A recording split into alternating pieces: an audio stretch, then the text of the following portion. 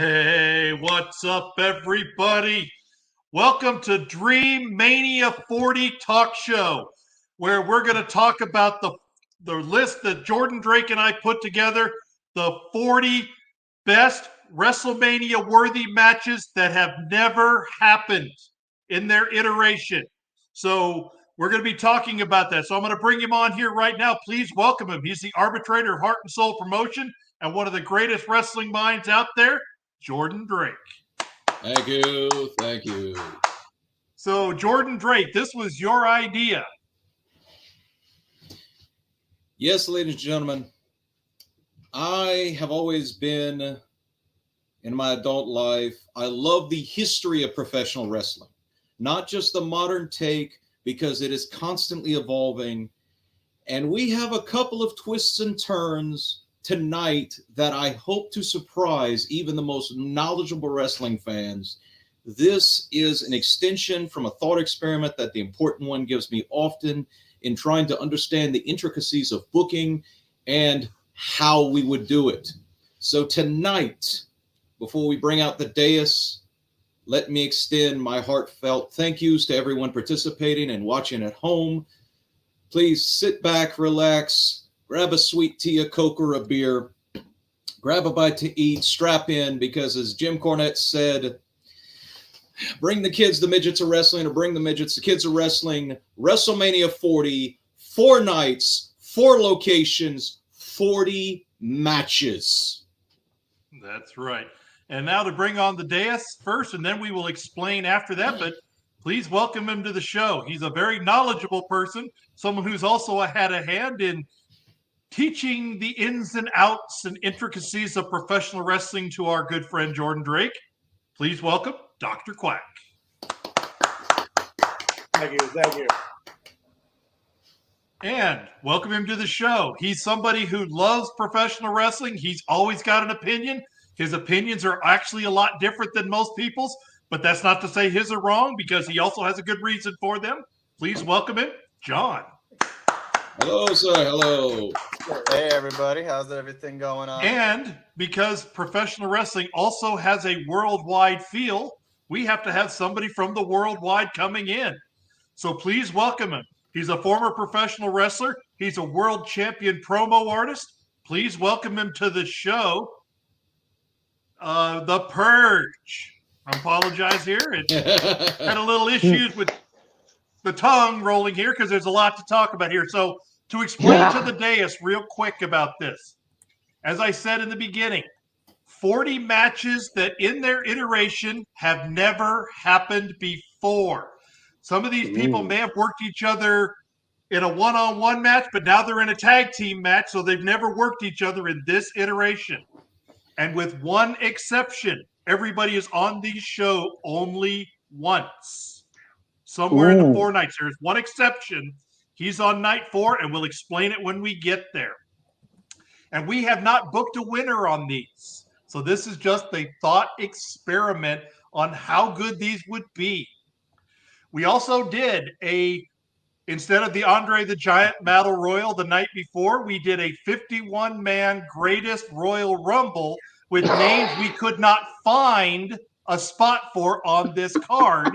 But we're going to do that last because we don't want to give away some of the names we could not figure out.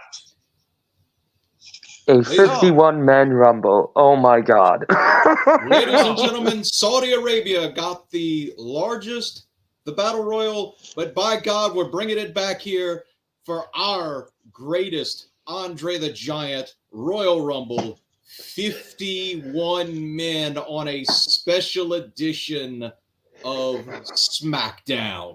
Wednesday night SmackDown, because Thursday, our first show, comes to us from Jeddah, Saudi Arabia.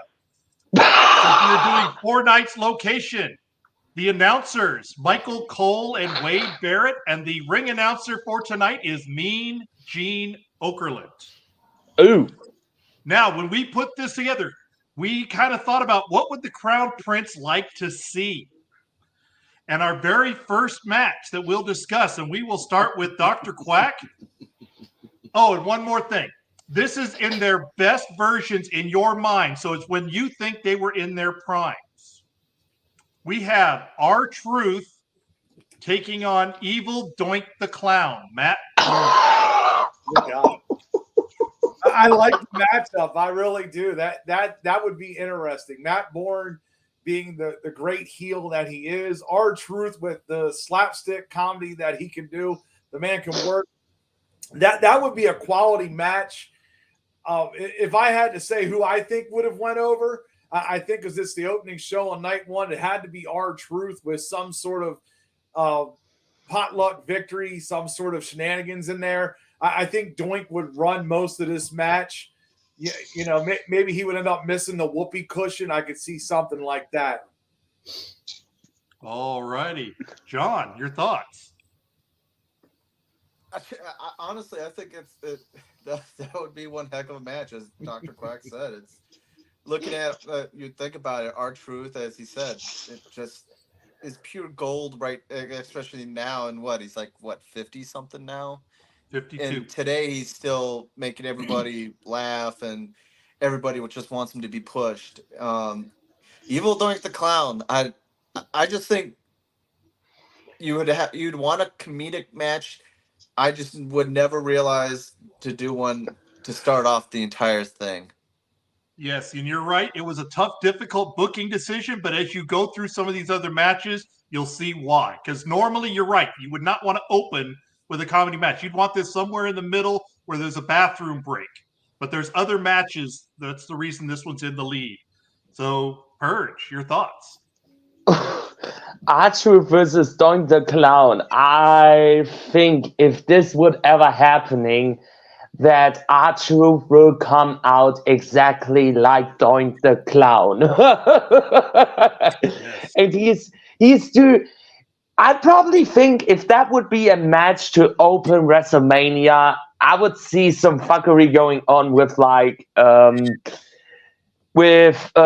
water tubes, with the red noses, and all those kind of stuff. I think R-Truth is going over with probably little Jimmy throwing him off the top rope. There you go. Yeah, I like this match too. This is one Rambo came up with, Jordan Drake came up with, and this was a brilliant idea. I actually go the other way. I think because it's the Crown Prince, I would have actually think he would have wanted Doink the Clown to win. But I agree with all of your justifications as well. Night one, opening the show, usually you want to start off with a babyface win, but I think this one with Saudi Arabia would be a little bit different. And Rambo, what are your thoughts on thinking of this match? Well, ladies and gentlemen, each night of this phenomenal card, each has a theme. And as we know, the Crown Prince of Saudi Arabia loves the 80s and 90s of professional wrestling, especially the WWF. Yes, he does. We often forget that R-Truth is a former NWA World Heavyweight Champion. Oh. It's something that gets swept under the rug because they do not want to acknowledge him. But he defeated Ken Shamrock, of all people, to gain that title after being given a title shot by Ricky the Dragon Steamboat. Doink the Clown, Matt Bourne. It is another lost to history moment that he appeared on the very first WrestleMania taking on Ricky Steamboat. He has one of the longest dry spells, WrestleMania to WrestleMania. From WrestleMania 1, I believe, down to WrestleMania 9. Oh. Matt Bourne is arguably one of the greatest technical wrestlers that is not acknowledged by the overall community, even amongst historians. He had lengthy reigns of main event status wherever he went. And to my credit, I watch a lot of his stuff because he was in a three-man team here in Mid-South Wrestling. To his right, Hacksaw Jim Duggan. To his left, Ted DiBiase. There is not a night I'd want to mess with those three men in a bar. And let's not forget that Doink the Clown is often an unrecognized second-generation wrestler. His father, a wrestler for more than 30 years, Tough Tony Bourne. Correct. All right. So the next match here, this one's kind of a funny match when you look at it from this standpoint. two men who hurt their careers because they would not break kayfabe. Mr. Wrestling's number 1 and 2 taking on the Nasty Boys. And what I mean by that, as we go into it, John, Mr. Wrestling number 1 took 10 years off of his career and ended up dying prematurely because he would not go to the hospital after a plane crash. And Mr. Wrestling number 2 was invited to Jimmy Carter's inauguration, but would not take off the mask. So the Secret Service security detail said, "No, you cannot go." John, your thoughts? Mr. Wrestling 1 and 2 against the Nasties.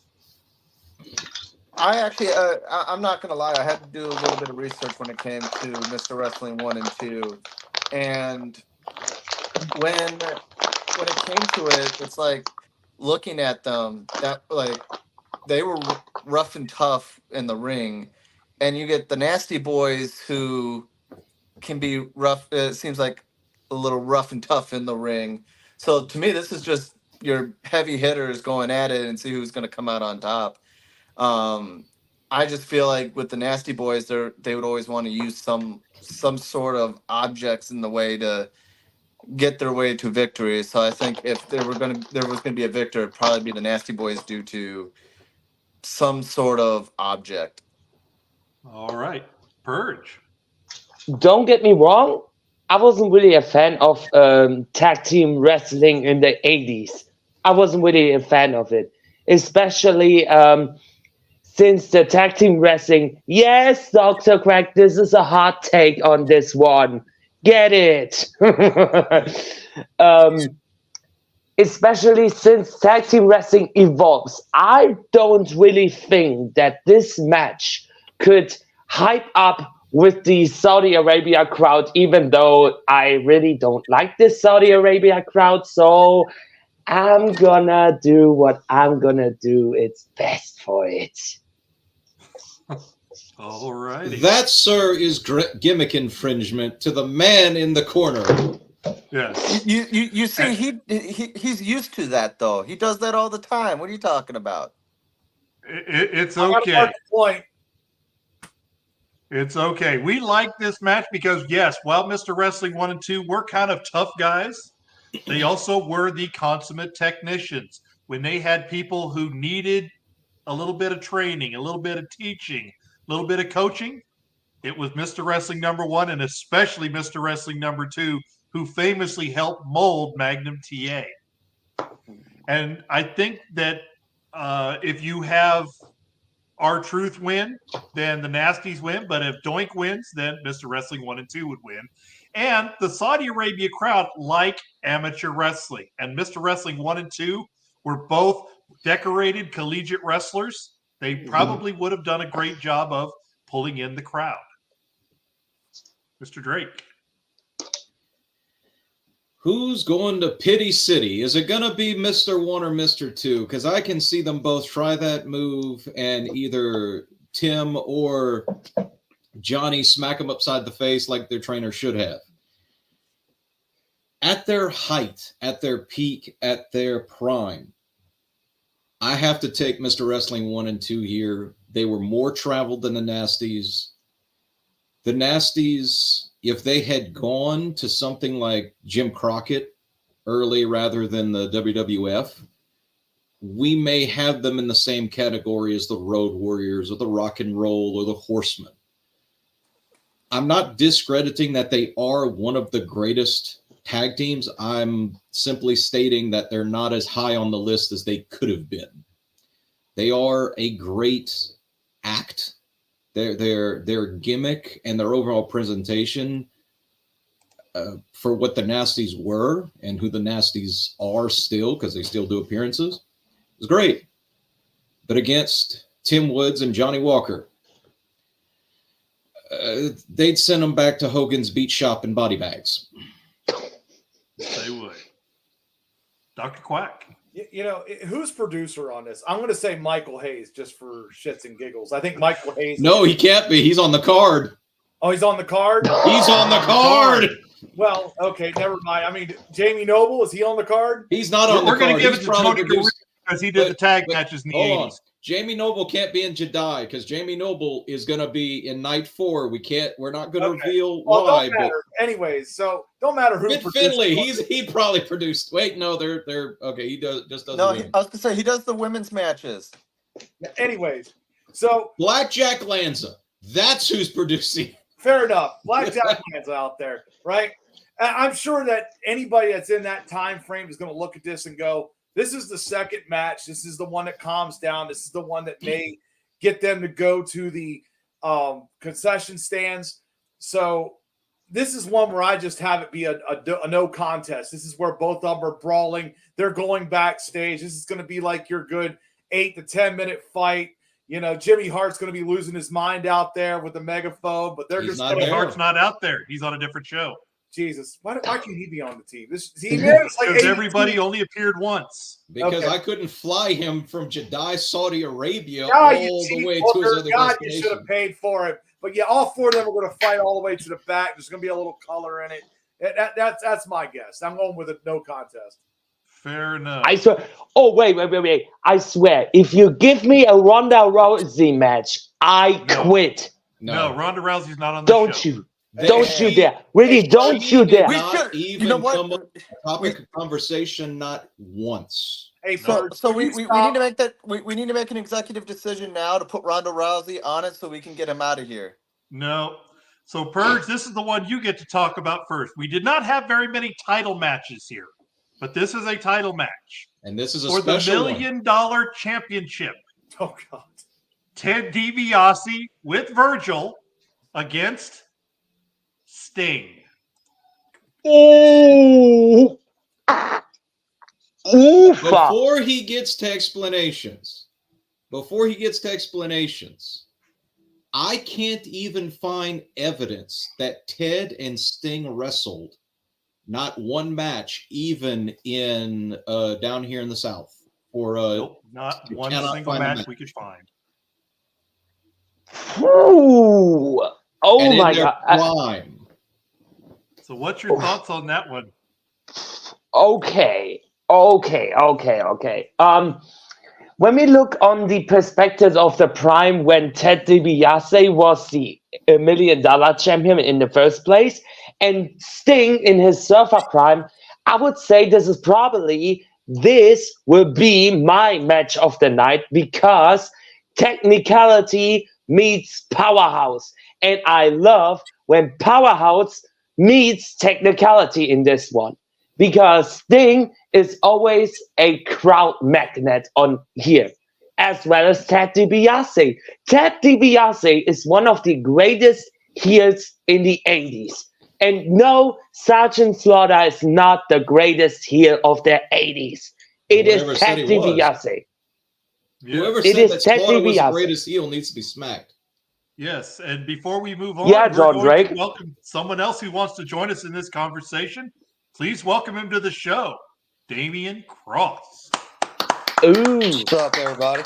So you heard the match. You were in the backstage for the $1 million championship. I wasn't even done yet, Mayhem. Sting. What?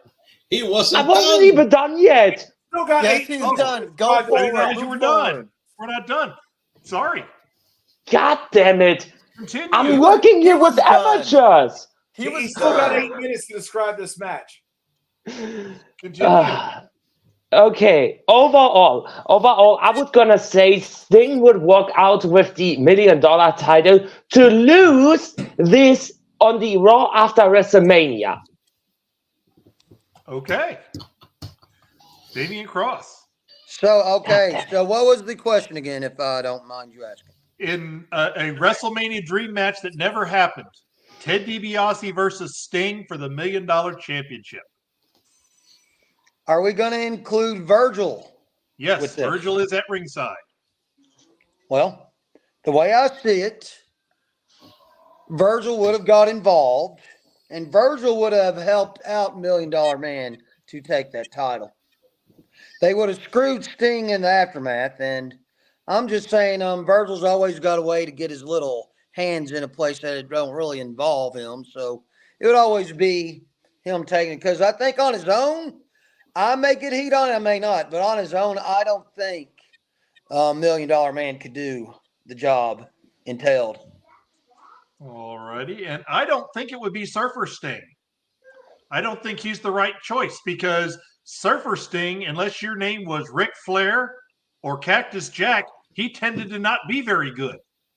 Most people had trouble figuring out how to make him work.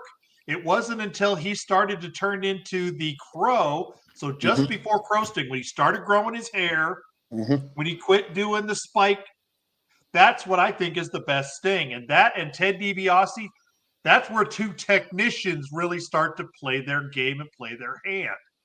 But you I'm sorry. And so this would be a tough match. I didn't want to pick a winner on this one, but I thought it was a great match. So when you go to Surfer Sting, is this pretty much a few years after the Blade Runners, wasn't it? Yes. Because I know it was him and Ultimate Warrior before they were really known as the big draw. So you don't think Surfer Sting was a big draw back in the day, though? I didn't say he wasn't a draw. I said he wasn't talented. But he wasn't talented enough. Oh, okay. I got you. And Rambo, Jordan Drake.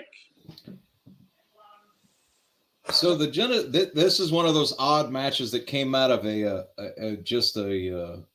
causality issue because we had Ted and we had Sting and a couple of others, and the thought popped into my mind of Sting being the man who would not sell out against the man who believes that every man has a price. So what would Sting willingly show up at for a WWF Dream Mania match? The $1 Million Championship. And I do believe Virgil would get involved. Good God, I've never seen a Ted DiBiase match against a major opponent that Virgil didn't get involved. Yeah. But I can tell you the finish will probably come post to post Stinger splashes 3 or 4 times, get that crowd revved up. Virgil gets dropped on his head. Vincent's dead. I shouldn't have said that because I forgot about that one for a moment. But I can see Sting making Ted tap out that night. I can see him using both of his finishers, one on Virgil to make sure he's a non-issue, and then wrenching down on Ted and making him tap out to the Scorpion.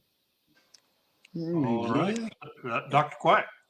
So you're going to laugh at me on this. I'm going to take Ted DiBiase when he was $1 Million Champion. I'm going to take him against 92 Blonde Sting, when he was up there, when he won his first world title at Super Brawl, that whole kind of deal. And I kind of see the finish like this. Virgil's going to have him up on the ropes holding him.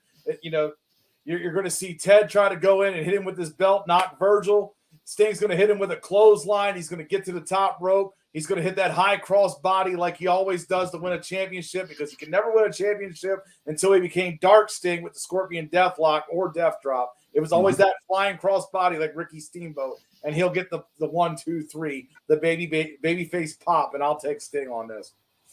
John. I feel like this is a disrespect to Sting. I feel like there probably could have been a different opponent that he should have been able to face on this thing. Against Teddy? It is hold on. It is because Sting has faced so many people. And because we were kind of looking at a lot of our matches being heel versus babyface. There's not a lot of face versus face or heel versus heel matches. Would I have loved to have booked Steve Austin versus Sting? Well, I would have, but Steve and Sting faced. Yeah. Sting faced Hogan. Sting faced Macho. Sting faced Page. Taker. Sting did face Taker. Well, he faced his mean Mark Callis, yeah. Same person. Okay. So he was disqualified. So you're talking WCW days they faced each other? Yes. Wow. Okay. Because there's a lot of matches that people forget because Steve Austin was stunning and Taker was mean.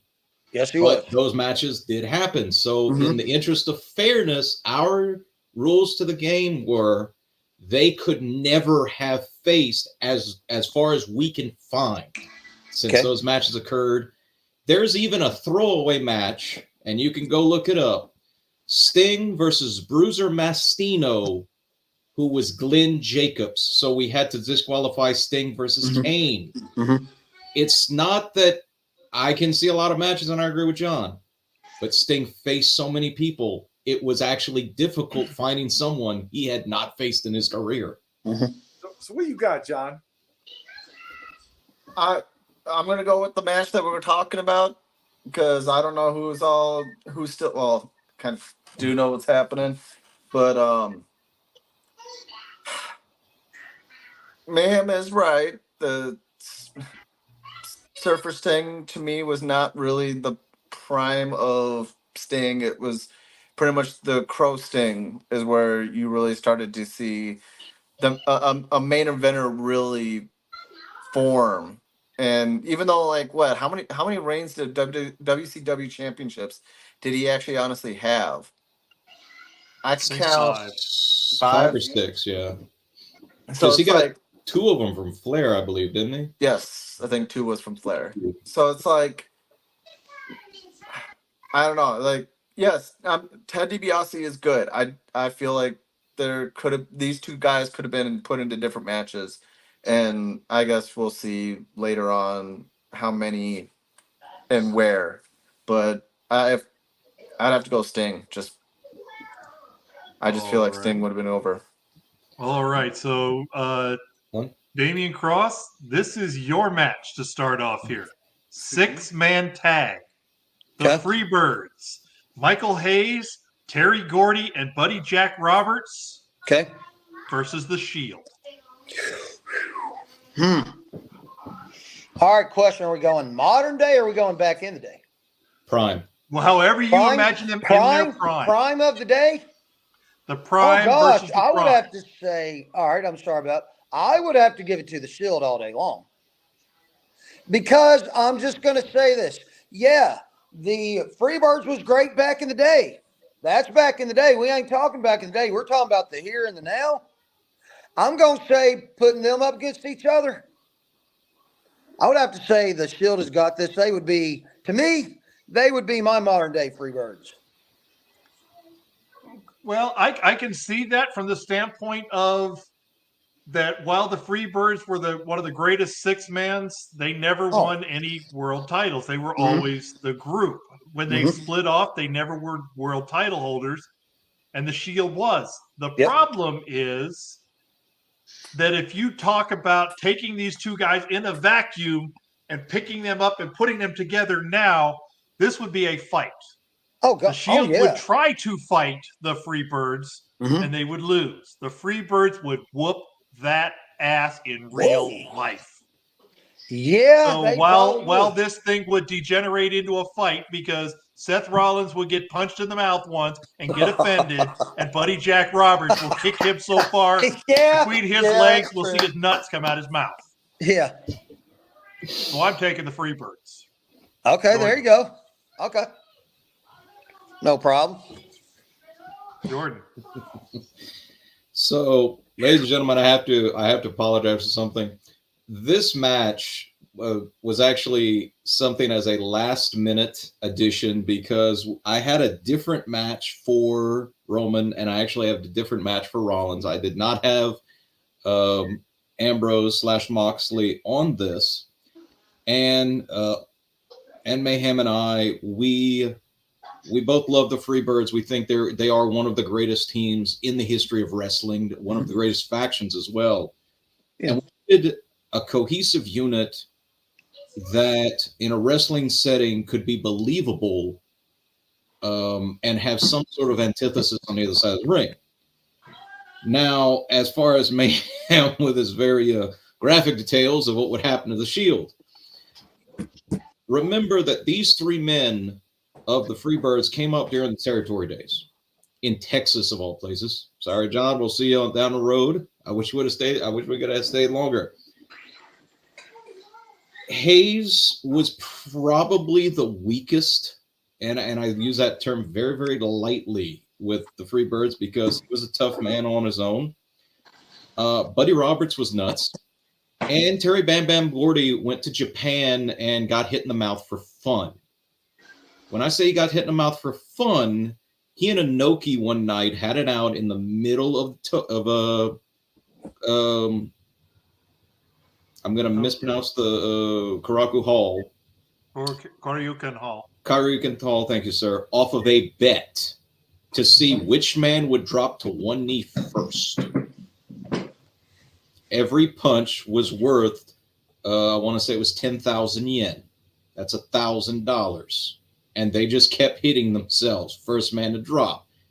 And friggin' Bam Bam Gordy made Antonio Inoki drop to a knee first, and he had to pay him about 20 grand. These are not men that you F with on any day of the week. Roman can say, well, he's Samoan, but if you listen to his nephews, the Usos, he may have started the fights, but the Usos finished it. Mm-hmm. He would have started the fight, and the three of them would have had 3 graves in the middle of the desert, just like in Texas. Yep. Dr. Quack. All right. Let me go and just say that I'm going to take the shield on this. I know that's going to be the unpopular opinion. I know everybody's PSA is Bam Bam Gordy. I get it. Ronnie Garvin, or however the 3 you Buddy want. Roberts. Buddy Roberts, yeah. Buddy Roberts, sorry. Yeah, I'm going to take the shield on this, and I think it's going to be some scrutiny in there because, there's always scrutiny in Freebirds matches. The referee is always distracted. There's always goofy madness, and I think it backfires on them because, it's over in Saudi Arabia. I think, the prince over there, he is a high Roman Reigns fan as is. You could take Dean Ambrose and put him in there and Seth Rollins, yeah. I'm going to take the shield on this, and I think it's a dirty finish. All righty. Well, I get to start this one here. And this is one we had a little bit of fun with just because both of us, me and Jordan Drake, said we'd like to see this. And that is Nia Jax and Awesome Kong. Oh my gosh. That's probably a wet dream of mine right there. So Nia Jax would potato Awesome Kong once, and the match would be over in about 30 seconds. I'll be back. I got to throw up real quick. He'll be back. I think you scared him away with that little.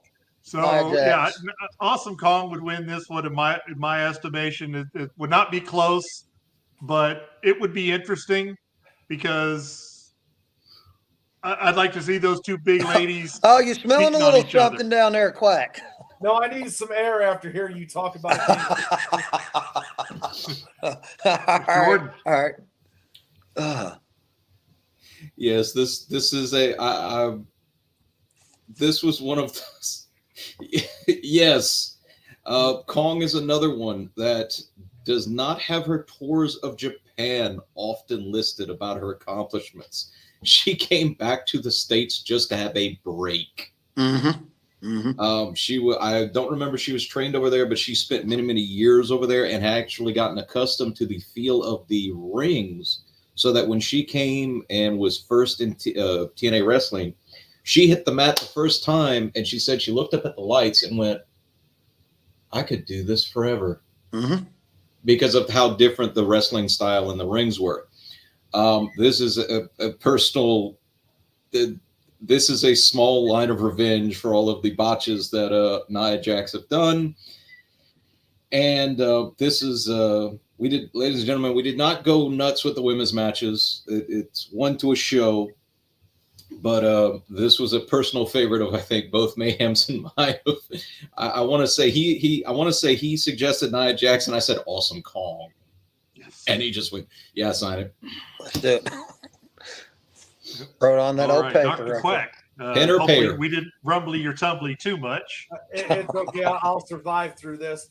But I'll go with Nia Jax on this because if we're talking WrestleMania, this is booked by The Rock, TKO. He is not going to let one of his relatives lose at WrestleMania to somebody who was not really that good in WWE. He is not going to do it. So he's going to have this probably be a squash just to make a point because he has that McMahonism. I'm going to go with Nia Jax. Oh, damn. I'm sorry. I said the word that you're not allowed to say on WWE no more.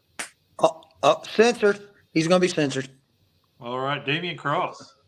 I'm going to have to go with my girl. I'm going to have to go with Awesome Kong on this one. Because to me, I think, all right, Don't know how many years Nia Jax's been doing this thing as if I give a crap. But I think Awesome Kong, from her time in Impact Wrestling to the time she came over into WWE, I think she's had a lot of, plus the thing that she's done over there in Japan, she's had a lot under her belt to learn. She's learned a lot. She's brought it back to the States, and we're seeing what she has accomplished and what she continues to accomplish. And before I say something else, I want to say the one word that Nia Jax is known for: my hole. There you go. Well, There all I you have go. to say to that is, well, karma. Yes, is, it is. And another thing I want to say about Nia Jax real quick. She's not a safe individual in the ring. But She she's will looked better hurt now. somebody in that ring. She's not safe. She's not a safe worker. That's She's the very looked point we better. put her than she's against ever Kong. before. What's that you said? What's that, Dr. Quack? What'd you say? I'm saying she looked better on her return since she's been back. She hasn't hurt anybody. Well, Yeah, not yet, but give her time. She will. All right, so Rambo or Jordan, you get to talk about this one, and this was the one I really helped to shape, but you really kind of put some finishing touches on here. And again, like I said, the Middle East loves amateur wrestling. So we have Vern Gagne Oh, God. and the Iron Sheik, managed by Sheik Adnan Al-KC, Wow. versus Kurt Angle and Chad Gable with Dave Schultz. Now, this is not Dr. D. David Schultz. This is Dave Schultz, the amateur wrestler who was shot and killed by John DuPont. Oh, okay. Jordan Drake. this was one of Mayhem's first matches selling to me because he wanted something with Angle and Gable, and it kind of evolved from there. And we were trying to work Sheik in there, and we were trying to work Gagne in there. And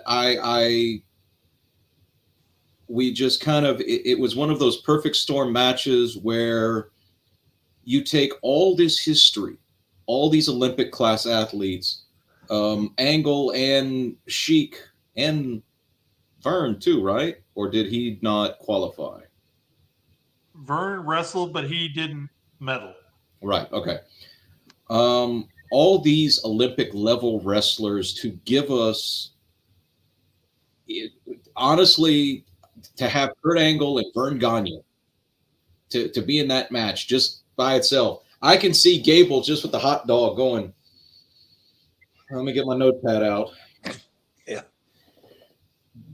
They may not know who most of these men are, but to watch how crisp, how clean, how incredible they're going to show pure, unadulterated Greco-Roman style wrestling, along with the influence of professional wrestling, and the underhandedness involving the two Sheiks, one at ringside and one in the ring. I even made a quip to Mayhem that I could see even Vern coming out wearing the everything headdress down if it was a gift from the Sheik, because some people may not know that Vern is actually the one that brought Sheik into prominence, and to his dying day actually called him coach out of respect because of their wrestling backgrounds. And Sheik, by no stretch of the imagination, is not a slouch. He was actually a former bodyguard. Mhm. He had a mean streak to him. He famously, well, we won't go into that. Watch Dark Side of the Ring on Vice TV. Iron Sheik, you'll enjoy it. Down to who's next? Quack. Dr. Quack. Is this Iron Sheik? Yes. This is prime Iron Sheik, prime Vern Gagne, Okay. with Sheik. I got how this is going to go. I got it. Yeah. This is probably my last one, by the way. But yes, I will go 6-man here. I will take Iron Sheik. This is going to be a pure 6 brawl. It's all going to go outside except 2. But I'm going to take Iron Sheik with the camel clutch on Chad Gable because he is the puniest of the 6 and should never have been put in a major storyline or major event. I know he's a wrestler, but he is 5 foot, 4? Jesus, get out of here. I got to go, folks. Good day. All right.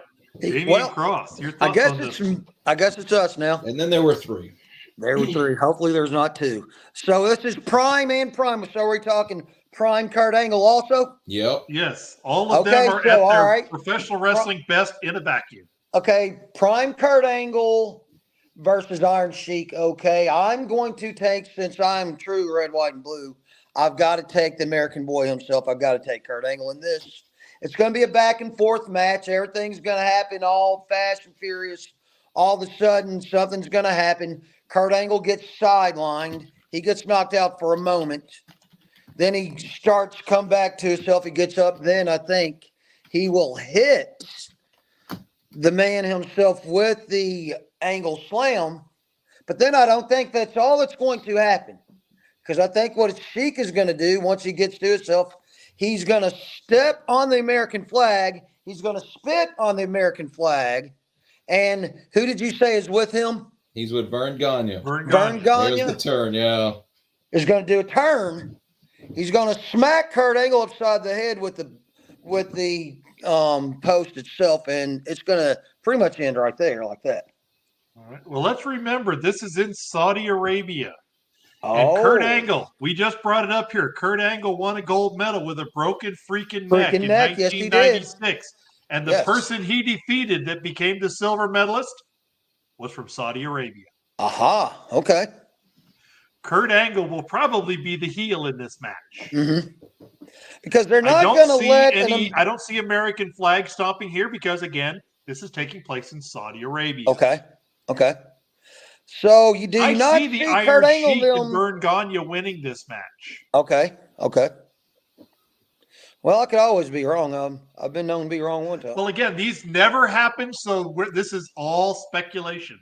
Well, in my mind, we really don't want to go into my mind, so we'll just leave it there. All right, so we're going to go into your mind on this one because this one is a true Saudi Crown Prince favorite. Are you And sure I you know want to he'll go here want to first? see this Are you- one because he actually asked about one of these people if they could appear on a crown jewel, even though he's been dead several years. Oh, crap. And that is Goldberg versus the Ultimate Warrior. I've got to go. I've got to go with my man. I got to go with my boys because I met him when I was very young. I got to go with Ultimate Warrior on this. They said he was not really a good worker. He was always a loose cannon. But that's what worked perfect for him. He was that loose cannon type of individual. A lot of people liked it. A lot of people's like, I can really do without that. And a lot of people's like, Vince, are you stupid? You really done this? But I think everything that done with Ultimate Warrior was just top notch. I think Ultimate Warrior would take that match. It wouldn't even be a squash match. Like, it would just be back and forth, but at the end of it all, bench press, splash, 1, 2, 3, Ultimate Warrior's got it. All righty, and I'm going to agree with Mr. Randall on this one. Who gets winded first? Well, I'm going to tell you, if it comes to getting winded, that will be Goldberg. Because the Ultimate Warrior proved in WrestleMania 6 he can go 29 minutes with Hulk Hogan, two guys not known for their endurance, and pull a 4.5-star match. And he did. They both did. They both did that day. Now, as far as toughness in the ring, that's Goldberg. Because Goldberg was a football player. The Ultimate Warrior was a bodybuilder. They're not known for their toughness. No, they're not. But if you're going to go for who has the better talent, it's 3/4 of a star versus 1 star. Mm-hmm. And I'm going to pick the Ultimate Warrior because he did do a 29-minute match with Hulk Hogan and got a 4.5-star match. The match between Hulk Hogan and Goldberg was god awful. The less we talk about that, the better. We don't talk about that Warrior. Here. Jordan Gray. Oh, he's thinking. The problem is sometimes Mayhem and I, we both have to concede to the other's opinions because we have to be truthful with ourselves. And even he does it with me sometimes. Mm-hmm. Even when Goldberg was an active competitor in WCW, traveling the roads, they did not put him into a long match of any description during his first year. They did that man such an injustice in his training. The only thing that I can hope for is they don't kill the jackhammer. I don't care if they kill the spear, but I hope they don't kill the jackhammer. I'd like to see, him try and get Warrior up, Warrior reverse it into the gorilla press, and then the splash. But yeah, as much as I hate to say it, I have to take the Ultimate Warrior as well. All righty, and I get to talk about this one first. And this is a match that a lot of people are probably going to be going, "Who are these guys?" Get out Wikipedia or go on cagematch.com because, ladies and gentlemen, buckle up. You're going to class. Google. So this is another 6-man tag match. These are the Kangaroos. We have the Roy Heffernan, Al Costello, and Norman Frederick Charles versus the Sheep Herders, Luke Williams, Butch Miller, and Rip Morgan, with the flag bearer Johnny Ace, the special guest referee Lord Jonathan Boyd. Wow. Okay. Now, to explain why we put this match together, I wanted to see the Kiwi Sheep Herders against the the Royal Kangaroos, which are Al Costello and Roy Heffernan. When Jordan Drake looked them up, there's also the Fabulous Kangaroos, which were Norman Frederick Charles and Lord Jonathan Boyd. When we looked up the Sheep Herders, most people remember Luke Williams and Butch Miller. They became known as the Bushwhackers. The Bushwhackers, yes. They also, when they were the Kiwi Sheep Herders, had a guy named Rip Morgan. Okay. And he's not very well known. He mostly is a trainer, but he had a stellar career. And most people forget that People Power. Johnny Ace was their flag bearer. Oh, gosh. Oh, Johnny. Oh, now no. And the reason we included Lord Jonathan Boyd as the special guest referee, when Rip Morgan was injured, the substitute or replacement was Lord Jonathan Boyd. So he was on both the Kangaroos and the Sheep Herders. Okay. Now, as far as this match goes, I take the Kangaroos. Okay. The Kangaroos were all tough teams, but unlike the Sheep Herders, who were really nice guys behind the scenes, the Kangaroos were kind of mean in real life. Oh, they were the type to go into the bar and go, all right, who's next?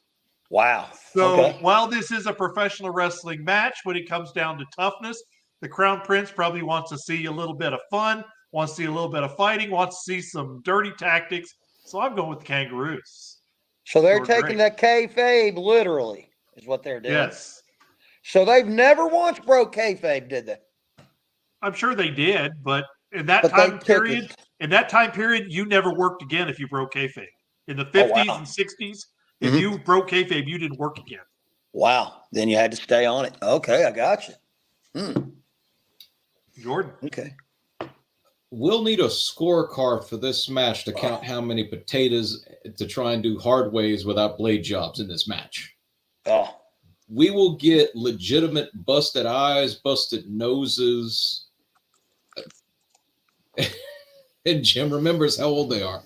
Broken kneecaps. The Royal Kangaroos are one of the oldest recorded, I guess you could say, gimmick tag teams. Yeah, pure teams. Thank you, sir.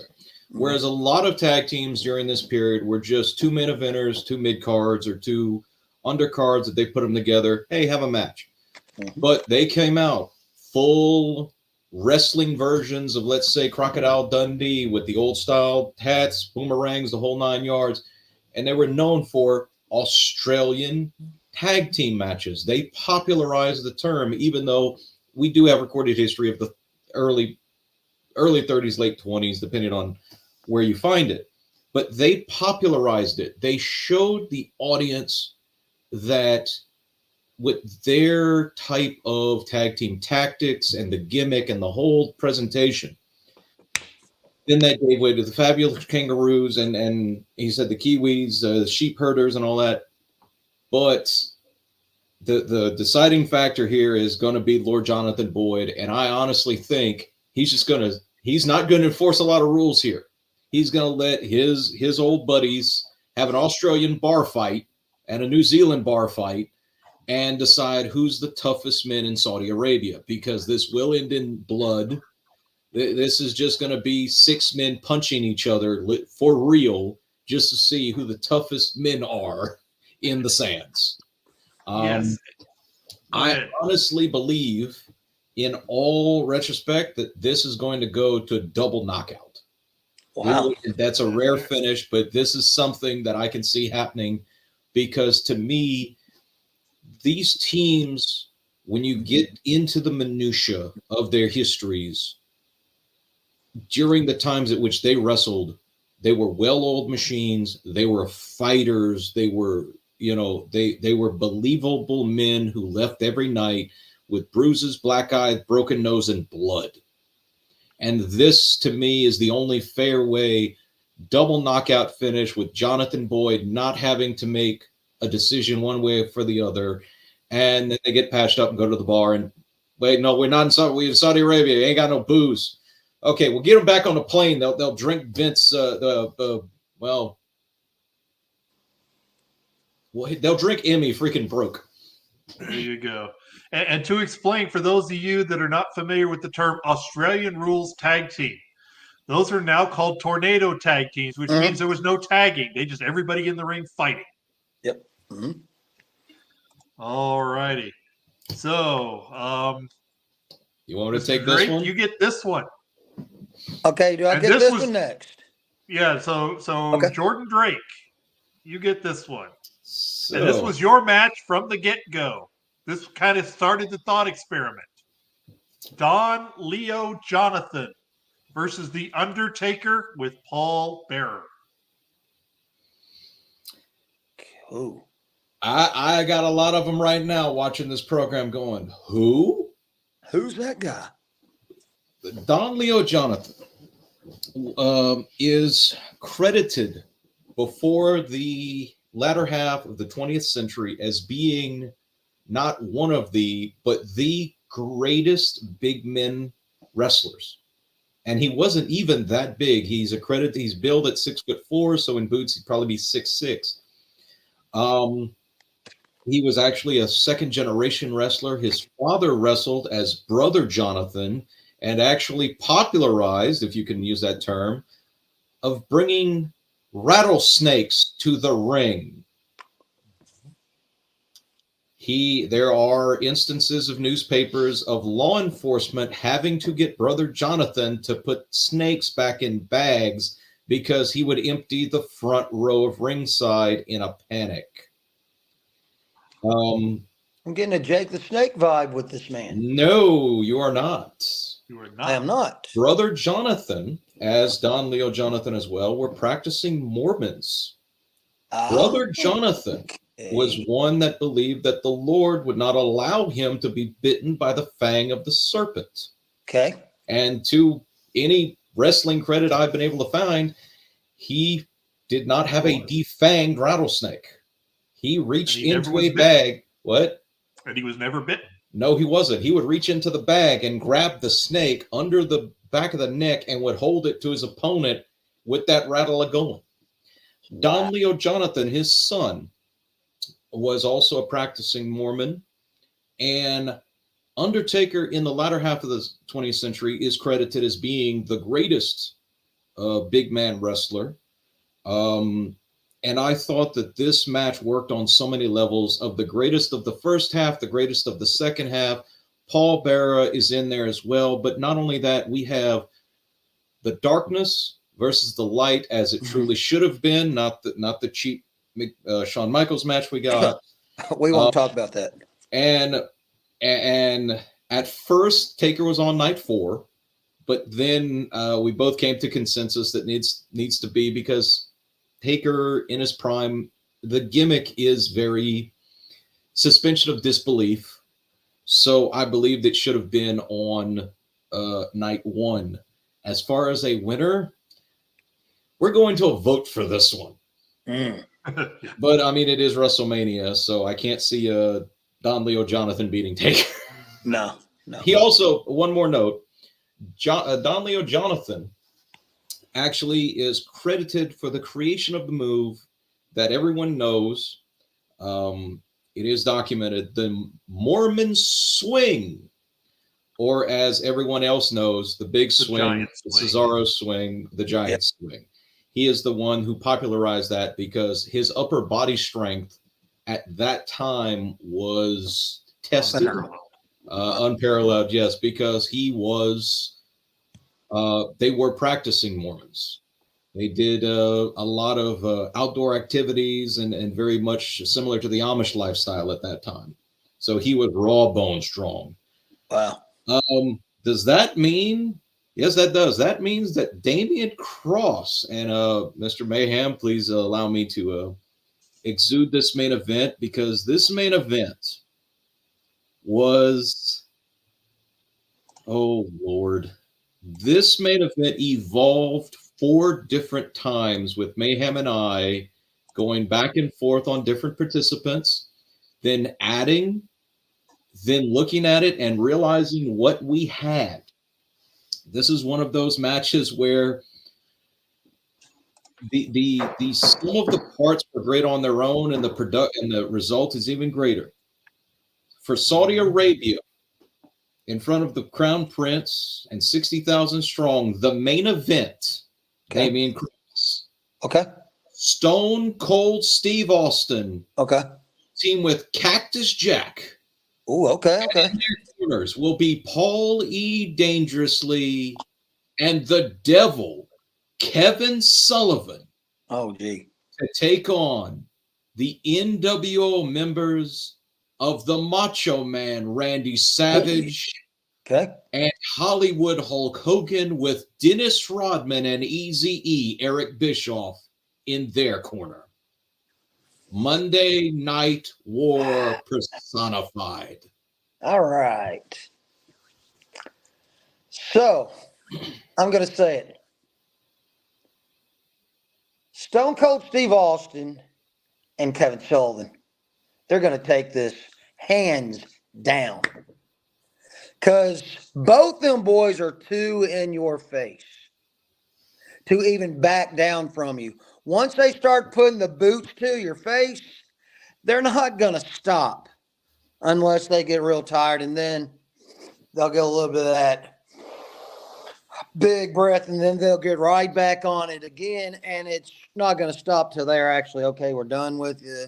That's enough. Throw you out, get rid of you, erase your history, and have you hit the whatever and just forget that you even exist. Because now, is this prime? This is, both these men are in their prime also, right? They are indeed. Well, prime, in case you all know, prime Stone Cold Steve Austin, once he came from ECW, and then he came in to the WWE, the version I think that I like best was the Austin 316 era. You thump your Bibles, you talk this, that, and the other. That's the Stone Cold that I'm used to. And that's the Stone Cold Steve Austin in there that doesn't give a crap. So that's who I'm going with. Stone Cold and Cactus Jack for the win. That's what I'm going with. Yes, sir. Yes, sir. Yes, sir. At first, I was all Macho Man and Hulk Hogan at first. Okay. But as we talked about, as it devolved, as it morphed, as we started figuring out, because originally we put Paul E. Dangerously on there because we were thinking of the Dangerous Alliance. Yes. Mm-hmm. Then as we started to realize we actually had the Monday Night Wars, I think no matter what, the winner of the Monday Night Wars is going to win this match. So even though I would have said Hogan and Savage will win, when it's framed in the sense of it's the Monday Night War, Cactus Jack puts Hulk Hogan down with the mandible claw. Oh, yeah. Mm-hmm. Your thoughts, sir, Jordan? Oh boy. Uh-oh. This was actually one of my top 3 matches because there was so much where a lot of these matches, to pull behind the curtain a little bit, a lot of these matches were very much either personal matches of mine or personal matches of Mayhem's. And we both we gelled, so there wasn't a lot of discussion. Whereas this one was one of a few that we really had conversation about. We kind of add a little here, and we took a little here. And then we kind of had to look at it as, at first it was just Bischoff on one side and Paulie on the other. And then I went, well, wait a minute. We've got two men there. They should each have a manager. We got two men on the other. They each need a manager as well, which we then added Kevin Sullivan and Dennis Rodman, because Rodman was such a prominent member of the NWO, and people forget about that. And Kevin Sullivan did manage Jack for quite a while in WCW era. And Damien, you brought up the fact of Austin going from ECW to WWF. So did Jack. Yes, he did. Mm-hmm. Yep, they both so did. In this one match, we get Hogan and Savage, who kind of started that metamorphosis of WCW into what it later became, thanks to Hall and Nash. We have the creators of the NWO, which led to the Monday Night Wars, in Eric Bischoff and Kevin Sullivan, who was was actually the head of creative at the time. We have Paulie Dangerously, who went from WCW to form ECW, but then contributed towards that hard-nosed style. We have arguably the man who helped Vince McMahon as champion to beat the NWO in Stone Cold Steve Austin. But we also have the man that the viewers said, we want to see this man as champion so much that WCW's hold on the Monday Night Wars broke in that moment when Cactus Jack won his first world title by beating The Rock on Monday Night Raw and turned the tide, all because of a mistake by Eazy-E. Yes. So to me, this is the perfect stamp, more than anyone else. If these four men would be alive during the invasion of WWF, this would have been the match. Yes. This would have been the match to make it WrestleMania, even if you didn't have all the shenanigans outside, because you have to have, Mayhem and I really did, unless they were well known for a company, we wanted antithesis on each side. If you got Eric Bischoff, you got to have Paul Heyman. Well, if you put Dennis Rodman, you got to have somebody that would kind of, And I think the Taskmaster, the Devil, Kevin Sullivan, for his mark in the Monday Night Wars, that doesn't get talked about a lot. Everybody goes Bischoff, but no. Sullivan, even Nash has talked about Sullivan being right there because Bischoff was at the announce desk. Yep. And Sullivan, we actually talked about trying to get Sullivan in a match. We even brought up at one point Bray Wyatt.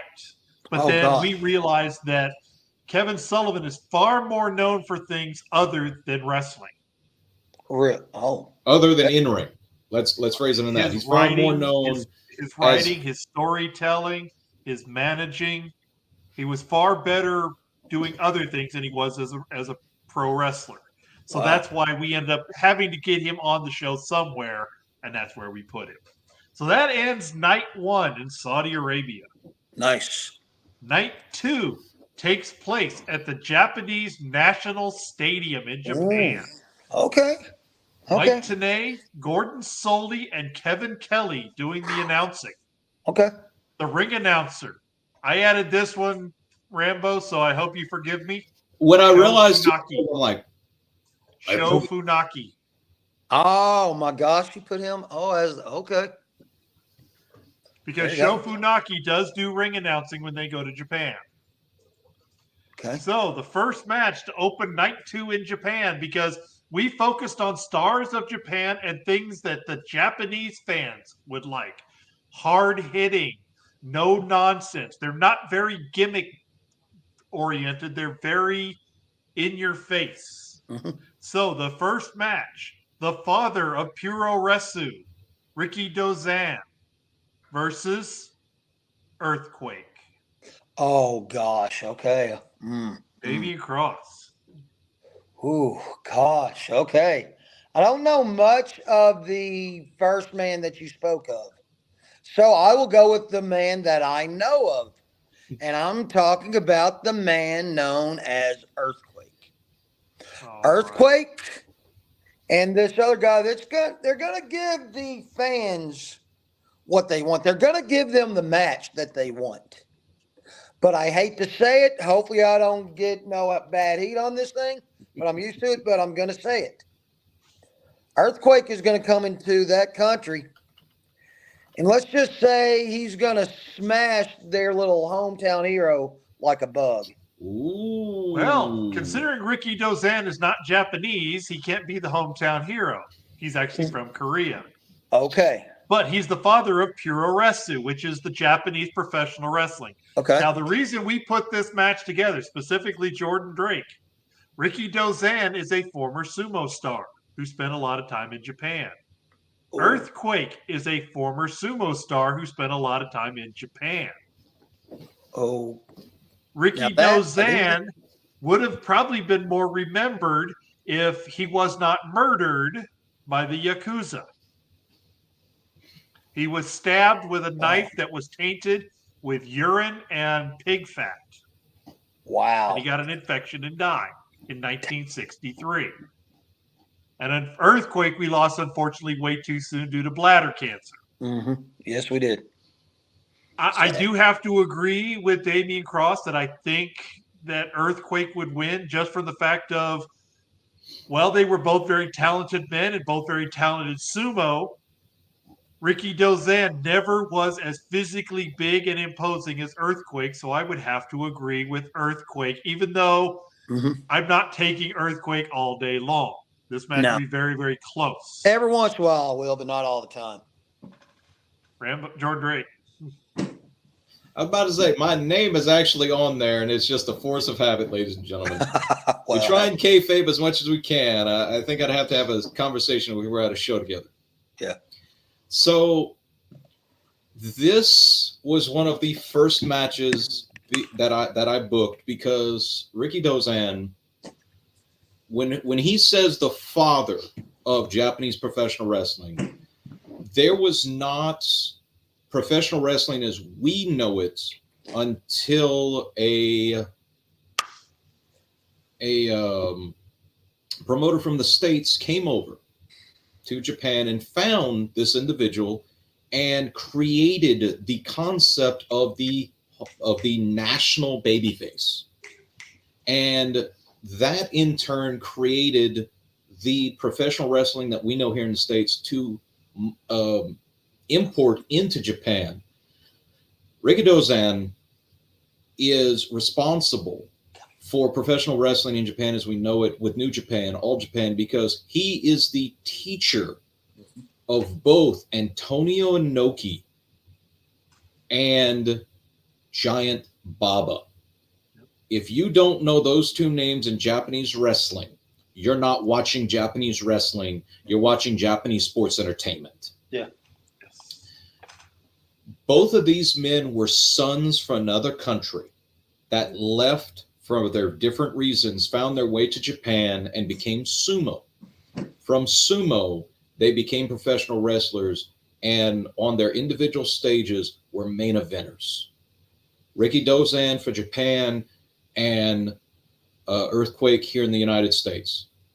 Earthquake coming into the World Wrestling Federation was inserted into a feud with the world's champion Hulk Hogan. There was no more coveted spot. That man probably was cashing checks of $4,000 and $5,000 in the late 80s. His first week in the working for Vince, and for the remainder of his career, both the boys in the back and the people knew him. He was a great man. I've never heard anyone speak ill of him. In any interview, they talk about how much of a nice guy he was. He loved watching children smile, and he absolutely hated being a heel. When he looked out to the crowd, when he stomped Hulkamania, he hated it because he saw little kids crying in the front row, and it broke him. And he didn't know. I want to say he told Fred Ott that he didn't know if he could do this job because it affected him deeply. He didn't want to be a heel. He wanted to be a hero. He wanted to be a role model. He was a family man. But I thought that this was a great matchup as, again, an antithesis of a match. But unfortunately, Earthquake would have to be the heel here because they're not gonna boo Ricky Dozan in the middle of a national stadium in Japan. But as far as the winner, Earthquake without a manager, that's the big thing. I'm going to take Ricky Dozan here because Ricky Dozan was always a smaller sumo, and he knew how to manipulate larger bodies. That's something that has not been mentioned by Mayhem. I'm sure it slipped his mind there for a moment. But even Earthquake was not real big for a sumo, so I think it would be a fantastic match. And it really sets the table for the Japanese audience of what they're about to see for the next 4 or 5 hours. That's true, because the next match, a Japanese legend in Hayabusa, taking on Rey Mysterio Jr. Ooh, that's a dream match right there. Yes. Now, Puroresu doesn't have a lot of high flyers. They do exist over in Japan, and they are popular, but they're a little niche over in Japan. Hayabusa is that big exception.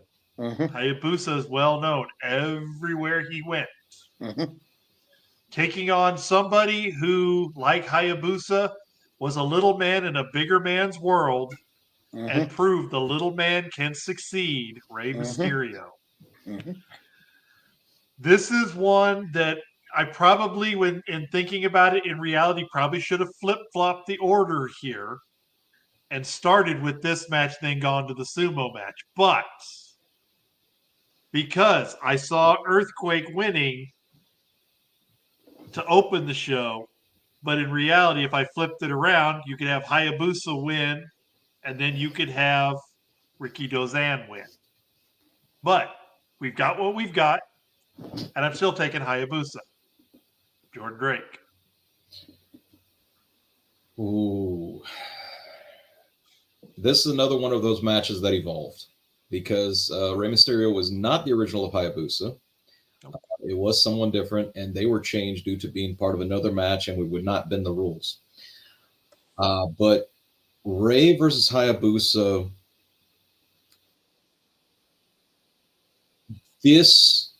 people would be copying this match today. Yes.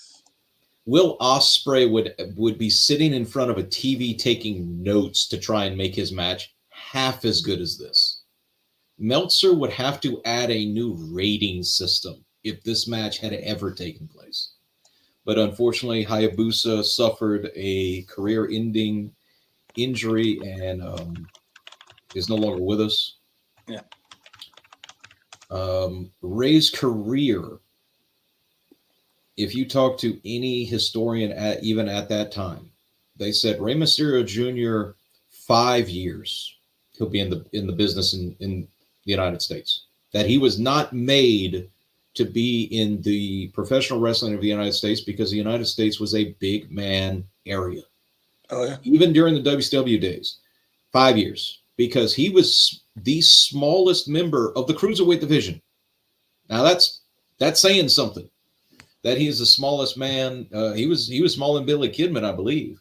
Yes. And to see him now as a Hall of Famer, giving back, training the next generation of Mysterio / Guerrero, or Guerrero / Mysterio, whichever way you'd like to put it, is a testament to how innovative, eye-catching, and phenomenal athlete that Rey is. because in reality, in the 90s, his career shouldn't have gone more than 5 years. He should never have come to the WWE, F at that time. He was too small. Yeah. But for him to be in the ring with Hayabusa, I can see all of the light heavyweights in New Japan or All Japan or any of the promotions coming out to watch this match firsthand and put on a clinic, and they would have gotten a standing ovation after the match ends. We said we didn't have a lot of them, but this is one of the rare face versus face matches. That is true. And please welcome him to the show. My boss, your boss, he's everybody's boss. Bossolini, Ed Lindsay. Not my boss. What's up? What's up? How you doing, buddy? Let's get your thought on this one, Ed. We started off, we're in night 2 of the Dream 40. We're in Japan. Hayabusa, Rey Mysterio Jr. And I'm not gonna lie, I was just listening to Mr. Drake talk about it, and he's definitely right. Ray was the person that was always too small. Even as a cruiserweight, he was too small. But as we always seen, Ray has always been a workhorse. Hayabusa, big name over in Japan. I love it. You know, one of those people I actually did a little rocking with overseas wrestling and other feds outside of the EWF, whatever one they wanted to be called, outside of those big 2 promotions, you know, that and WCW. And I believe that this match would have been a very, how can I say it? It's not a slobber knocker, but it is a banger. It's a banger, and I believe that everybody would have enjoyed it, but I still think Hayabusa would have came out on top. All righty. So, Jordan Drake, you get this one. And this was a match that when you came up with, my answer was yes. There was no other discussion of this match except yes.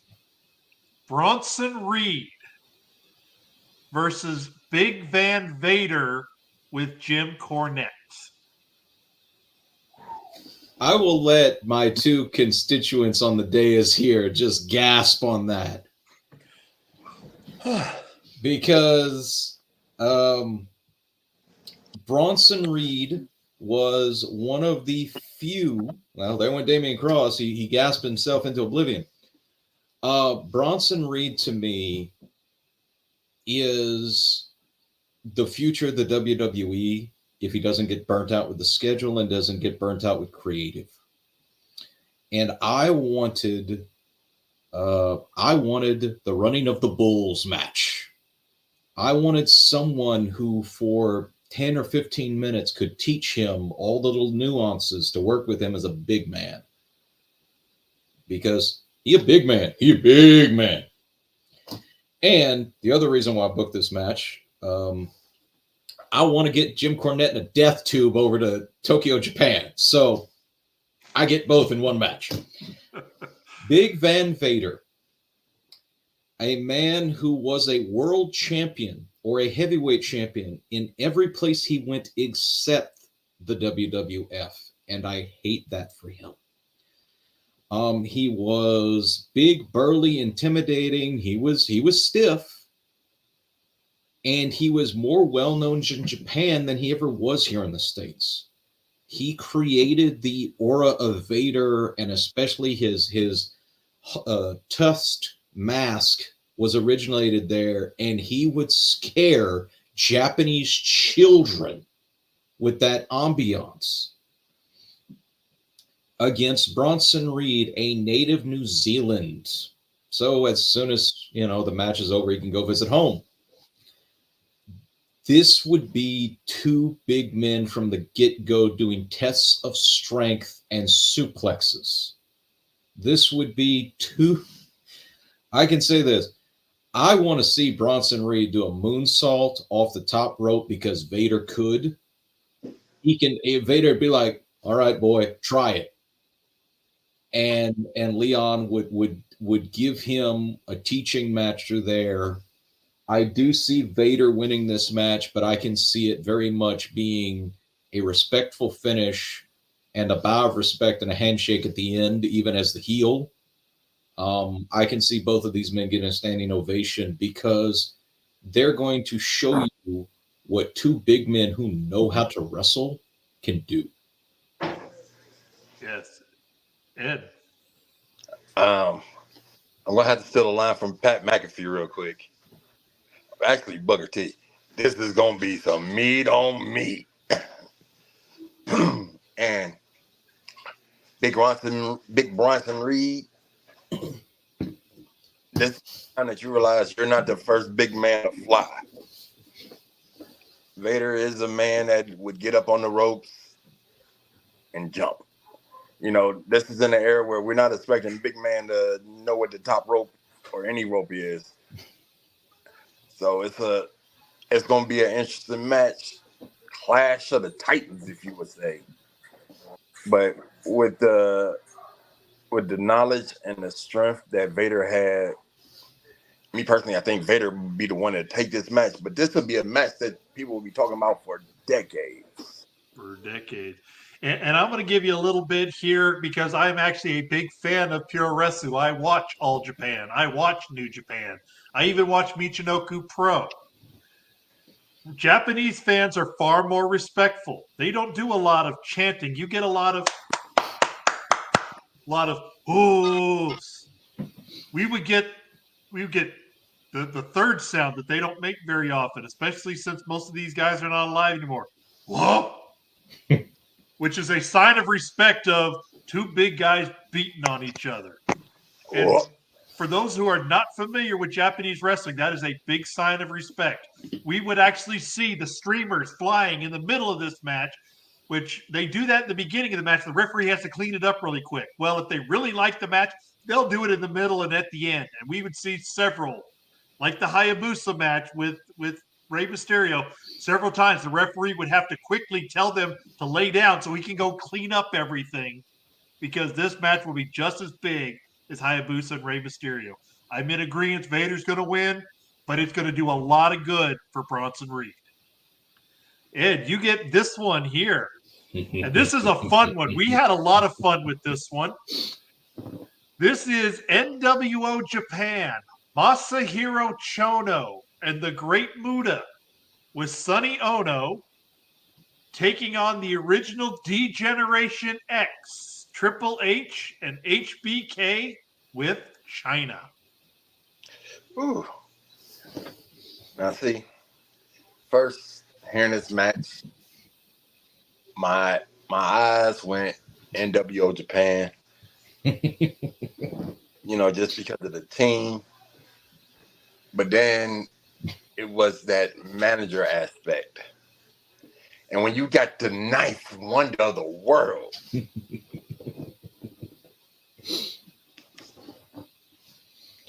the human low blow, China, it changes things around. Now, don't get it wrong. Shawn Michaels and Triple H at the beginning of DX were some of the most entertaining and technical wrestlers that you can find. Adding China gives them an edge in my book. Because doing dirty and not being seen, China made it an art form. You know, like that person named Dwayne Johnson. He found out a lot of times in a lot of matches against Hunter Hearst and Lee with a low blow from China. Yep. And no one ever found out. I'm going with that aspect. I've got to give it to oh my God, I can't believe I'm saying this. D-Generation X. Interesting.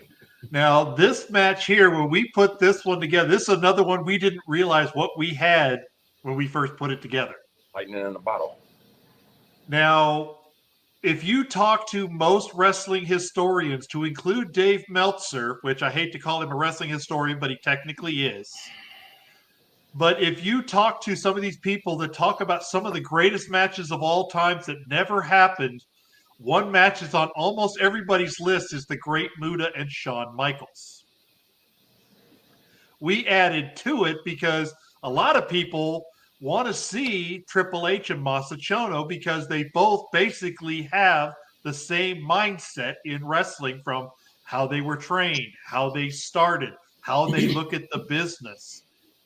And you take away a little bit of the end of Degeneration X's strength because they wouldn't be allowed to do some of their shenanigans and some of their promos and some of the stuff. The Japanese crowd would not get it.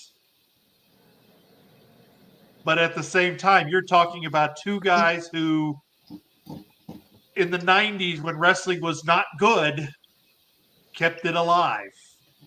And that's Shawn Michaels and Triple H. I'm going to say this one is going to end in a double count out or double disqualification, from the standpoint of neither one of them are going to look bad, because both companies are both those gimmicks are well respected in Japan, even to this day. And I think that the Japanese fans would be satisfied that both were protected. Jordan Drake. I wanted there to be a winner here. I really did. But even before this, I kind of figured it's going to be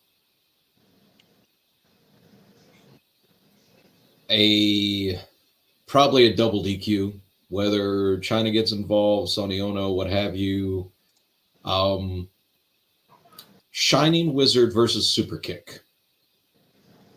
It's going to have the mist. It's going to have a lot of crotch chops. I could see Sonny Ono because I can see China throwing Sonny Ono around the ring too, which is going to be a laugh. And one of the things that we have to remember here is during this time, both the NWO and Degeneration X, it might do it. It will not have a definitive winner either way. Both of these groups were heels. And the only advantage that Chono and Muto and Ono have is the natural being Japanese. That's it. These two groups to the rest of the world were dastardly heels on each company. But whatever the finish is, I can't see this not being a 5-star match and not being a history tape for trainers to show the next 20 years to their students. This is how international styles are supposed to work. Yes. All right. I get the next one. And this one's going to surprise a lot of people because one of these people are not very well known in the United States, even though they're about to become a Hall of Famer, and that's Bull Nakano and Natalia Neidhart. Now, I'm a big fan, as I told you, I do watch Japanese wrestling, and Bull Nakano is a big deal, both physically in size and her abilities in the ring. Like Bertha Faye, Rhonda Singh, like Medusa Michelli, like Sherry Martel, the WWF style of wrestling and their schedule made it where we didn't get to see all the talent they have. Bull Nakano not only is one of the most gracious women wrestlers, she, for a long time, when she went back to Japan, was the Gaijin support group for the women that went over there because she's fluent in English and Japanese. She would be the ones that would take the Americans and show them around, take care of them. And she was a well-respected ambassador. And I think that's part of why she's getting time in the Hall of Fame at the WWE. Not so much for her short blip on their radar and a 2-time women's champ, but for all of her things she's done to enhance the wrestling business. And she was incredible to watch. Natalia in her prime, not farting Natalia, but Natalia when she was the legend that she is, when she used to call herself the Boat, right before that point is what I think is the best Natalya Neidhart. Those two would be another one. This would be a clinic show that women wrestlers would not want to watch Muda or not want to watch Moolah. They would not want to watch Mae Young. This is what they'd want to watch. And I'm going to give the slight edge on this one to Bull Nakano because she had a more impactful career in the world. Natalya had one in the WWF in Canada. And I'm going to take Bull Nakano as an international star over Natalya. Jordan Drake. When Mayhem brought me the idea of having Bull Nakano on the Japanese card, I said that's a no-brainer. Our biggest issue was who do we put her with? Because it's very... We had to admit our own shortcomings of women's Japanese wrestling is not extensive by any stretch of the imagination because they do business over there very differently. There's not a lot of women's wrestling on All Japan and on New Japan or Noah or Michinoku Pro or any of those organizations because they have their own organizations, their own companies. They do have representation, but if you want to see the best of theirs, you have to watch something like Stardom, which we should watch more as historians. We admit our own shortcomings here. And I tossed around the name of Natalya. I've always felt as though Natalya, she would have been better recognized at the WWE. And I hate to say this, she should have been a little bit more like her Uncle Brett. As Arn Anderson once said, the squeaky wheels always get the grease. The problem is that Natalya was always a fine wheel, so she never got any of the grease. For the majority of her career, she is what we would consider the eighth woman. Because if there was a championship tournament, she'd be the person in there because she's the good filler. But that's not to take away that she was at one time one of the greatest women wrestlers on an international stage. As we bring up, she was only in this country, but that's international coverage. I wish that she would have gone to Japan for a little while and kind of brought some of that Canadian / British style wrestling back to Japan in this day and age.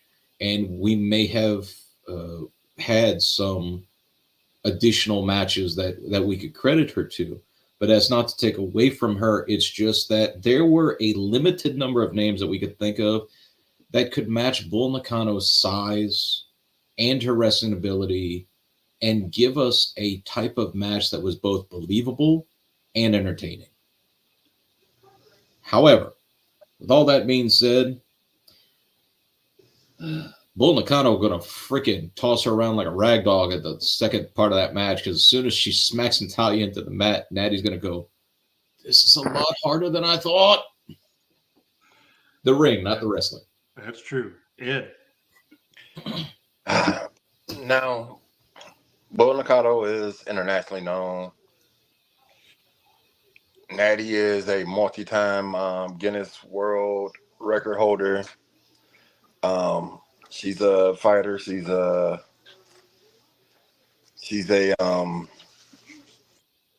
all-out go-getter. She's, like you said, she is like the female John Cena. You need her to do anything, she's there to do it, and she's gonna give you everything she's got.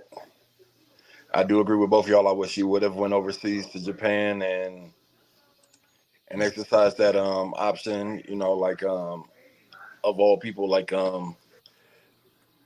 Money Monet, Sasha Banks, whatever she want to call. She went over to Japan and learned something. She learned something. Yeah, I had to take a check. Learned something. They'll pay her to do nothing. Yeah, she learned something. But in this match, Bull being a female version of a monster, Natty being a no, I'm not gonna cite Natty. She did graduate from the dungeon, and that's not an easy feat. Most people don't get to go out to the dungeon and come back in one piece. That's true.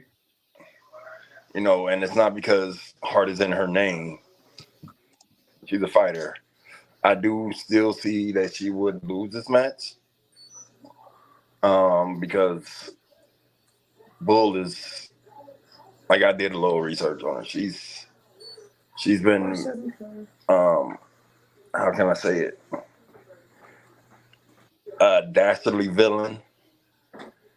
And when she came here and she beat the women's champion that the WWF believes so much in, Miss Alundra Blaze, it shows that she can make it on any platform. And that's what most women cannot show, is the fact that they can make it on any platform. So I give the edge to Bull for that aspect right there.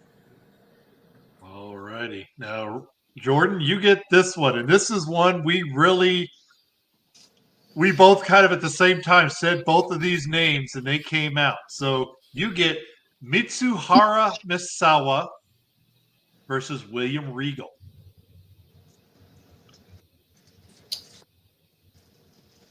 Ooh. I got to leave, guys. Sorry. Good day, sir. So, for those of people that are watching or see this rebroadcast, wondering who Mitsuhara Misawa was, he was one of the 4 pillars of heaven. He developed the King's Road style of pure wrestling. He was actually, I want to say, was it Tiger Mask 2 or Tiger Mask 3? I don't have the note on it. But I believe he was one 3. of the Tiger Masks. The 3. He was one of the Tiger Masks. I believe it was 3. I believe it was 3. When you mention his name in a Japanese training dojo, you will have at least one person that is in there because they grew up watching Misawa. He was to Japanese wrestling during the 90s, late 80s, early 90s, that Stone Cold was to the American audience from 96 to now. Everyone knew Mitsuhara Misawa. I'm going to probably get this wrong, but the Mr. Mayhem will correct me. But Misawa created the Burning Hammer, correct? No. Emerald Fusion. Emerald Fusion. That is on every video game.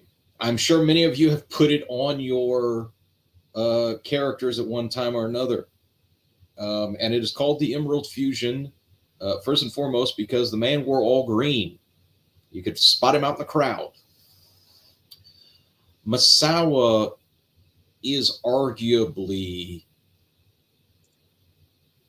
he is one of those first ballot names in Hall of Fames that take wrestling seriously. And I don't mean like the Meltzer's Hall of Fame. I mean real professional wrestling Hall of Fames for his contribution. He was the inspiration for the generation of wrestlers that came out last generation and this generation. He's a teaching point in Japanese dojos for tapes. From him coming into wrestling in, I believe, 81, I have that note somewhere, until unfortunately he passed at only the mid-40s. If he was still alive today, he would be training people. He would be not a name we talk about in a past tense. We would be talking about a living legend. Yes. He was trained. Let me bring it up because there's a list of wrestlers he was trained with here in the state from the states that are his who's who.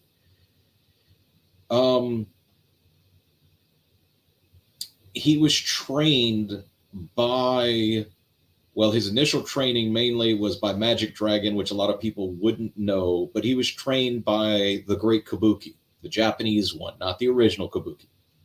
He was trained by the Destroyer Dick Beyer. He was trained by the Giant Baba. He was trained by Dory Funk Jr., and he was even trained by Luthez.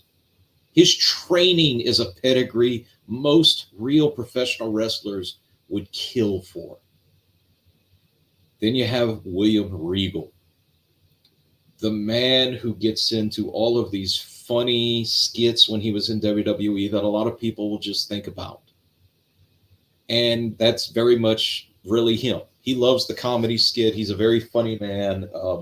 I implore you, go listen to his podcast. I don't know if he's still doing it because he's back in the WWE. If it's not, watch his old stuff. He's a comedic genius in all honesty. But he was brought up in the old way of how to be a wrestler. He was wrestling in the circus in England. He was wrestling in bars, and not big bars. We're talking a bar that had the smallest ring possible or just ropes in the middle of the bar in front of 20 guys. And you had to be the baddest man there. His run in WCW should have been greater than it was. But unfortunately, he was brought in at a bad time where the biggest thing in the world was the NWO. Dusty Rhodes asked for him personally to come to this country and perform for World Championship Wrestling when he was still the booker. That's the kind of pedigree and the type of wrestling skill this man has. When he came into WWE, he's going to be known for the real man's man gimmick. And that awful theme music. People talk about his problems with alcohol and drug abuse. People talk about his funny skits that he had with Goldust and Tajiri and being the commissioner. I honestly think William Regal should be in the conversations of the greatest wrestlers who were never world champion. His wrestling acumen during the 90s, I would dare say on a main stage, was second to none. I don't know how this match would go. Even in a vacuum, I cannot. I'd flip a coin just to decide. I could be booking it for real and have to. Yeah. Ian. Well, there's the finish. Yeah. Mayhem. Now to explain, Mitsuharu Misawa, yes, he wore all green. And for those of you who are not familiar with the Emerald Fusion or Emerald Frozen, right now the person that does it the most, I think, is called White Noise by Sheamus. It's the move where they cross the body with the head underneath and then drops it. That is the Emerald Frozen. He's also famous for the Tiger Driver, which is the double underhook powerbomb. Japanese wrestlers in all Japan all wore colors and all had special moves. The Burning Hammer was done by a guy named Kenta Kobashi because he wore orange. He also is famous for and by the way, the Burning Hammer is the torture rack into a Death Valley driver. He also invented the Orange Crush, which is a standing suplex into a powerbomb. So there's a lot of big moves that that you see today from All Japan Wrestling. A guy named Jun Akiyama did a move called the Exploder Suplex, which you now see everywhere. So when Giant Baba passed away, Mitsuharu Misawa did not get along with his widow and created a company called Pro Wrestling Noah. He was basically crippled for the last 5 years of his life, and the only time he could walk was when it was time to go to the ring. He unfortunately died because he liked to get dropped on his head and got dropped one too many times and broke his neck. So it is a sad thing to have lost Mitsuharu Misawa. I'm taking Misawa over William Regal only from the standpoint Misawa was willing to take more chances than Regal. but it would be another. People would be talking about it for 50 years. All righty, so I get this one. Yeah, I was about to say, I don't know in what order we're at, but you take this one because, as you know, the next one was my dream match from the beginning. So Yes. So we're talking about Ray the Crippler Stevens and the fashion plate Classy Freddie Blassie versus Sabu and the original Sheik with Abdullah Farouk, or also known as the Grand Wizard. A lot of people may not know the name the Crippler Ray Stevens. He was a wrestler in the 50s and the 40s and the 60s and 70s. He teamed with a guy named Nick Bockwinkel, and they were managed by a guy named Bobby Heenan. And Ray Stevens, he got the Crippler name. Yes, he hurt a few people, but he hurt them because they asked for it. He was one of the original hookers that people you didn't mess with. And Classy Freddie Blassie, before he was Classy Freddie Blassie as the manager, he was known in Japan as the Vampire. He actually used to file his teeth. There is rumors that people who saw Freddie Blassie drawing blood, biting on people's heads, had heart attacks and died. Yes, 4 people supposedly had heart attacks and died watching Classy Freddie Blassie wrestle. Taking on Sabu and the original Sheik. We're talking about the fire-throwing Sheik from Michigan. I almost want this to end as the Battle of the Death match where Hanson was taking on some other team and Marilyn Manson cut the thing and killed them both. Because I think that's how all 4 of them would want to go out in the ring. So that's what I'm taking. Rambo or Jordan? Ooh. Sorry. This is one of those that we was another one of our morph matches. This was it almost degenerated into me and him trying to top each other, and let's see what we can add to this. Oh. The Crippler Ray Stevens, unfortunately, is not someone who gets talked about often. He was actually Pat Patterson's tag team partner in Los Angeles when Pat was there, and speaks very highly of him. Well, spoke very highly of him. Pat's gone now, unfortunately. And Classy Freddie Blassie, a lot of people will only know him as the manager in WWF or WWF, I should say, manager of Hulk Hogan. He has a great autobiography. Listen up, you pencil neck geeks, go find it for both wrestling fans and wrestlers, because there are a couple here, versus the original Sheik and his manager Abdullah Farouk, better known as Ernie Roth or the Grand Wizard for those in the WWF crowd who helped train, and I use that term loosely, Paul Heyman as a manager, with his nephew, the homicidal, suicidal, genocidal, death-defying maniac known as Sabu. I do agree with the important one. This is a 4-man homicide / suicide / they would have to take a squeegee to the ring to get the blood and entrails off of it. The probably the only one that's going to live is Abdullah, and he's going to go down to Shibuya Station, and he'll be doing some other business. But I see this again. Not a double DQ. It'll be a quad death. So no contest. There you go.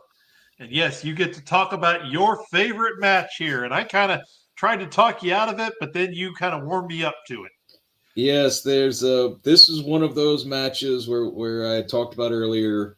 We have to convince the other. Yes. But I wanted to have this match from the very beginning, and it just devolved. Yes. So We we have- have a cage match. No referee. Last man standing. Brock Lesnar versus Bruiser Brody. Jordan. For context, I wanted the man who arguably you sent to deal with problems in wrestling. Yeah. And to show a man respect for the business, not just money, respect for the business as a whole. The Beast Brock Lesnar taking on the man who doesn't need a moniker, Bruiser Brody, the wild man, the animal, the man who has scared more men into forfeit than any other man. That's true. The man who Taker had his first match and regrets it.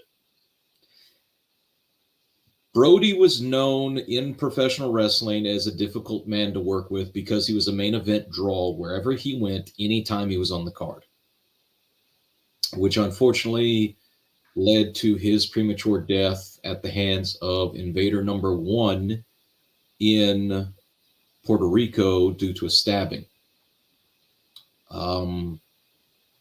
But before that, he was both a man that was feared and respected.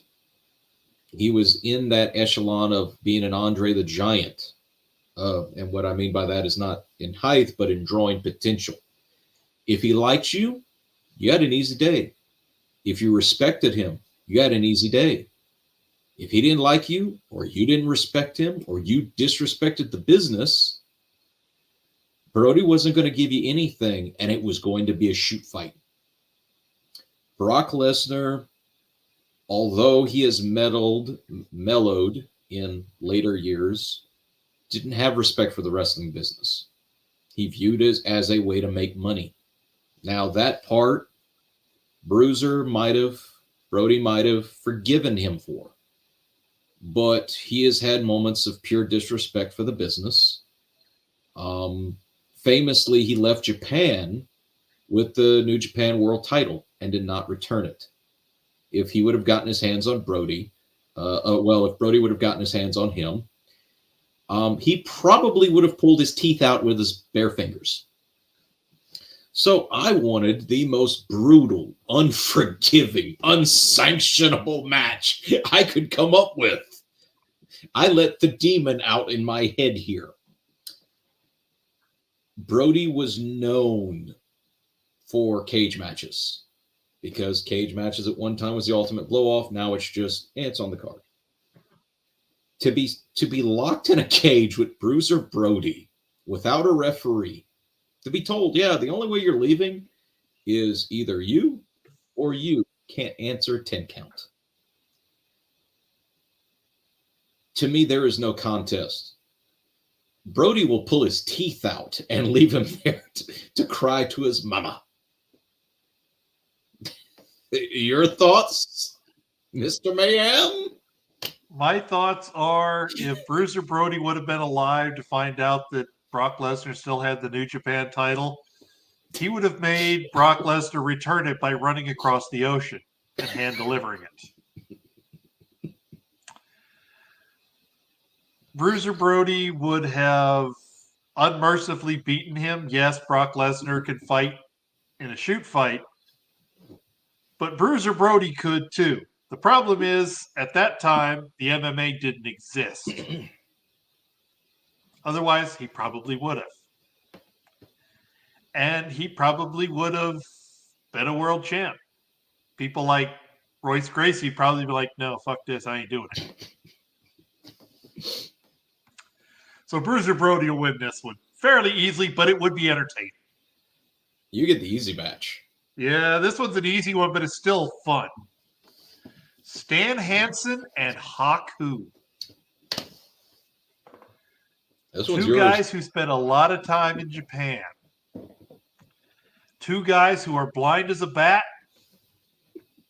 Two guys who don't care where they hit you.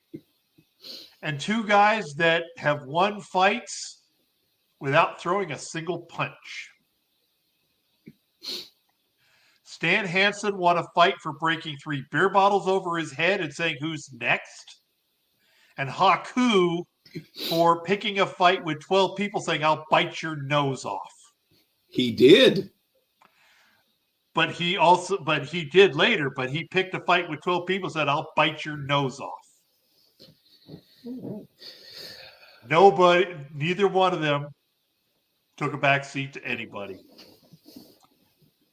This is one of those that, because it comes down to sheer skill, in the end, I'm going to take Stan Hansen. Because, as we've said, this is a Dream Mania, which means it's a wrestling match and not a true fight. So they would give the skill to Stan Hansen, who had a bigger resume in Japan. Jordan. Ladies and gentlemen, if I'm going to put Bruiser Brody on a card, his former partner and best friend is also going to be there, probably as a co-main event with Stan Hansen. And Mike literally looks at me in the camera and goes, "Well, who are we going to put Stan against?" And I thought for a moment, Haku. And the light in his eyes was like a 5-year-old kid getting a Nintendo in the 80s. He was like, at that moment, he knew he didn't F up training me on how to book things. Find somebody of the antithesis means. I want to say it's going to be Haku. I do. Because Haku's prime, he was a lot leaner than what he later became. All the Tongans get big. Haku, during the 80s and 90s, anyone who traveled with him has a Haku story. And Haku stories, there needs to be, if there's not, there needs to be a compendium of Haku stories. Between biting people's noses off, he and the Barbarian, who is his cousin, were both maced, and they breathed the mace in and then exuded it back at the cops. Of fighting off police during wrongful arrests, getting in bar fights where they would clear. There are stories, unsubstantiated, I have to preface that. There's a story of Haku and the Barbarian showing up at the same bar as the Road Warriors. They had a friendly competition of drinking, which then debilitated into somebody insulting Haku, not realizing that Hawk and Animal were there with him. To which the 4 men cleared out a bar that had 50 some odd people in it and continued to drink for the next hour until the police came to arrest the 4 of them. When the cops realized that it was Hawk and Animal, they were going to attempt to only arrest Haku and the Barbarian when Animal looked over at the cop and said, "I wouldn't do that, brother." And the bar owner said, "Officers, they did not start the fight. They're good customers. Leave them be," because he didn't want any more destruction in his bar. Now, I don't know how true the story is, but it would not surprise me in the least bit. Getting back to the art form of this match, I don't think Stan could do it with just one lariat. I'll say it in that way. Yeah. It's going to take 2 or 3 to put him down. But I think once he put him down, he would actually help him back up. They'd go down to the bar and try and see if he can drink each other under the table. Yeah. So Stan Hansen for the win, but probably Haku at the bar. There you go. And then you get the main event, which you put together for the most part, and this is an incredible main event. The Giant Baba and Antonio Inoki versus Andre the Giant and Tatsumi Fujinami. Oh, ladies and gentlemen, I'm going to preface this as saying that this was not the original match. And the original match was changed. There was a participant that was switched out. But I wanted the Battle of the Giants. I wanted this match to be a spectacle worthy of both Japanese wrestling and a WrestleMania main event. Antonio Inoki and the Great Baba, after taking over Japan from Ricky Dozan, Baba actually created All Japan Pro, or the second incarnation of All Japan Pro. I'd have to remember my history here. Thank you. You give me a nod and a wink. Against one of the wonders of the world, Andre the Giant, the eighth wonder of the world, Andre the Giant, and Tatsumi Fujinami, a former world champion, a man who Ric Flair himself credits as one of his top 5 greatest opponents, all in the ring together. Each of these men had long-lasting careers in Japan. If they were not in Japan, they were asked to come back to Japan. If Tatsumi was on a tour of the U.S. and ticket sales fell, they would get on the phone to see if they could buy out his remaining dates to get him to come back to Japan. When Inoki split off from Baba, there was always tension. But the way that I always interpreted the tension between Baba and Inoki was very much like a Ric Flair, Dusty Rhodes tension. They were top guys, but the respect kept the friendship there. I think it's very much a Rock and Triple H situation, or a Rock and Stone Cold, or a Savage Hogan, or any of those two top guys, that they're interchangeable in their drawing potential. But Andre had a drawing potential unmatched. No matter where he went,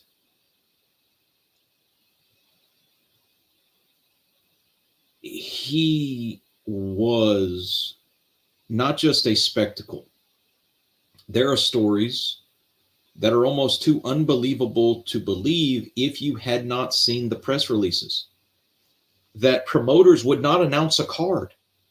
They would just put in the territory days, Friday, May 18th, Andre the Giant to appear in Battle Royal. That's the only thing that was on there. Didn't matter if that was the only match on the card. They would sell out. There is no man that you can find in the annals of professional wrestling history that can say they put the name on the poster and they turned them away at the door. It normally involved the championship, or it normally involved the grudge. No.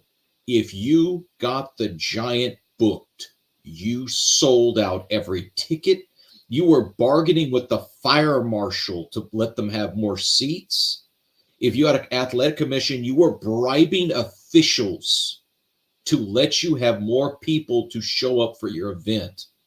Because after Andre signed with Vince Sr., most you got was maybe a week, if that. And normally that was a business negotiation where Andre would go to a territory for a week. I know personally, I have found advertisements in the state of Louisiana where he was booked for Bill Watts, or he was booked for Leroy McGurk, and would sell out just having his name Andre versus 3 mystery opponents. That was the only thing advertised for that week. There was probably 4 or 5 more matches on the card, but that's all you needed. Advanced tickets were sold out. Every first, second, third row, they were gone as soon as the first letterhead came out that Andre was appearing. And they would turn them away in droves at the door, and they would wait outside to catch just seeing the 8th wonder of the world. So putting these 4 men into the main event in a stadium. Now, there is a caveat to this that we did not mention in the first. But Japanese National Stadium was a stadium that the Japanese built for the 2020 Olympics.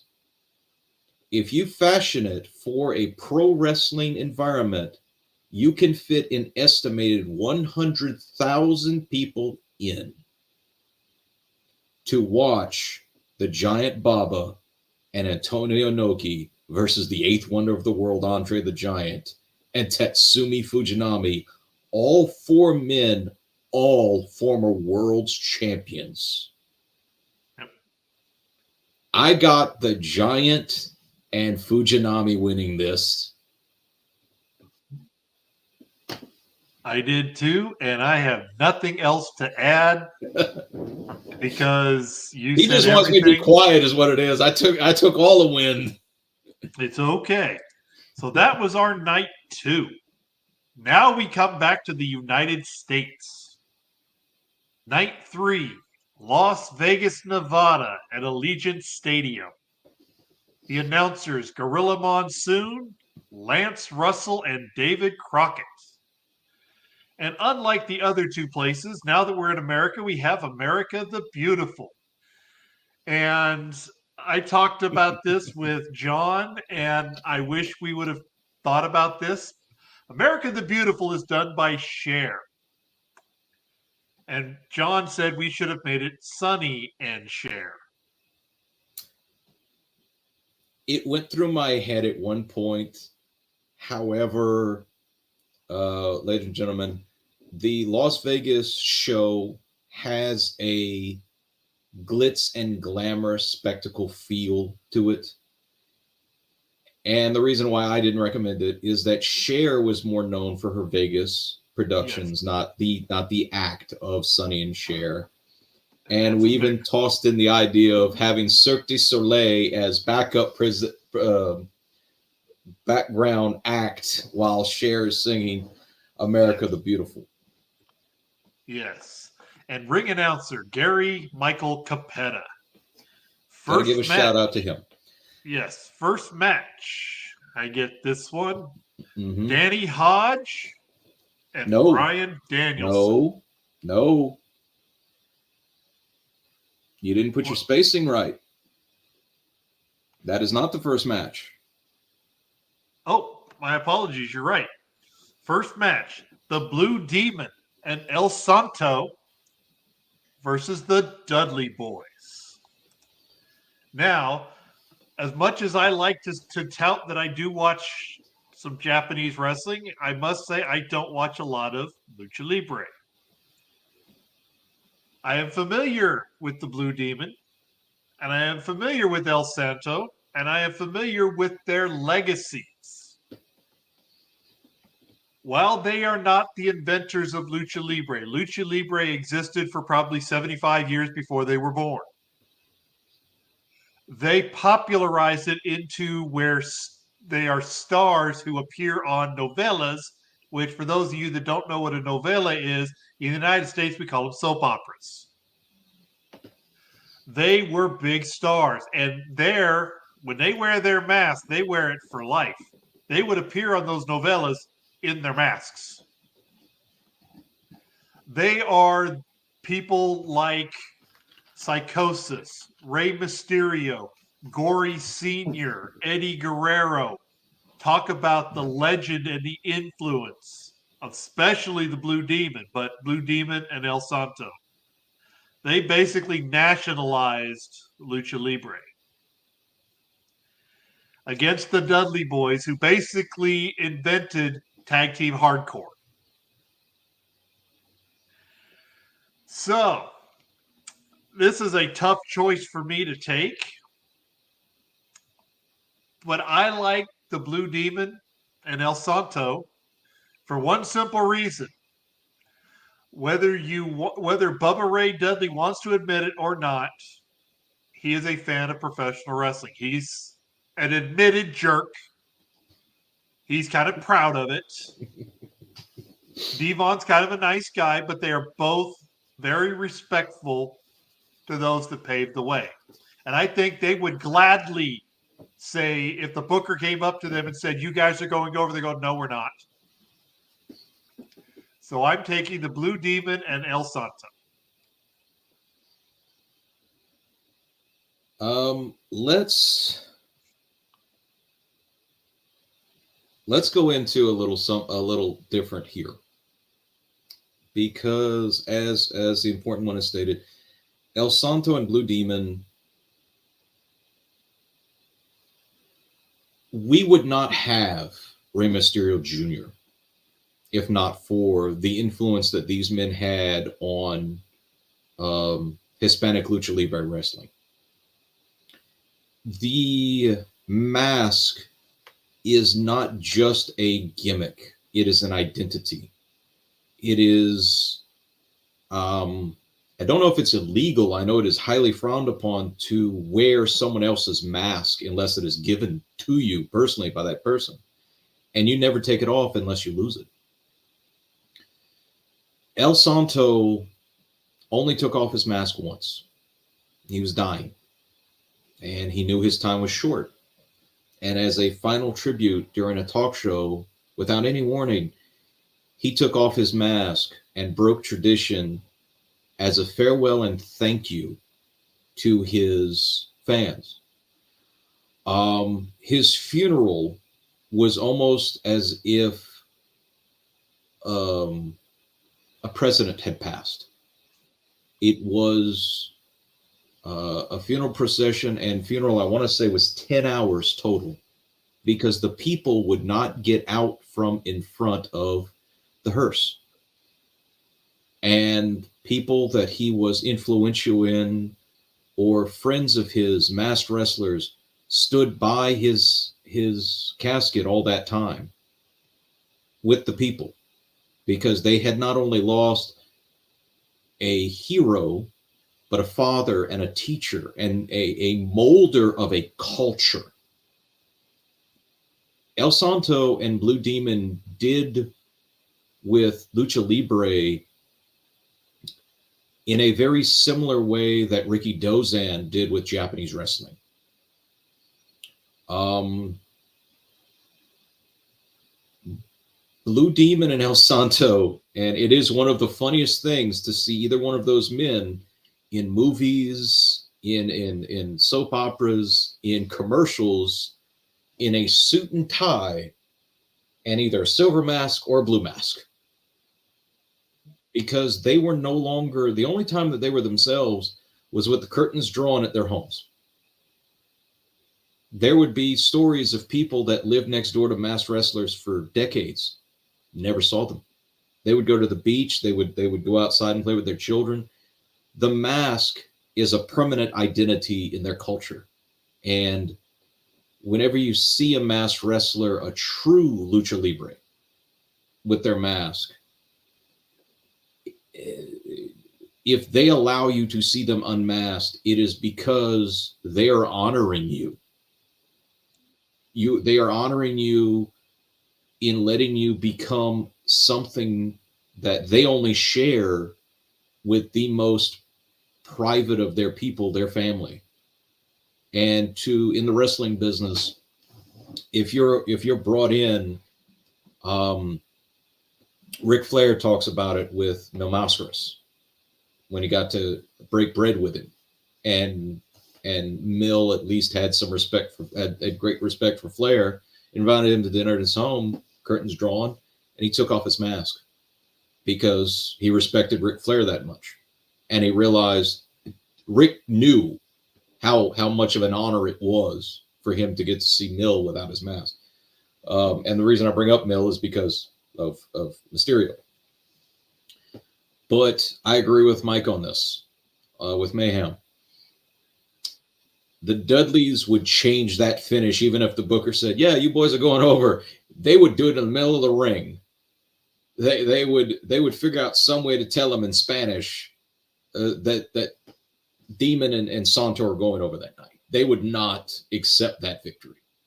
And they would be happy and bow their heads in defeat that they put over El Santo and Blue Demon in front of 100,000, in front of 80 to 100,000 people, and be glad to do the job.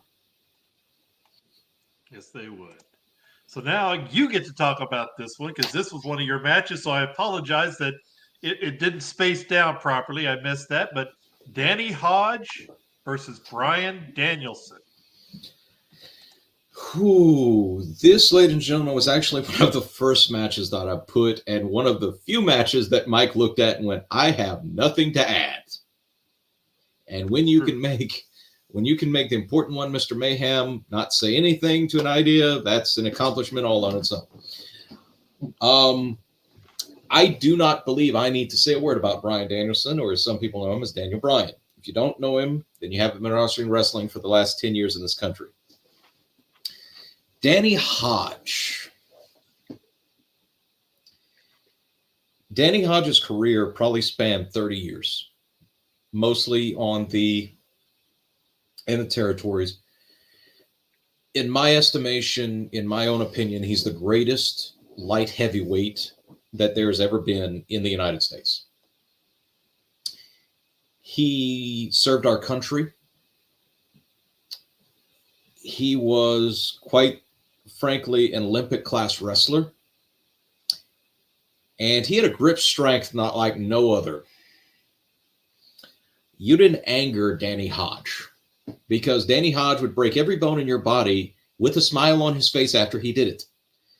To his dying day in his 90s, 80s or 90s, I'd have to look at my notes for that, and you'd correct me. Danny Hodge could crush red delicious apples in his hand. In front of, I want to say Oklahoma. Yes. In his home state. He did it after receiving an award. They asked him to do it. He took a red delicious apple in his He was in his 60, early 80s. Early 80s, thank you. In his early 80s. And crushed a red delicious apple into a trash can in front of their House of Representatives. Crushed it with his bare hand because they wanted to see it and he could still do it. But he was also one of the men that people talk about, heavyweights have always been the main event. No. Danny Hodge was one of those as a light heavyweight, which means he was below 225 pounds. He was only, I want to say, 5'10 or 5'11. He was no taller than I am. Danny Hodge versus X for the NWA Light Heavyweight Championship was the main event that would sell out. He carried as much clout and as much drawing potential as the World Heavyweight Champion of his day. If you could book, when they were champions, if you could book Dory Funk Jr. and Danny Hodge, all you had to do was, you didn't even have to announce a match. But again, it was together. They had that drawing power. It took two champions to equal the Andre effect, as we like to say. He is a man that's gotten, again, one of those names swept under the rug because, he was a light heavyweight champion. No. He was a light heavyweight champion because he didn't want to travel. He would have been the NWA world champion if he wanted to, because he basically would have told the NWA council and Paul Muchnick, I want the belt. And I will start hurting people until you give me the belt. And he had the capability of doing it. he would have made a mockery of any other champion at that time, except maybe Harley Race. And even I'd have to think about that match because I think he'd start breaking Harley's fingers. Yeah. I give this match to Danny Hodge, even though I'd have to. Oh God, this match would go at least what you think, 30 minutes? At least 30. At least 30. But I would give it to Hodge, and Danielson would tap out and be glad that he got out of there with just a couple of bruises. Yeah. Well, Daniel Bryan, also a student of the game, would also, even if they said would win, he would change the finish to honor Danny Hodge. There is no booker alive that would dare tell Danny Hodge that he'd have to submit to Daniel Bryan. I didn't say submit, but I'm saying that Daniel Bryan would willingly change the finish. Yes. And Danny Hodge is the reason that there is a light heavyweight division in the National Wrestling Alliance, because, as he said, they actually, when they did the voting, when Sam Muchnick and the board of directors got together, their first vote was Danny Hodge. Danny Hodge said no, so then they had to choose between two other people, and that's when they ultimately chose Orville Brown. Danny Hodge, yes, he did not want to travel, so they created the light heavyweight title because most people wouldn't buy it as a main draw, even though it was. So he didn't have to travel as much, and he actually got more money to travel than some of the world champions. Yes, Danny Hodge would win this one. Danny Hodge, even though we talked stories about him, about breaking fingers and stuff, he was also a very gracious man. He was one of those that he did what was best for business. In fact, he was one of those people that kind of invented that term without it being literally what's best for the business. He did what was right. And if they told him to lose, he would lose. But he wanted a good reason why. And he didn't want it just because, well, I don't think you should be champion anymore. So I also picked Danny Hodge. And now we started to have a little bit of fun here. And this was yours, and I love this one, but I get to start it. Dan the Beast Severin versus Lou Thez with Ed Strangler Lewis. Now, Ed Strangler Lewis was a wrestler, and he was a good one, former world champion. But as he got older, he became the mouthpiece for Lou Thez, because while Lou Thez is considered, rightfully so, one of the greatest world heavyweight champions of all time, he was about the same level as Lou Martino. He was from Austria or Hungary, so he didn't speak very well. You know he'll be waiting for you whenever you get upstairs, right?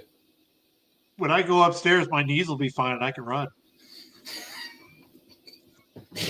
I want to see Outrun Lou Thez. I want to see that one. So anyway, Lou Thez was the old term, what they call a hooker in the 30s. The term hooker was the term for that person in the old Carney days when they had that fan that was causing problems and saying, I could beat up the wrestler. Well, they send the hooker out there and they tie him in knots and hurt him and leave them with a bad taste in their mouth and like, oh, them wrestler guys are tough. Lou Thez was one of those. Taking on the guy who won the USC world title and then decided to try his hand in the wrestling business. Two mixed results. Dan the Beast Severin. Now, on this one, on paper, this one's Lou Thez all day long. In as far as the grappling world goes, because that's what Dan Severin was a grappler in the UFC. He was not a striker. He was a grappler. Against another hooker, now the modern term, grappler. I want to pick Dan Severin. But again, this is a pro wrestling show. Dan Severin wasn't a very good entertainer. At least Lou Thez was a good entertainer, so I'm going to take Lou Thez.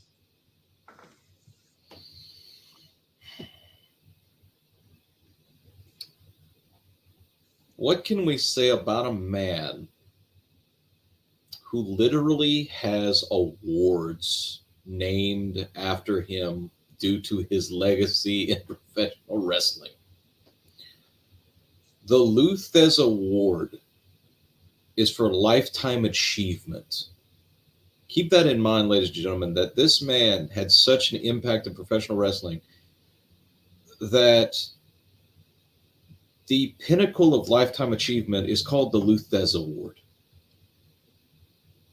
and is only given to those people, respectively, by the Cauliflower Alley Club, which, for those of you who do not know what the Cauliflower Alley Club is, I can understand the fans, but to the wrestlers, you need to check it out. You need to join it, support it.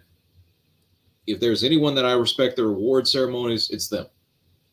Moving on. His award is presented to those who had an impact and made a change or a difference, whether it was training, whether it was box office draw, whether it was contributions to the business. Lou Thez had that type of drawing power. He had that type of overall, what we would now call creative control.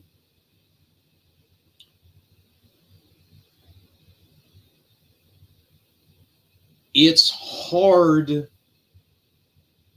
to imagine him having an athletic contest with any modern professional wrestler, because then, if you were not legitimate, if you were not the baddest men walking the face of the earth, you were not a professional wrestler. Thez falls into one of those categories. Thez could put you in an arm bar off of a handshake, and you wouldn't know what would happen to you. He was, unfortunately, due to Thez's era, there is not that much tape of him, even in his later years. You can find a little bit floating around here and there, but in his prime, it's very, very difficult to find anything but still frames, photos. But the name Lou Thez, if you were a champion in a territory, you had to make a decision. Do you wrestle Lou Thez? Because if you think you're the baddest man on the planet, Lou Thez is better than you. And you had to check your own ego at the door, because if you disrespected him, as the important one said, he was a hooker. He would hurt you in the ring, and with good reason. If Lou Thez was still alive today and he walked into a locker room and somebody disrespected him, they wouldn't be wrestling anymore. Not because they'd be blackballed, but because he would hurt them in ways that their careers would be over because of disrespect to the wrestling business or to him personally. So I had to come up with someone who believably could take on Lou Thez. In Dan the Beast Severn, who was a Greco-Roman style wrestler before the UFC, became UFC heavyweight champion, and then transferred into wrestling, became the NWA world champion. Was not respected at all when he came and did his WWE run. They didn't get him. They didn't understand him. Dan could have been this generation's Danny Hodge, this generation's Lou Thez. But he needed a manager just like Thez did. In a spectacle, because we decided to have it in Vegas, which was the important one's thought, and I'm glad for him for that. I honestly am going to give it to Thez here. I'm going to give it to Lou Thez over Dan, because I can see Dan getting him down and getting him into a hold, but then remembering what the finish is and have to, transition to something else. Yep. Lou Thez for the win. All right, and you get this one because this was your idea. Now, this is like we said before, they've never faced each other in this iteration because Dusty Rhodes and Terry Funk have worked each other. Dusty and Dory Jr. have worked each other. But this 6-man tag match, the Funks, Dory Sr., Dory Jr., and Terry versus the Rhodes, Dusty, Dustin, and Cody. Oh. This match this match was just one of the fun ones for creation.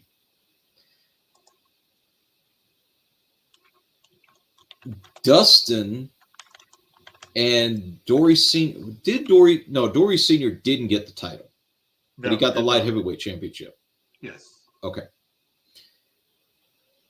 You have 2 world champions and what we would consider a mid-card champion, but did main events, versus 2 world champions and a mid-card champion who did do main events.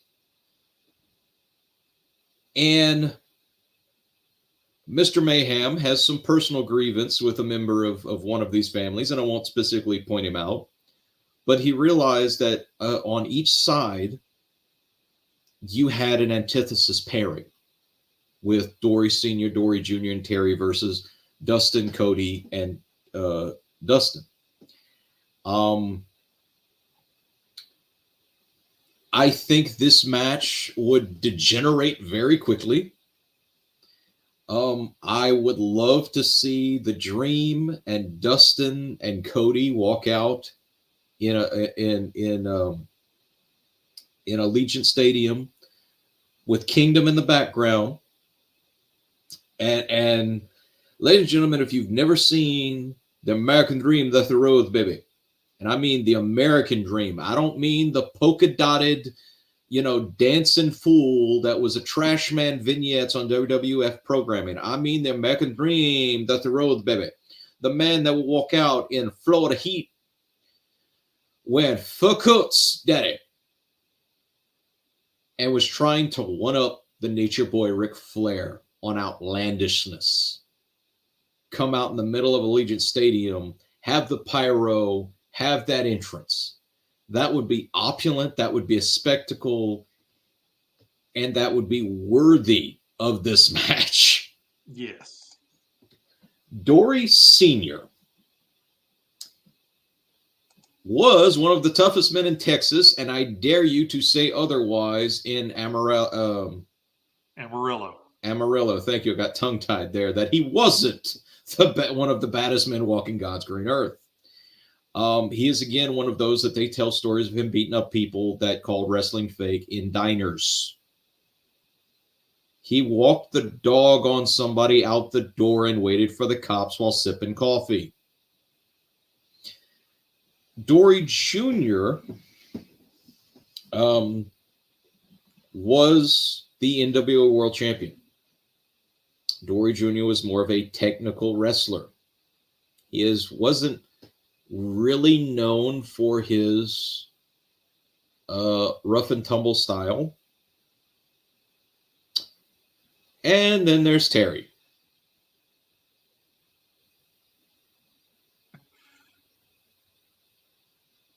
Whatever superlative you have, it's correct. Right. Terry Funk was the nicest guy and the meanest SOB walking the face of the earth. Terry Funk was one of the greatest world champions and the most dastardly SOB walking the face of the earth. He was a crowd favorite and the most hated SOB walking the face of the earth. If you were in Texas, Terry Funk was a hero. If you lived anywhere outside of the state of Texas, he was a despicable SOB that people hit with cars. Dory Funk Jr. popularized what we call the Texas Death Match. The Texas Death Match, and I will turn it, the important one can fill us in on the finer points because I can't think of it, and you'll have to excuse me. We're now going on 2.5 hours.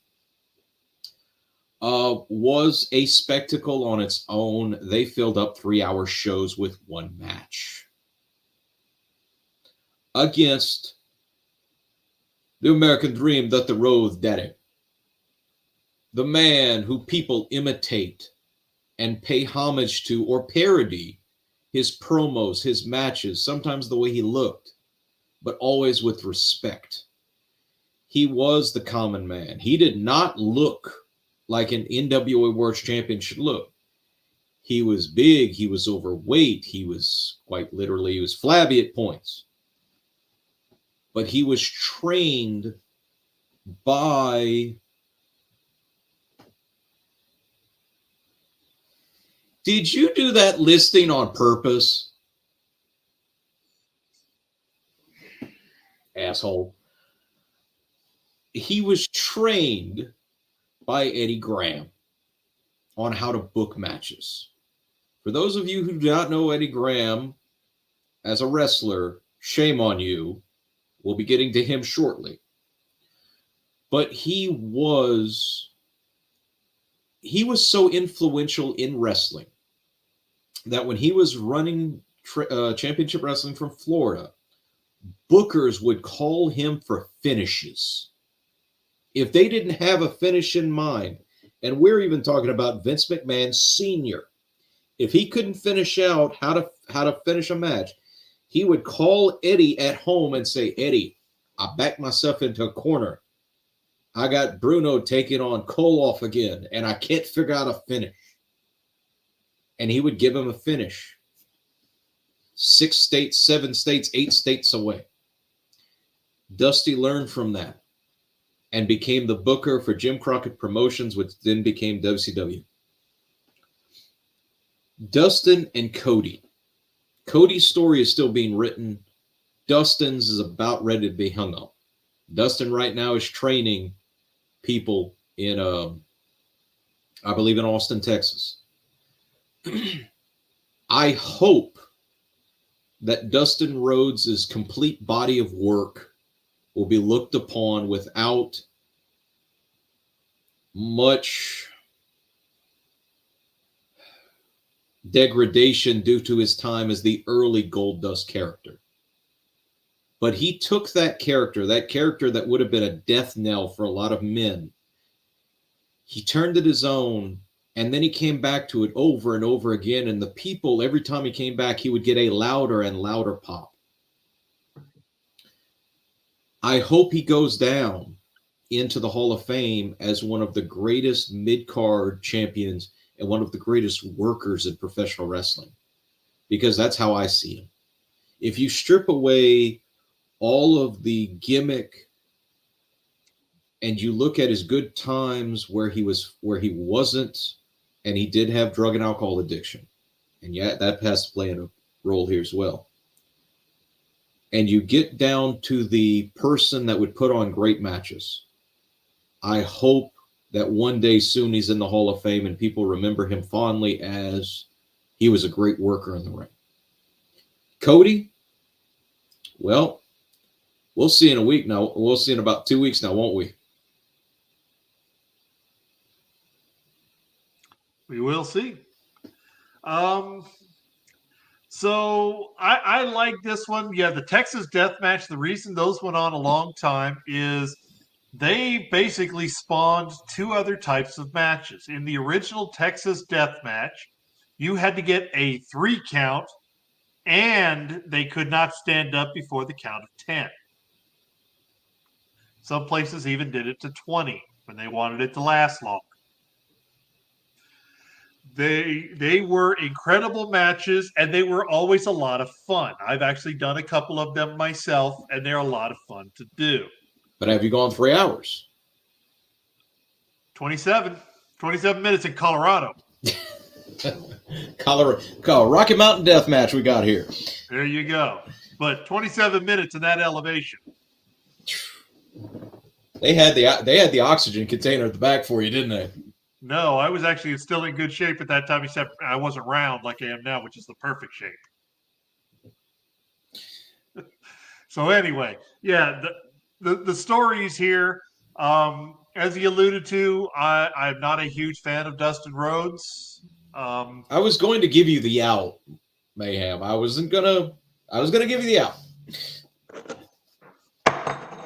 I'll drop manhole covers. But he is correct. Dustin Rhodes does deserve a legacy in wrestling and does have one. I've never seen him as a big draw or a big ticket item. But that's not to say he doesn't have a place in wrestling.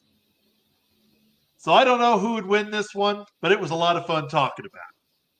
So I don't want to hang us up too long because we still got a whole nother city to talk about in half this card. So you get to talk about this fun one here. Match No, you you do. created, and I had nothing to add to it. No, you. Dr. This Jerry is yours. Graham. You have to talk about this one first because I got Funks and Rhodes. Oh, you did? Okay, yeah. So I get it first.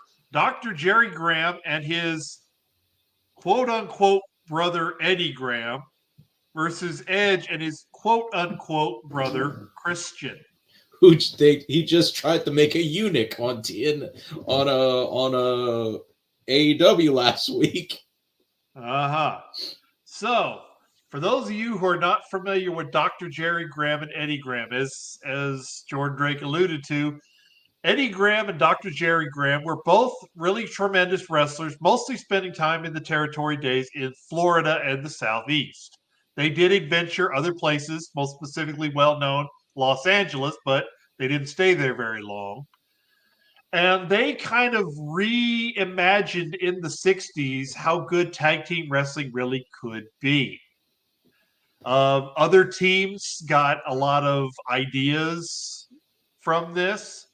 A couple of other teams that are going to be coming up here later on that we'll talk about were kind of influenced because of the Grahams. Now, the Grahams did have a third half brother, but he really was nothing of consequence, nothing to report, and he ended up doing what he did best, to be a referee. Against Edge and Christian, the most well-known fake brothers in the modern era. Both of these teams have a very similar style when you get right down to it, taking the modern theatrics out of it. They both had a very basic double team, work the entire body, do a lot of flash, a lot of fun, and ooh and ah the crowd style. So this one would be very, very difficult to pick, but I would have to pick Edge and Christian from the standpoint of when you take the tag team out of these two teams, you don't think of Dr. Jerry Graham and Eddie Graham as singles wrestlers. They were primarily tag wrestlers, and that's what they were good at. Like the New Age Outlaws, I don't want to see a Road Dogg match, but I'll watch a New Age Outlaw match. Edge and Christian survived separated. So I'm going to take Edge and Christian.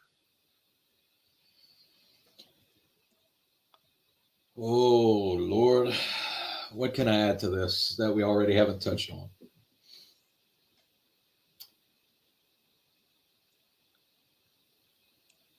Eddie Graham's legacy will be exactly as I described it. He'll be remembered as a promoter, as a booker, as a teacher. His finishes, the ends of the matches that we know and love, many of them were either creations or alterations by Eddie Graham. Now, for the bit of time that they were in New York, there was not a hotter act in the tag team division than Dr. Jerry and Eddie Graham. Now, Dr. Jerry had his issues behind the scenes, and we won't go into that. But Dr. Jerry, as a footnote here, because you have to say it, we as historians can never figure this out. Vincent Kennedy McMahon has destroyed every great tag team that has come through his organization for the last 40 years because he always looks at one of them being better than the other and wants to make them a single. We cannot understand where that comes from because his favorite wrestler and his favorite time of that man's career was Dr. Jerry Graham tagging with his brother Eddie Graham as the WWF World Tag Team Champions. We don't know why he hates tag teams. He sees them as they're better separate, which unfortunately the Grahams weren't. Edge and Christian, however, both men. It's a tale of two careers. You have Edge and Christian as a unit, as for tag team wrestling, and then they had both entirely separate careers that ended up with multiple world title championships under their belts. And even in their 50s, they just tried to murder one another last week. I implore you, don't see the match. It is a garbage match, but they did try and murder one another. I have to give it to Edge and Christian here as well, because they were best friends from high school. They knew each other well. They got into wrestling training together, and even though they weren't brothers, they acted more like brothers than Dr. Jerry and his brother. They act more like brothers than even Devon and Bubba Ray. I hope that they are remembered when they are gone. I don't like thinking that way, but when they are gone, I hope that they are listed and remembered as the greatest brother tag team in professional wrestling history. Agreed. So you get one that you had you had one. I threw the other name out there, and we kind of blended this one together. And this is one that will blow historians' minds away because they totally forget about. Get the books out, gentlemen. Get the books out. Babe Zaharias against Gail Kim. All right. Babe Zaharias was not a name that I did not know outside of about 5 years ago. And I have to give it to the mastermind of podcasting, arguably the greatest living historian in professional wrestling today, Mr. James E. Cornette. And either the experience of the drive-thru, Babe Zaharias' name was brought up at that time, and I didn't know who that was. So as he's telling the story and telling who she was, I had to go look her up. She was legitimately, at the time of her era, the greatest living female athlete in the United States. She was an Olympian. This woman, her name, when she got into professional wrestling, her name drew crowds to want to see her, not because she was in professional wrestling, but because she was Babe Zaharias. She then translated to the ring, and she was very much Ronda Rousey decades before Ronda Rousey. But she's one of those, due to women's wrestling not being part of the big shows, not being part of the spectacles, not viewed the same way as a male athlete. Her name doesn't get erased from history, but it doesn't get mentioned, and near as much. She's one of dozens of women that we could probably do a 3-hour show, Mayhem and I, on wrestling's lost women, which we may have to have a discussion on one day after we have a lot of Tylenol to do all the research, against a modern day woman that doesn't get talked about at all, even though arguably she was one of the greatest female professional wrestlers between the early 2000s, the late 90s to the mid 2010s, in Gail Kim. Now, I don't know the full story, Mayhem may, of why she left both WWE at times and then TNA at times, and she sounds like she just is somebody who knows what she wanted out of her career, and other people said, well, you're not going to get that.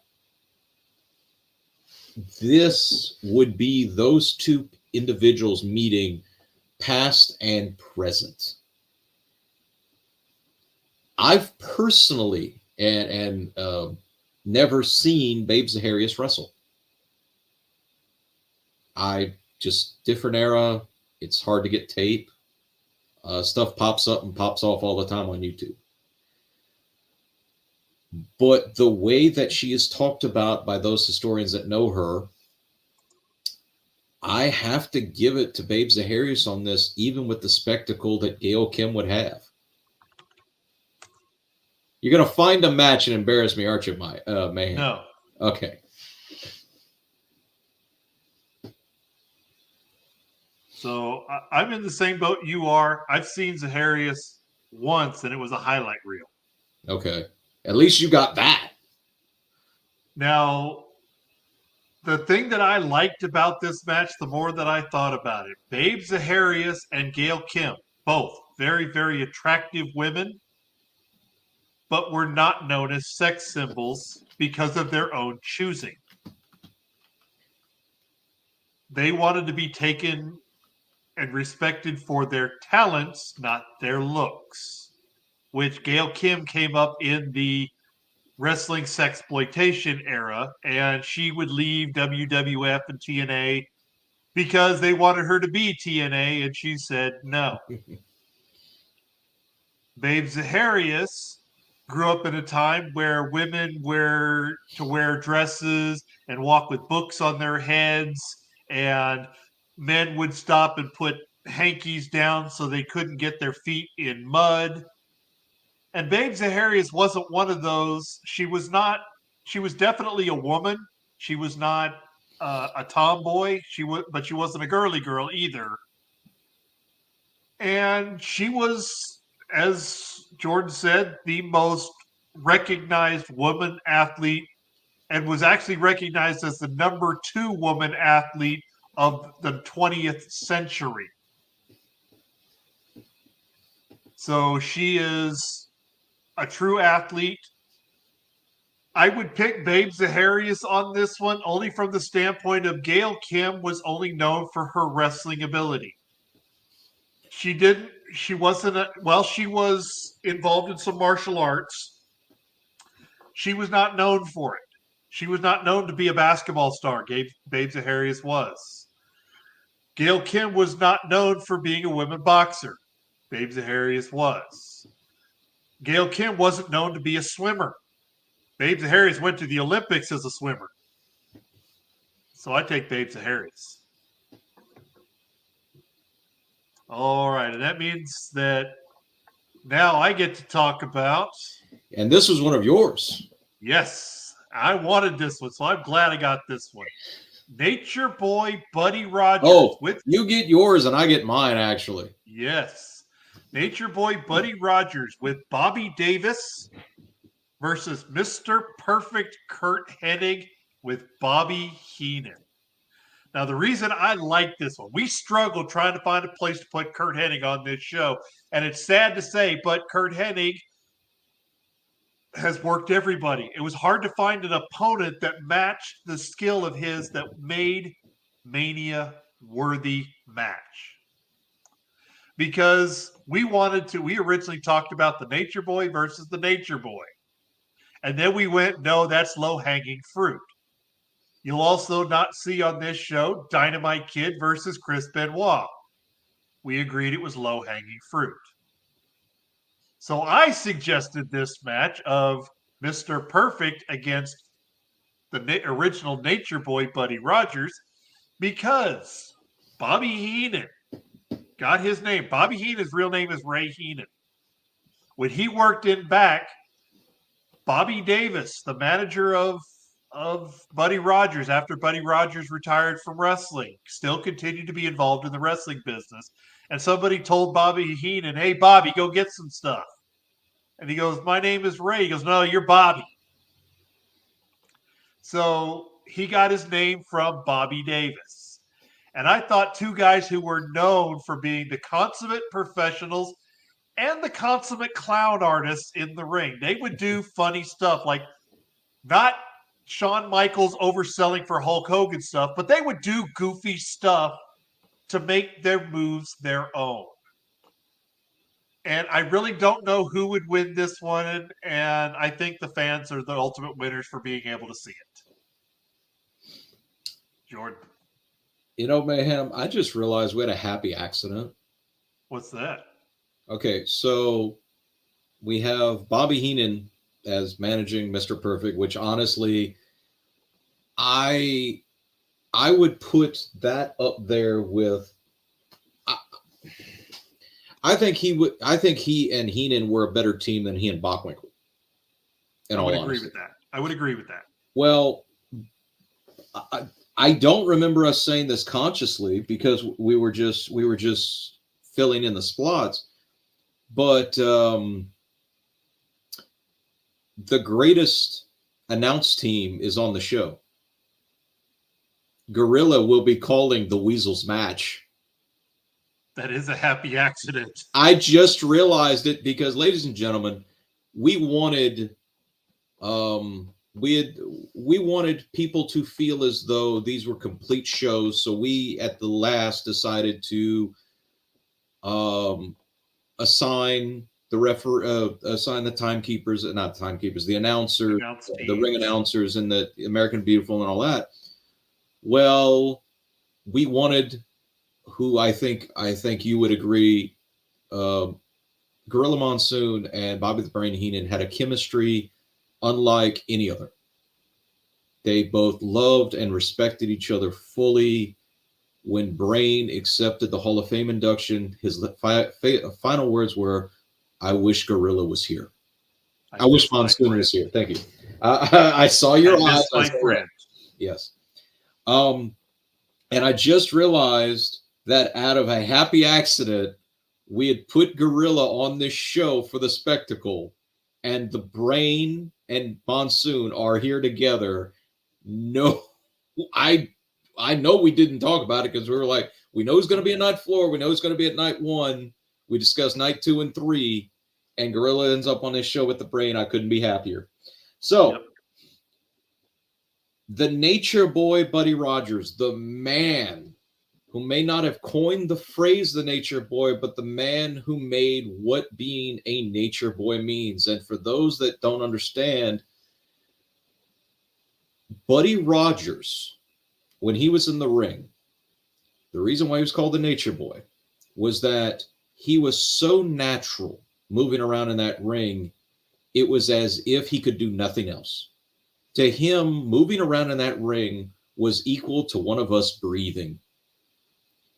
And the title, the moniker of the Nature Boy, was the comfortability and the natural movement and natural charisma that he had between those ropes against a man who I believe, thinking about his career, could have challenged Ric Flair for the title of the Nature Boy. And Nature Boy Kurt Hennig has a good ring to it. It does. But Kurt went with the money and went to Vince instead of going down to WCW with Crockett. But that would have been some incredible matches because he would have been the next heavyweight champion there. The shenanigans between Bobby Davis and Bobby Heenan. There would be a spectacle outside the ring along with a spectacle inside the ring. And the reason, ladies and gentlemen, why we're calling him Mr. Perfect Kurt Hennig is because it is hard to determine when his prime was. Was his prime as Mr. Perfect in the WWF, or was his prime as Kurt Hennig with the AWA? But I think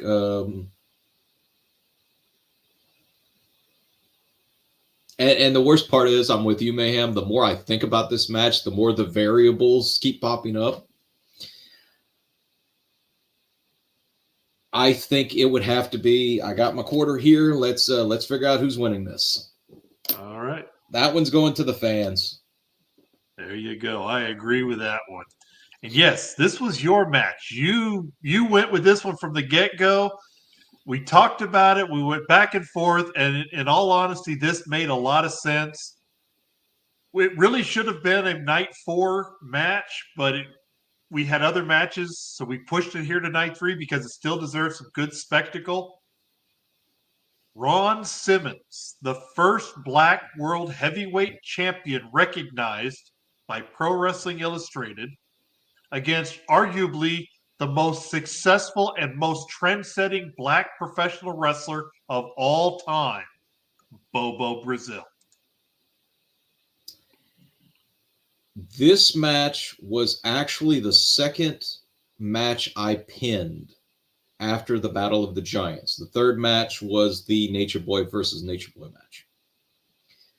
Because Ron is the first recognized World Heavyweight Champion, but Bobo is credited as being the first Black Heavyweight Champion of a major promotion. He captured the WWA World Championship out of Los Angeles when the Los Angeles office broke away from the NWA due to a disagreement. And for those people that don't know, the NWA was a charter system. You had to pay to be a part of them. And then you were a part of the NWA, thus you got the option or opportunity to book the world's heavyweight champion for the NWA, whoever what that is, to guarantee a good house or nearly guarantee a good house. Because there was certain champions who didn't draw. Thank you, Thez, for Dick Hutton. That's an inside joke for all the wrestling wrestlers who don't know what who Dick Hutton is. Go look it up. If you want to see what your careers can be if you don't know the game, Dick Hutton, ladies and gentlemen. These were two men that would have shooken hands before the match and shaken hands afterwards, and it would have been the booker would not have given them a finish. They would have felt the crowd. Was it really going to go Ron's way? Was it really going to go Bobo's way? And it would have been a match between two workers, two gentlemen, and they would have said, we're just going to listen to the crowd. And the crowd on this night in Allegiant Stadium was going to determine the winner of this match. Bobo was, I want to say his career was 35 years. You may be able to correct. It was about 30, 35 years. So. 30, 35. Because I know he was in Memphis with Cornette, and he was already at 30 years. And he was still there for a couple more. And that was 80. No, he was a photographer, so that would have been 81. Bobo was, again, an attraction. And I don't mean this as any sort of racial connotation, but Bobo was a beast in the ring. Bobo Brazil, I know he and Monsoon faced. I've never seen the match, though. But it would have been two animals going at each other because Bobo was a kind man. A lot of people speak upon his kindness, that he was a good worker, that he was a wrestler. You know, he was a pro wrestler.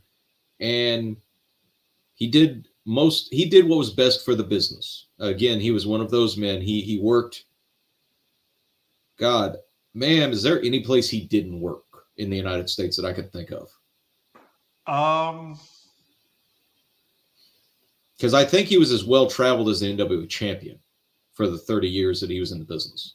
I can't think of maybe like some individual states like Montana that may not have had any companies.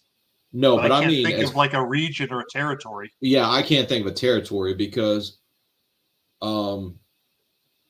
he even spent some time in Polynesia Pro. Because he was a draw there, because he would do flyovers to Japan as well. Yes. Against Ron Simmons, a man who are we past 8 o'clock hour? Yes, I can use some blue language here.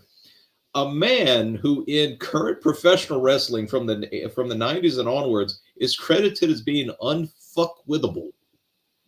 Yes. Damn. Damn. I wish Ron was here. I wish we would have done a clip just to, just damn.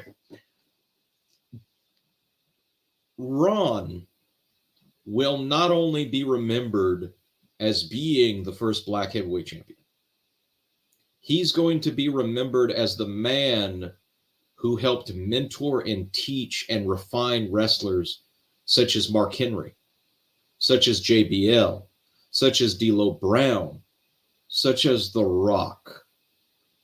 His contributions to wrestling will outlive him because those men are helping nurture this generation. And there's one thing above all else that Ron commanded, and that was respect. When D'Lo Brown and Mark Henry was in the Nation of Domination with Ron, he would tell them, you see that man over there? And he'd tell them who it was. And he'd tell them what they contribute to the business. And he'd go tell them, you go talk to that man. And you don't get up from that chair until he finishes his story and he says that he needs to leave. Because Ron would always point his charges in the direction of someone that will teach them a life lesson.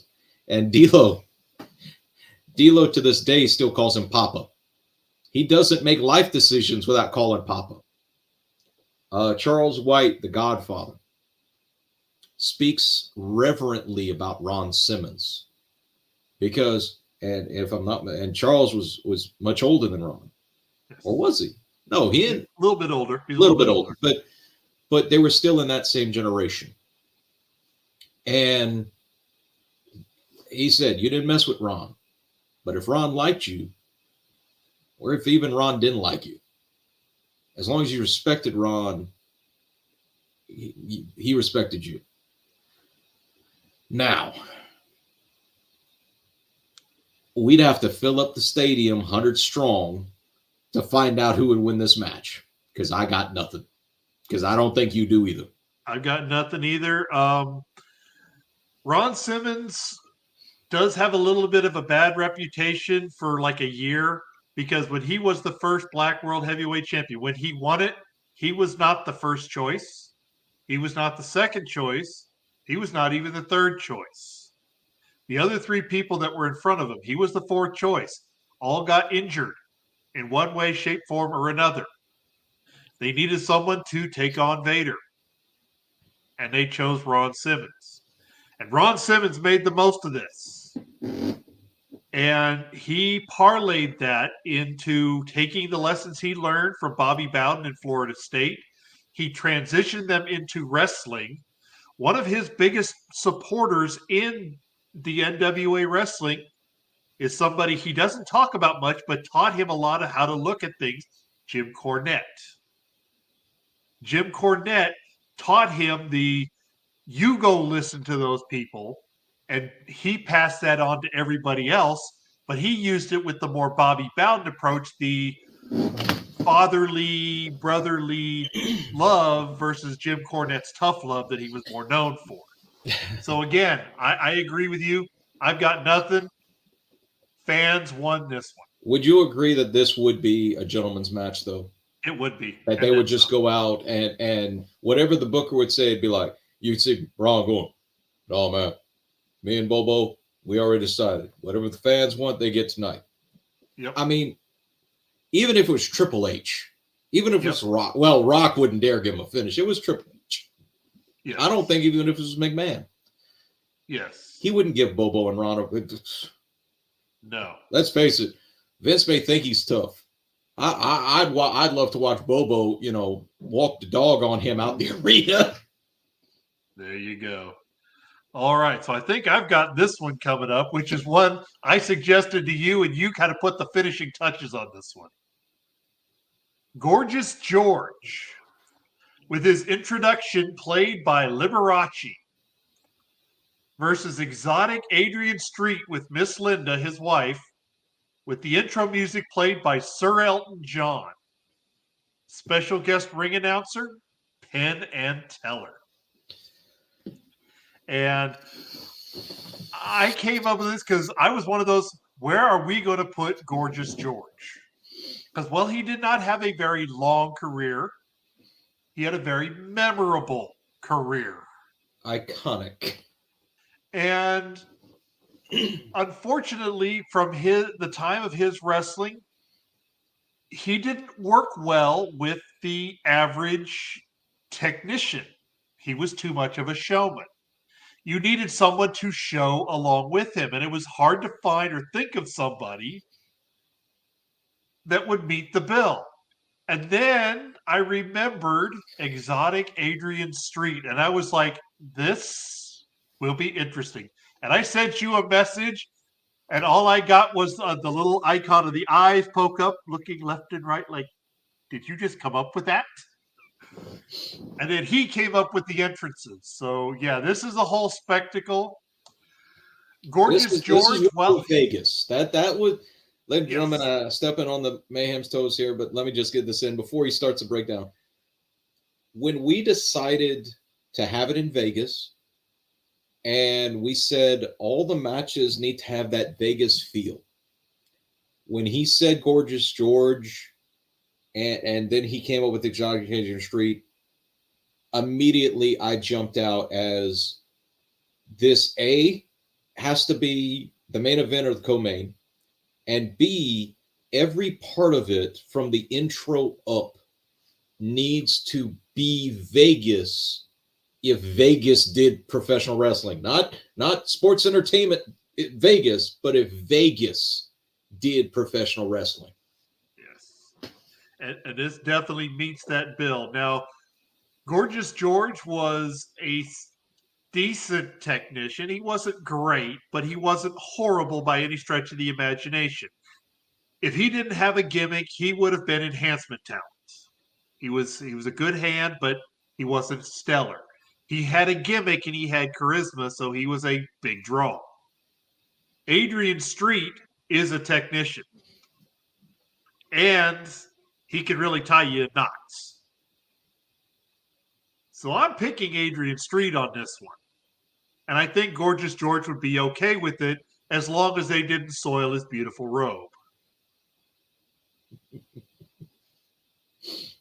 That's all you got. Okay. Ladies and gentlemen, Gorgeous George in his era, let me explain to you his era. The dawn of television. People heard about the spectacle that was Gorgeous George on the West Coast, and they wanted to own a television set to see Gorgeous George. There was not a movie star that had that type of charisma about him. They wanted to see the locks. They wanted to see the presentation. He was as prissy could be. And the people wanted to see him. They wanted to see him lose, but they wanted to see him. Unfortunately, what? He had his Georgie pins that he used to pull out of his hair. He didn't have a manager. He had a valet that would spray perfume on the way to the ring. He had a special silver plate specifically so he could fold his robe and set it on there. He was the ultimate slimy heel. And the thing that most people don't know about Gorgeous George, he had a degree in psychology. Gorgeous George's gimmick and contributions to the wrestling business has even been borrowed by the Important One in a modern telling. Now, the Important One didn't have a robe, it didn't fold it on a silver platter, but he created his own version of Gorgeous George's perfume in carrying scent spray that you would spray in your home. By the way, we need to figure out a good way to bring back that silver platter because I forgot about that part, and that is as obnoxious as you can get. Now, the problem with Gorgeous George and historians remembering him is they will quickly bring up, which I have to, the fact that when the WWF lost the ability to run in Madison Square Garden in New York, and I want to say the Garden was dark for what, 10 or 11 years? It was a while. A while, yeah, it was over a decade. The first main event match that they brought into the reopened Gardens was Bruno Sammartino versus Gorgeous George. And it failed. Badly. And I don't think George ever worked for Vince Sr. again in a major capacity. No. He died shortly after that. Yes. But it punctuated and underlined, whether it was depression, whether it was anxiety, whether he just couldn't handle it, it punctuated his own self-doubt in his ability to perform after that. Because he couldn't draw in the most famous stadium in the world, which was Madison Square Garden at that time. And unfortunately, historians quickly bring that up and a lot of times dismiss the 10 years where he sold out on the West Coast. Now, there's a little caveat to that, because I recently found this out, that George stole his gimmick in the great state of Texas. Now, did you know that, Miss Mayhem? I did not. I will get you that clip because I actually have the name of the person that he stole it from. And he embellished it, going, because God, if that gimmick would have been in Texas during that era, he would have died. Somebody would have killed him, coming out from the ring. Mm-hmm. Versus exotic Adrian Street. Now, Adrian had a career of close to 15 or 20 years before he came to this country. Yeah, his total career was almost 50 years. And he wrestled predominantly in England, Germany, France, Spain. Yes. His father was a coal miner. I'm going to preface this discussion with his father was a coal miner. And Adrian came out wearing makeup, a pink bola, and kissed men on the lips as part of the gimmick. He is credited as being the most homosexual straight man in professional wrestling history. His wife, Miss Linda, is the only person that Adrian is afraid of. Both from testimony from a close personal friend who was a student of Adrian's in Florida, and from Adrian's own admittance. He does not fear any man. He does, however, fear his wife. Miss Linda could probably beat up most men today. Miss Linda was the 70s and 80s version of China, before China was a thing. Adrian was a painter. Adrian was a singer. And the reason why I chose Sir Elton John is I want him to sing in Vegas, "Imagine What I Can Do to You." And for anyone who has never heard that, that is a song that the Exotic One created. And it has the funniest music video ever. Go on YouTube and look it up after this presentation. "Imagine What I Can Do to You" by Adrian Street. But Street has wrote biographies. He said street fighting was named for him. In fact, it's in the word. He was undefeated in various places as champion due to certain restrictions that stated if he left a country, he had to vacate the belt. In fact, he humorously says he's still owed a rematch for a certain title. I don't remember the story there. And he helped contribute to the WWE with their developmental program with NXT UK. Adrian has had a match in every decade since he was 16 years old. The man's in his 90s. I believe he just recently passed away like a year ago. Yes, I was about to bring that up, in fact. But Adrian was a very nice individual. Cornette tells funny road stories of driving around Adrian and Linda, and can you imagine a man who was portrayed as a flamboyant homosexual wrestling in Kentucky and Tennessee, being driven around with a woman who looks like a dominatrix, with a prissy boy looking like he fell out of the Kentucky Derby's supply closet.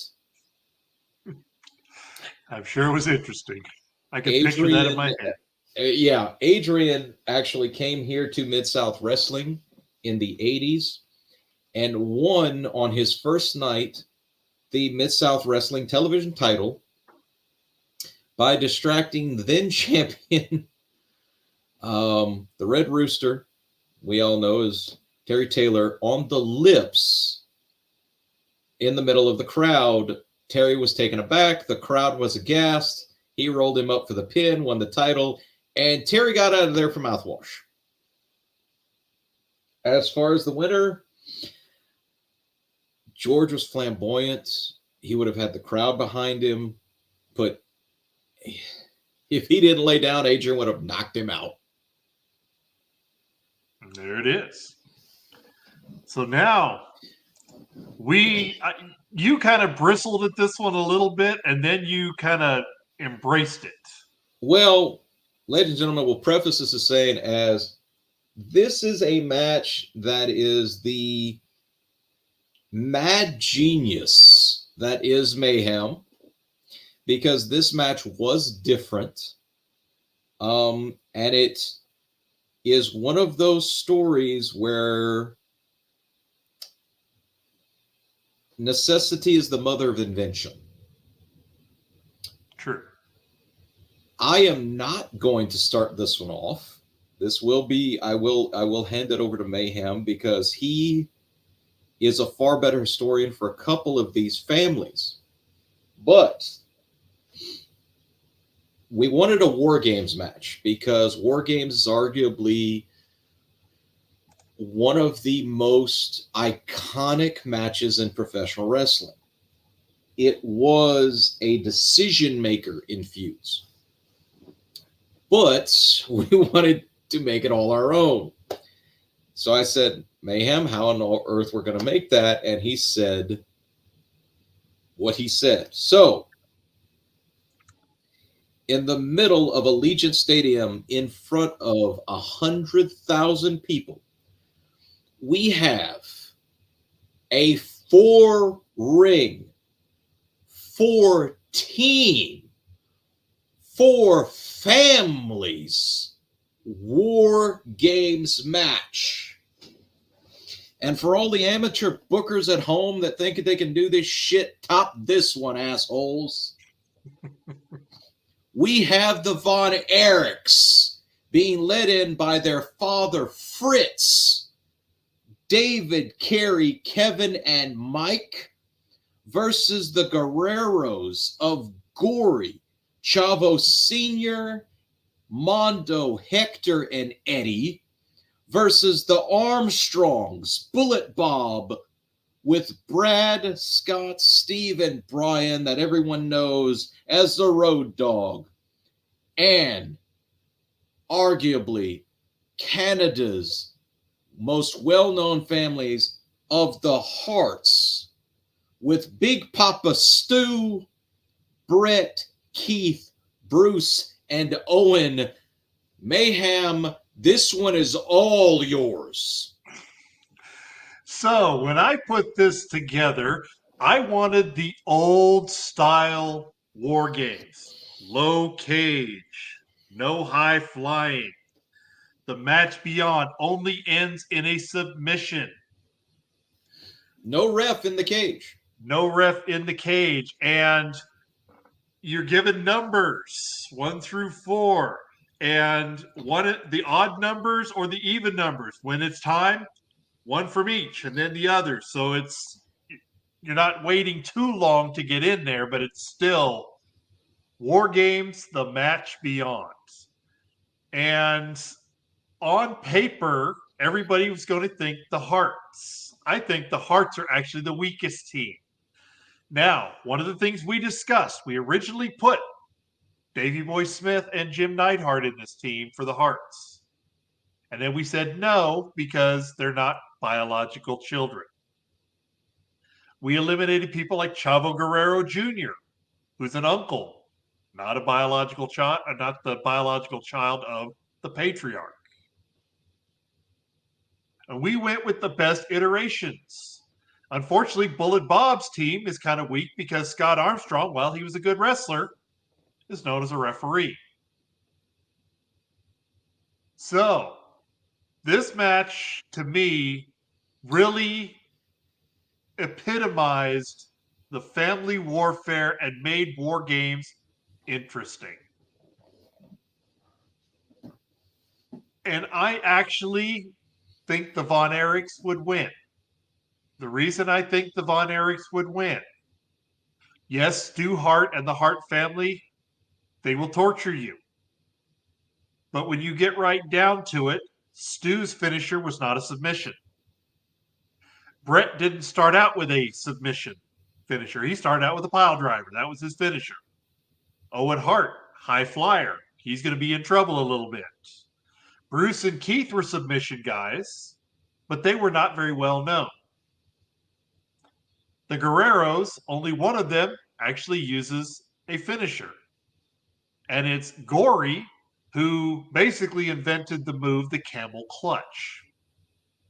Although he called it the Gory special, but it's now known as the camel clutch. No, the Gory special is another move entirely. Because Correct the Gory special is a modified octopus. Oh, octopus, excuse me. Octopus, my apologies. Whereas the octopus, you use the ring ropes, because the Gory special, if you remember, can go into the Gory bomb, which ends up with I got them mixed up. You're right. We've been here 3.5 hours, so I'm sorry I got that one mixed up. But the team that have the most people that can do submissions, every single one of the Von Erich kids, the claw is a submission. It is not a pinfall.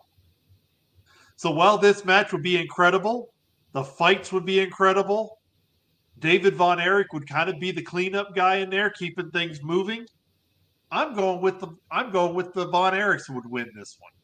But it would be a great fight, probably about 2 hours long.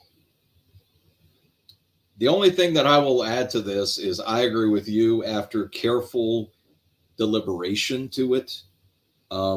Even if we took everybody in their prime, giving the sharpshooter to Brett and Owen, the Von Erichs do not have to set up for their finish that not as difficultly as the Guerreros or the Harts do. And I honestly think that, because I was trying to come up with a finish, I think that the Von Erichs it would be 3 of them grabbing each of one of the families, so that it'd be an equal finish. So everybody's doing a job. But ladies and gentlemen, I will put the candle on it. That was night 3 in Allegiant Stadium in Las Vegas, Nevada. And just think, War Games being called by David Crockett. I just realized that was another happy accident. Yes. But I will do the intro for night 4 because we need to give it a little spectacle. We need to give it a little pizzazz because this is the one night that we made a concession on.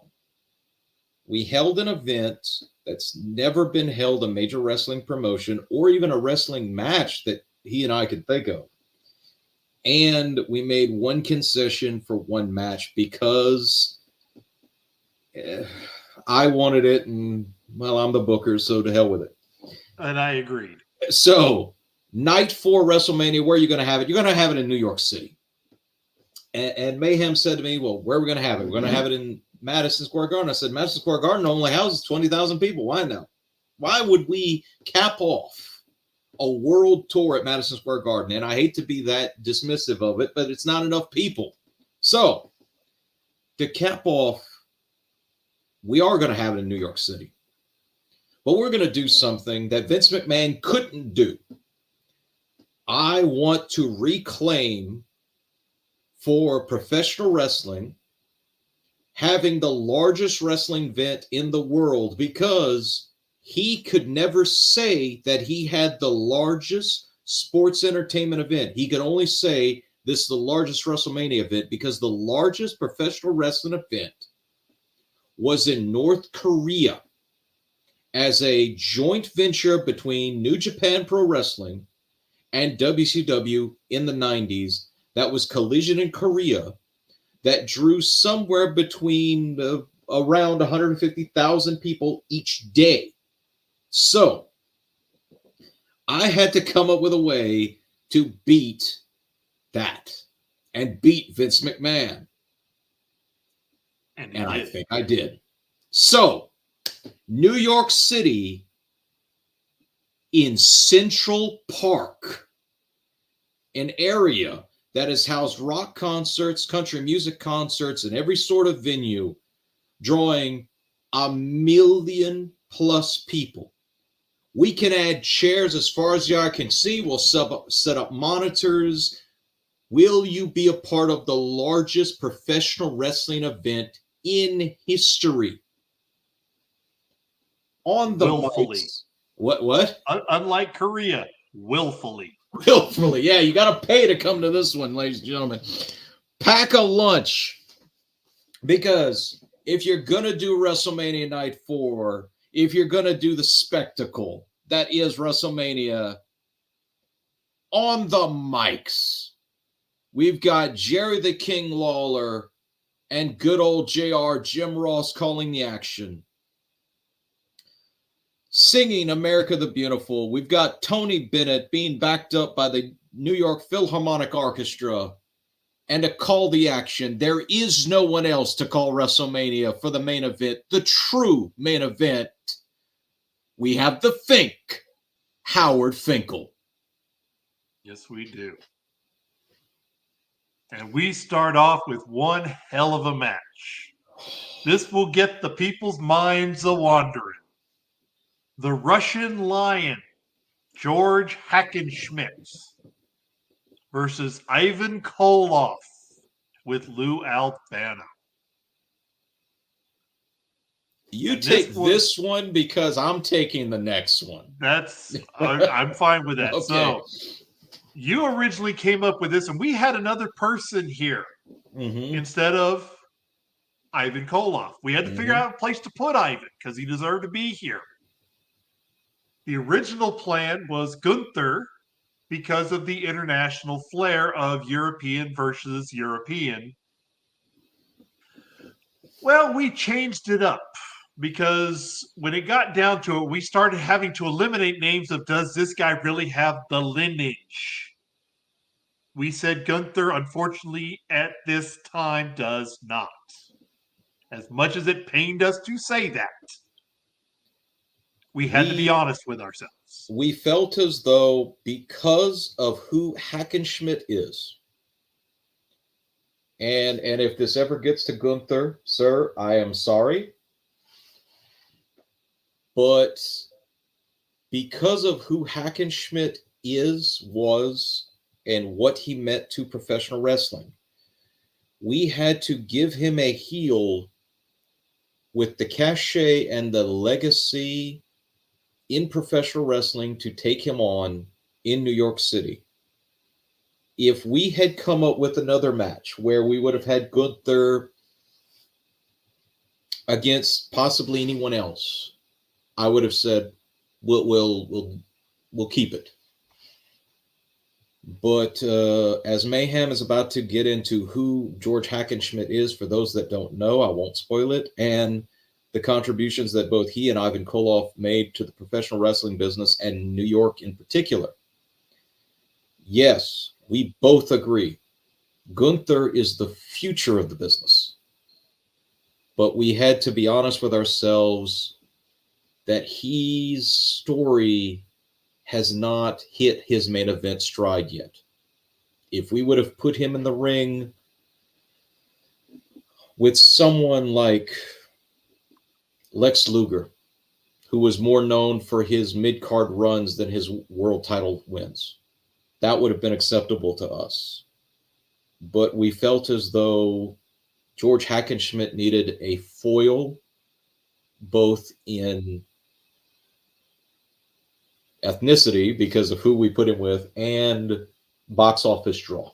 So Yes. I turn the mic to him. And George Hackenschmidt, he is considered by most wrestling historians to be the first true world heavyweight champion. And I'll give it to Dr. Quack. Yes, this is the longest show in history. And if you want to join us again, you may. We will have to cut this up for YouTube, and we'll do it per night.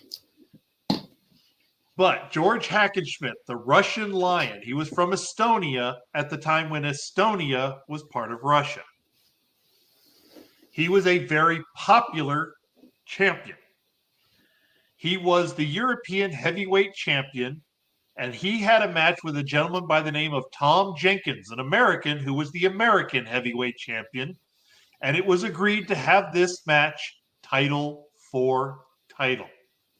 2 out of 3 falls match. The match lasted 3 hours and 15 minutes. And George Hackenschmidt won the match.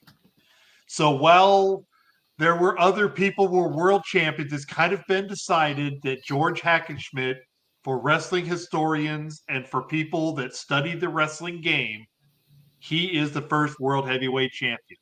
He was a powerhouse. He was a power lifter. He was an athlete all the way around, and he was always well respected.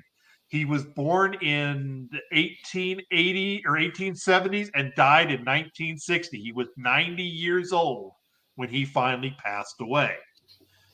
And unfortunately, when he won the belt, he lost it shortly thereafter. He and Tom Jenkins agreed to make Hackenschmidt the first champion. It was a kayfabe victory. But Hackenschmidt lost the belt, and I think it's Gotch that did it. If I remember right. It's Gotch. That Gotch used dirty, underhanded tactics and injured Hackenschmidt in the middle of the second fall so that he could not compete, and Frank Gotch became the world champion. So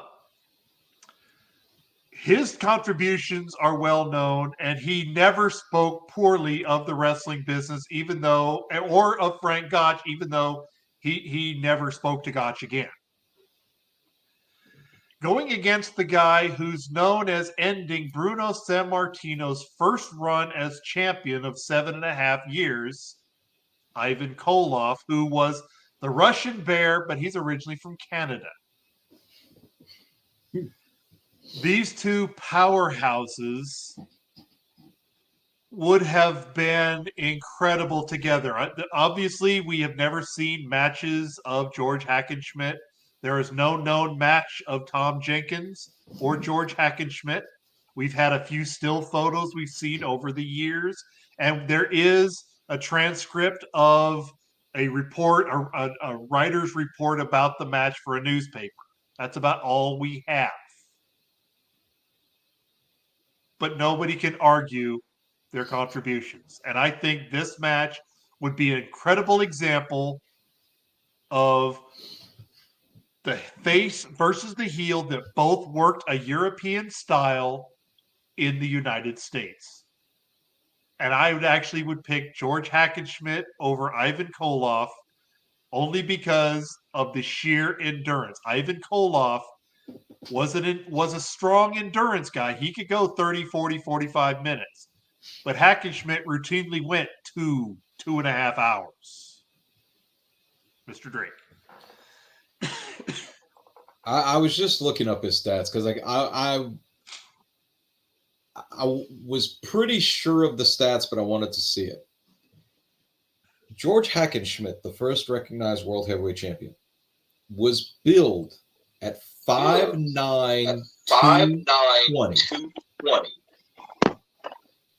He would not qualify for work in the WWE today. Correct.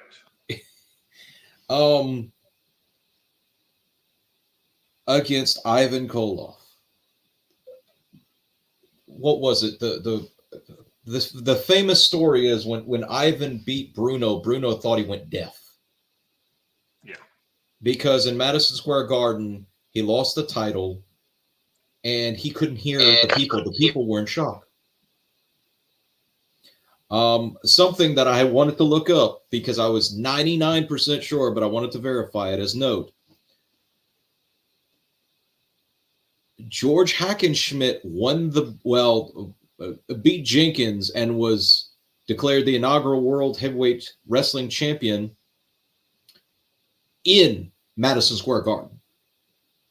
That's how incredible New York's history of pro wrestling goes. Yes. That they crowned the inaugural the first recognized World Heavyweight Champion. I can't, in good conscience, give it to Ivan here. I have to go with George Hackenschmidt. The man's, anything ever written about him was his feats of strength were almost inhuman for his size. Yes. He would be, Vince would have done the Shorty G with him. But him and Chad Gable would probably toss around people if they really wanted to. George Hackenschmidt would have been the original Shorty G. I think Lou would have been an interesting part of that match. I think Lou would have gladly done whatever Hackenschmidt would have wanted. And sold like $1 million for it. But I agree with you on this. I'm taking Hackenschmidt. And now that the featherless one has returned to us for night 4, this is the first match of night 4. So, Dr. Quack, George Hackenschmidt versus Ivan Koloff with Lou Albano. Am I still squeaking or something? You're echoing. Oh, shit. Maybe come out and come back in. I'll take Hackenschmidt. I'll just put it that way. I'll take Hackenschmidt. Well, you're not echoing now. So whatever it was solved it. He took Hackenschmidt. All right. So we got a 3-0 for Hackenschmidt. Yep. So we're going to let Quack start this one, the next match. Let me announce it. I'll announce it because good God almighty. This was your idea. This was great. And I don't think Mayhem ain't taking any credit for this one. Well, I helped you with it a little. So we'll give him one more chance, see if he pops on here. And if not, we'll go. So go ahead and start announcing it. So when he comes in. Quack is the genie of the bottle. Oosh. All right, ladies and gentlemen.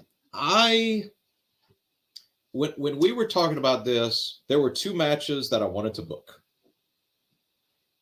That one I knew I couldn't, and one that I kept in my back pocket because I was undecided whether or not to book it. The match that I wanted to book, I couldn't book because of the rules that we set in place, that you had to have had at least one wrestling match or been involved in wrestling to be included. And that match was Jerry the King Lawler versus Elvis Presley, the match that never happened. And unfortunately, I cannot find any documentation where Elvis was involved even as a guest judge or appearance or announcer, even though the man loved professional wrestling. So I had to go with this match. And when I told Mr. Mayhem who I booked, he belly laughed. Yeah, so Dr. Quack, this announcement's going to you because we're going to ask your opinion on this one first. Okay. So, in New York City, in Madison Square, not Madison Square Garden. Good God, we were talking about Hackenschmidt. Central Park. Central Park. That's where we're holding this, Quack. We're booking Central Park for a wrestling event. Jesus. Okay. Mr. Bob Backlund with Jesse the Body Ventura Okay. versus President Abraham Lincoln with President Donald Trump.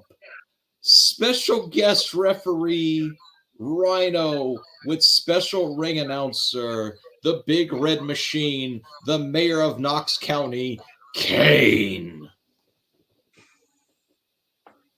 This match is so beyond overbooked, even for a WrestleMania. I mean, this is going to be huge. But yes,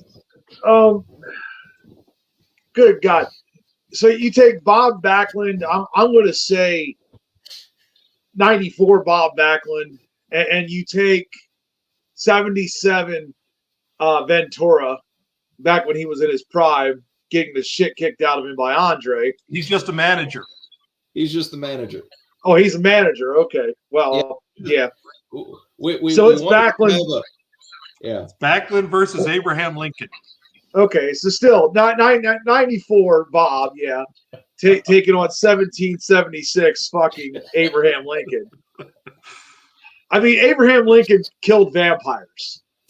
I mean, you've kind of got to go with this logic here that no matter how many words and how like big the thesaurus Bob Backlund has, he is not going to be able to beat Abraham Lincoln. I mean, Donald Trump is going to help with that referee and make sure that was a clean match, you know, quote unquote.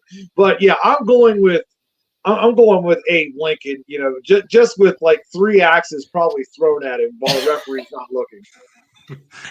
This one actually is far better than people realize. Yes, Abraham Lincoln was known to be a wrestler and did wrestle. There was no professional wrestling scene. The professional wrestling circuit that started in the carnival days did not start till after the assassination of Abraham Lincoln. So he could never He be wrestled involved. a general and won. Say again? He wrestled one of his generals and won. Yes, he did. A friendly spar, yes. Yes, in a friendly spar. Bob Backlund, a 3-time All-American amateur wrestler. So these two guys could wrestle for a long period of time. But we had fun with this by putting a president being managed by a president against a person who ran for president and somebody whose people had said should run for president but never made it past governor. With the ring announcer is somebody who got elected and somebody who ran as the referee and didn't get elected. So we had a whole lot of fun with this one. And I have to agree with Quack. I'm going to take Abraham Lincoln over Bob Backlund. Sir. Honest Abe is cutting down the tree that is Backlund. I mean, for those individuals who think this is me trying to draw off of unsubstantiated mythos or whatnot, you have to understand that the history of professional wrestling, as we know it, began as catch-as-catch-can wrestling, as a carnival sideshow. We can directly trace that lineage to this time, and he was known for doing it in college for pocket money, and that he was almost undefeated. I think he may have been completely undefeated in his youth. Quack does, for those that don't know, there's a funny, very entertaining book called Abraham Lincoln Vampire Hunter. It's a great read. It's complete satire as you can get, but it's fun. And a goofy movie, I will say that. Goofy movie, yes. But in all seriousness, he started wrestling the same way William Regal did in the carnies, because there's a reason why the terminology in professional wrestling is called carny talk. As much as we may hate it, our roots is in gypsy carnivals. We may like to, for those people that are sports entertainers that don't want to say, oh, we're not a carny act. Yes, we are. We if we're going to be honest with ourselves, which Quack and Mayhem and myself always try to do, because even though they're old and beaten up and broken, I'm pretty sure either one of them could whip me. We have to be honest with ourselves. Our legacies began in the carnivals, real carnivals that popped up with one tent and calling all challengers. And Abe started that way. I think this would be an incredibly entertaining match to watch. I don't even think I'd advertise it as the challengers. Just that that Mr. Bob Backlund will be accompanied by Jesse the Body Ventura versus a mystery opponent and Ringman, and have the presidential Hail to the chief. thank you, Hail to the Chief playing, and Abraham Lincoln walk out resurrected for all the world to see with that stove, and watch Bob just go,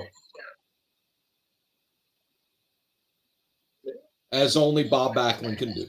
Well, and you have to take this into consideration.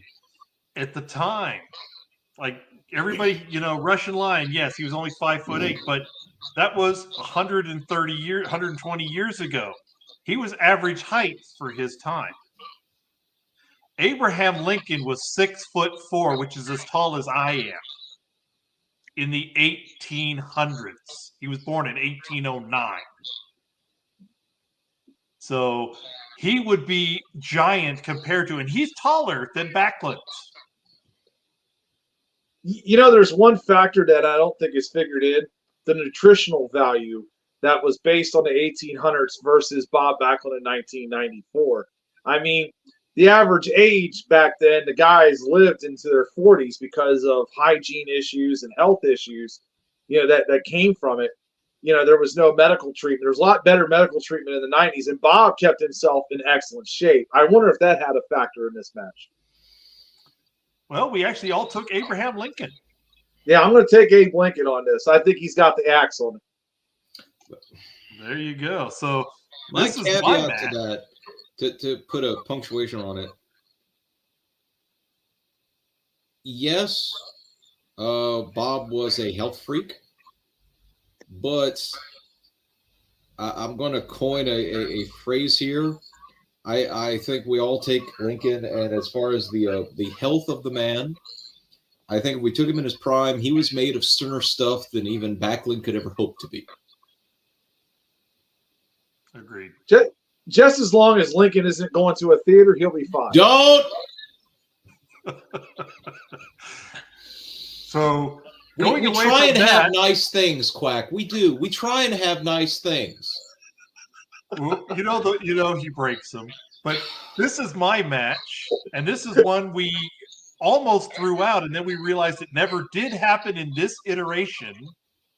The Crusher and Dick the Bruiser versus the Road Warriors with Paul Ellering. Now, the reason we almost threw it out is the Road Warriors did work the Crusher and Baron von Raschke. Never worked Dick the Bruiser, who were the Road Warriors of the 50s. Not the shoulder pads and spikes, but the come down to the ring, don't care who they like, don't care who they don't like, drop knuckles, take the money, and run. And as much as I hate to say this, I'm going with the Road Warriors for one simple reason. They have Paul Ellering. You can't beat it for four guys who were not known for their IQs. You put Paul Ellering over there, you now have a team with an IQ. So I'm taking the Road Warriors. Jordan. I want to say this was one of those matches that I had to do the most amount of research because me and Mayhem had so much doubt.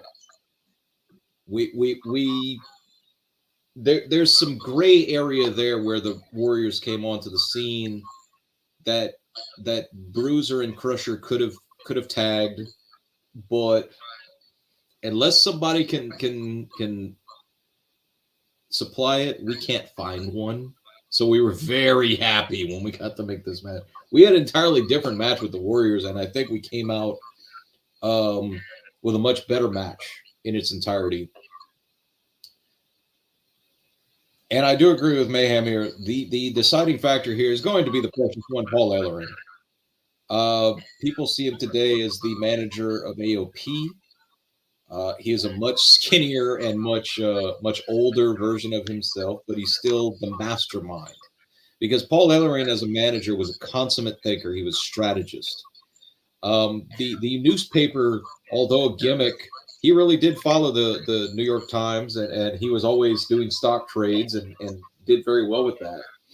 But he was a thinking man's heel. And I personally have pilfered a few things from Precious Paul Ellering in the creation of Jordan Drake. And again,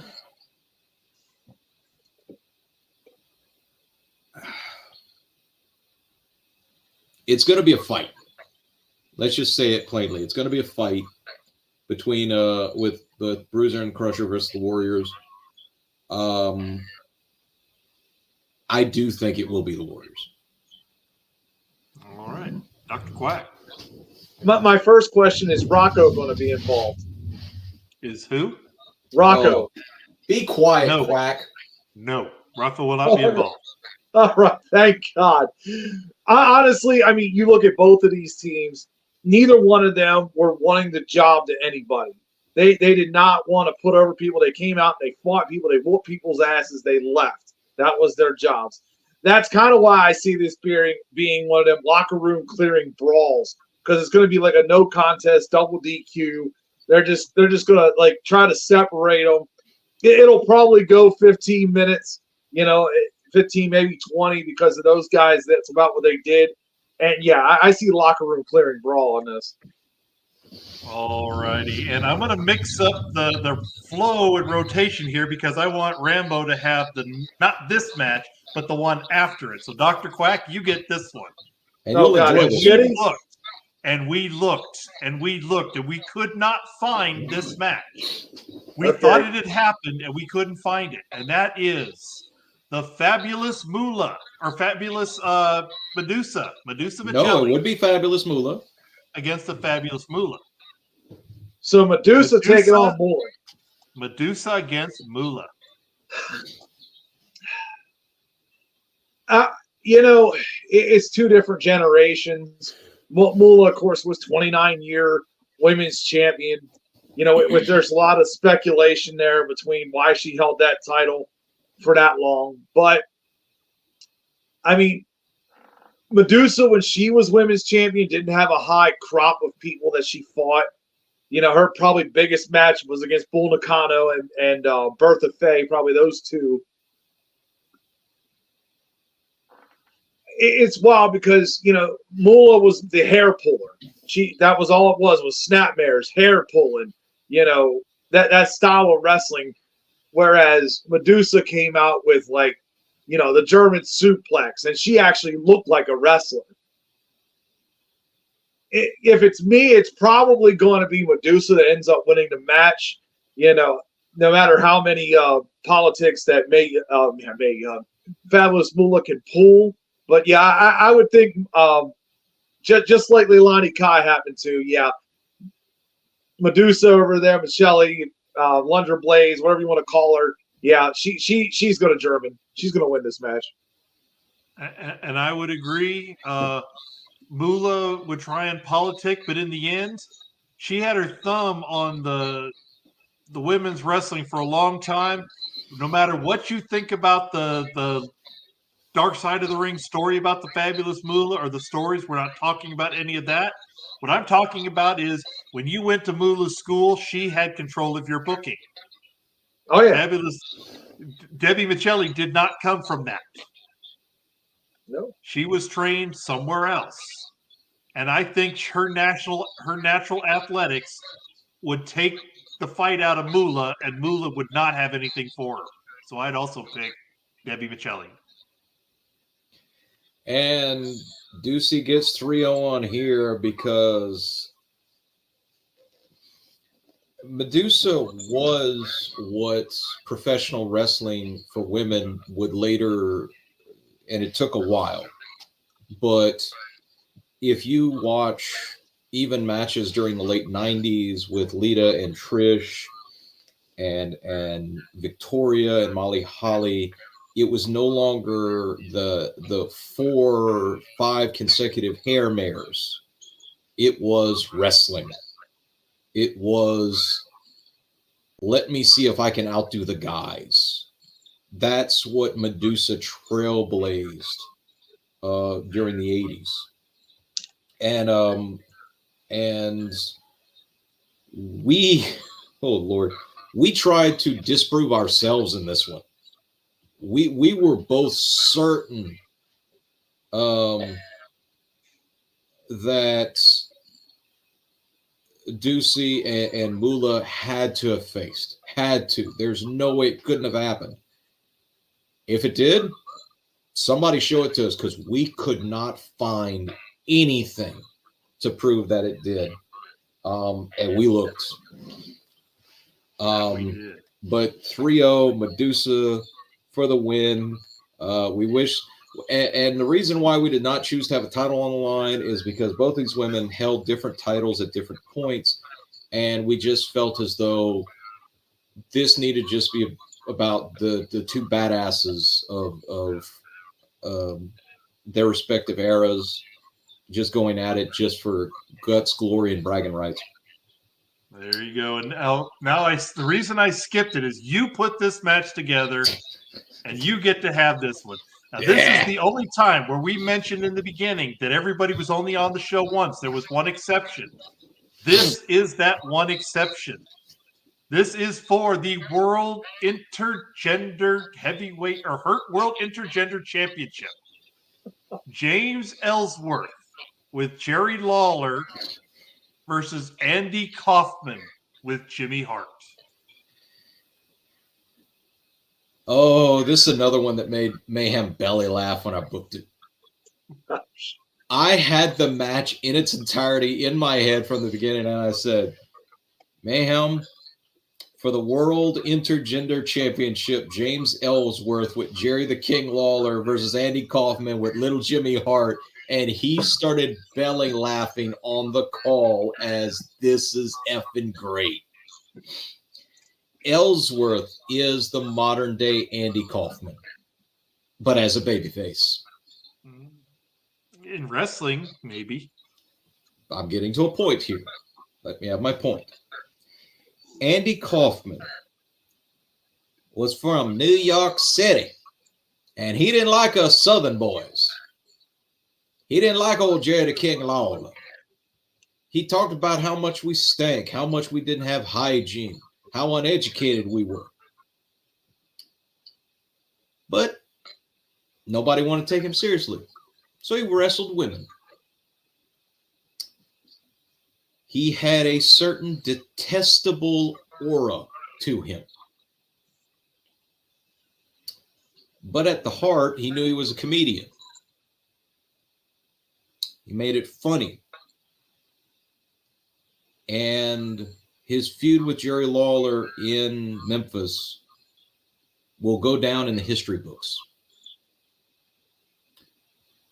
And then we get to James Ellsworth, a man who should have been a comedian, but thinks he's a professional wrestler. And he's a weird dude. Yeah, I told you I was going to get around. Okay. Who brought back the World Intergender Championship? Who turned 15 minutes of fame for having no neck and getting beat by Braun Strowman into a short-lived career that, quite frankly, should have been given to Kaufman 30 years before on a national stage. Andy Kaufman, ladies and gentlemen, was a comedian during the 80s who unfortunately cancer took him from us far too soon. However, Andy Kaufman, being a comedian, loved the wrestling business, and from Jerry Lawler's own words, had respect for the wrestling business before he was a part of it. to the point that he didn't get paid for his first few shows. In fact, the story goes that the first check he got was, well, can I get paid for this one? He never cashed a check. It was found, I want to say, framed in his office after his death, and may have gone to Lawler. You'd have to ask him. I see this match ending, and it's not up for debate because, damn it, I'm booking this shit. Lawler's going to turn on Ellsworth because the King, by his own admission, was a far better heel than he ever was a babyface. Jerry the King Lawler may have been the king of Memphis, but he was a dastardly, malicious SOB that constantly turned the fans. So he would turn on Ellsworth. He'd pile drive him in the middle of the ring. Then he'd have Andy give him a pile driver, which I think would be hilarious. And Ellsworth would be fine because he has no neck. And then the spectacle of it's going to be Lawler and Hart raising Andy's hand with the championship. New York's going to boo him out the building because the famous skit of Andy Kaufman and Jerry the King Lawler on with David Letterman was his death knell in television because the fans themselves voted, we don't want Kaufman back. So the entire city of New York turned and said, we don't want him no more. So he would be a despicable heel in the middle of Central Park. God bless him. I wish he was still here. I've researched much of Andy Kaufman. And it is not up for debate. Ellsworth all the way. Andy Kaufman all the way. Quackers, what do you have, your fellowless freaking duck? Well, you've got no chin against nobody. You know? And it's no chance this ain't going to be a great match. No, I mean, this should have been booked on Wrestling Challenge, but it's at WrestleMania, so we're going to have to take that. But it's spectacle. It is spectacle that belongs on Mania. It is the spectacle. So this is what I'm calling a spectacle match. Yeah, I'll go with this. I think the finish here. Here you go. Andy Kaufman. This is like literally a 7-minute match. This can't be no longer than 7 minutes, right? And Andy Kaufman's playing dirty and got some knocks and hits Ellsworth in the face, right? And he's thinking he's got this match. Well, all of a sudden at the entrance, here comes Tony Clifton, and he comes out and sings a little bit, and it distracts Andy Kaufman, and he is so damn mad that he's out there stealing his spotlight that Ellsworth somehow gets up, does the schoolboy, and gets a quick 3. He's got a good one, too. He does have a good one, too. I mean, if you're going to have Kaufman, you got to have Clifton. It's 2 for 1. Don't you remember? It's true. So Andy Kaufman, in reality, is the trendsetter for guys like David Arquette, who got involved in the wrestling business. Again, here where I'm going with this. David Arquette had as much respect for the business as Andy Kaufman. Why, when he was forced to take those checks and forced to do the job to win and all that, he gave the money to wrestlers' families who'd recently passed away. So he proved he had more respect for the business than the wrestlers and the promoters that booked him. I agree with Rambo's idea, although I do love Quackers as one. I think it, but I dig the idea of putting it here in New York and putting Andy Kaufman on the show. You're right, it would not have lasted very long, but it would have been great to see. And they would have been throwing so much garbage at that ring. Oh, they would have. Meltzer would have gave this a 1/4 of a star. Yes, he would have. Because he's but that here's guy. One for you, Quack, that I think you'll give it more than a 1/4 star. The Legend versus the Legend Killer. Okay. Bruno Sammartino versus Randy Orton. Oh, God, yeah. This is must-see television no matter what era you're talking. Bruno, longest reigning world champion ever, the face of the companies, back in 60s and 70s. Randy Orton, 2004, was looking great. for many a decades, about now 2 decades. Would Cowboy Bob be involved in this as a manager? No. No, we No. didn't. Okay. No, this is strictly Prime. Like we didn't put Scollins coming out with Bruno. Okay, good. So this is one-on-one. Yeah. Um, We wanted the purest, the legend killer versus the legend of professional wrestling in New York City. Yes, I think Bruno would have slapped this bear hug on really good because Randy Orton has a weak back, and probably would have had this really well. But somehow Randy Orton, is able to break out of it. And then he would try to get it again. He would slap his arms, nail an RKO, and I'm going to take Randy Orton on this. I'm in agreement. The thing about Bruno Sammartino, he was very, very slow to work. He was very, you come to me, and then I'm going to get you when you come to me. Well, with Randy Orton having a finisher that doesn't need a setup, he comes to you, and all of a sudden you're laying face down. So I also agree. The legend killer will take out the legend.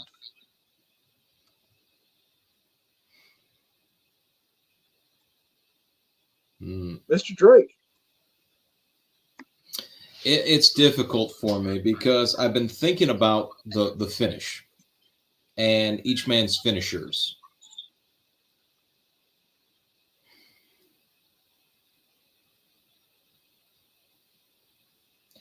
You're right you're both right in the respect of Bruno's, the you come to me deal and Orton not having to set up for the RKO because he's popped it in so many different ways.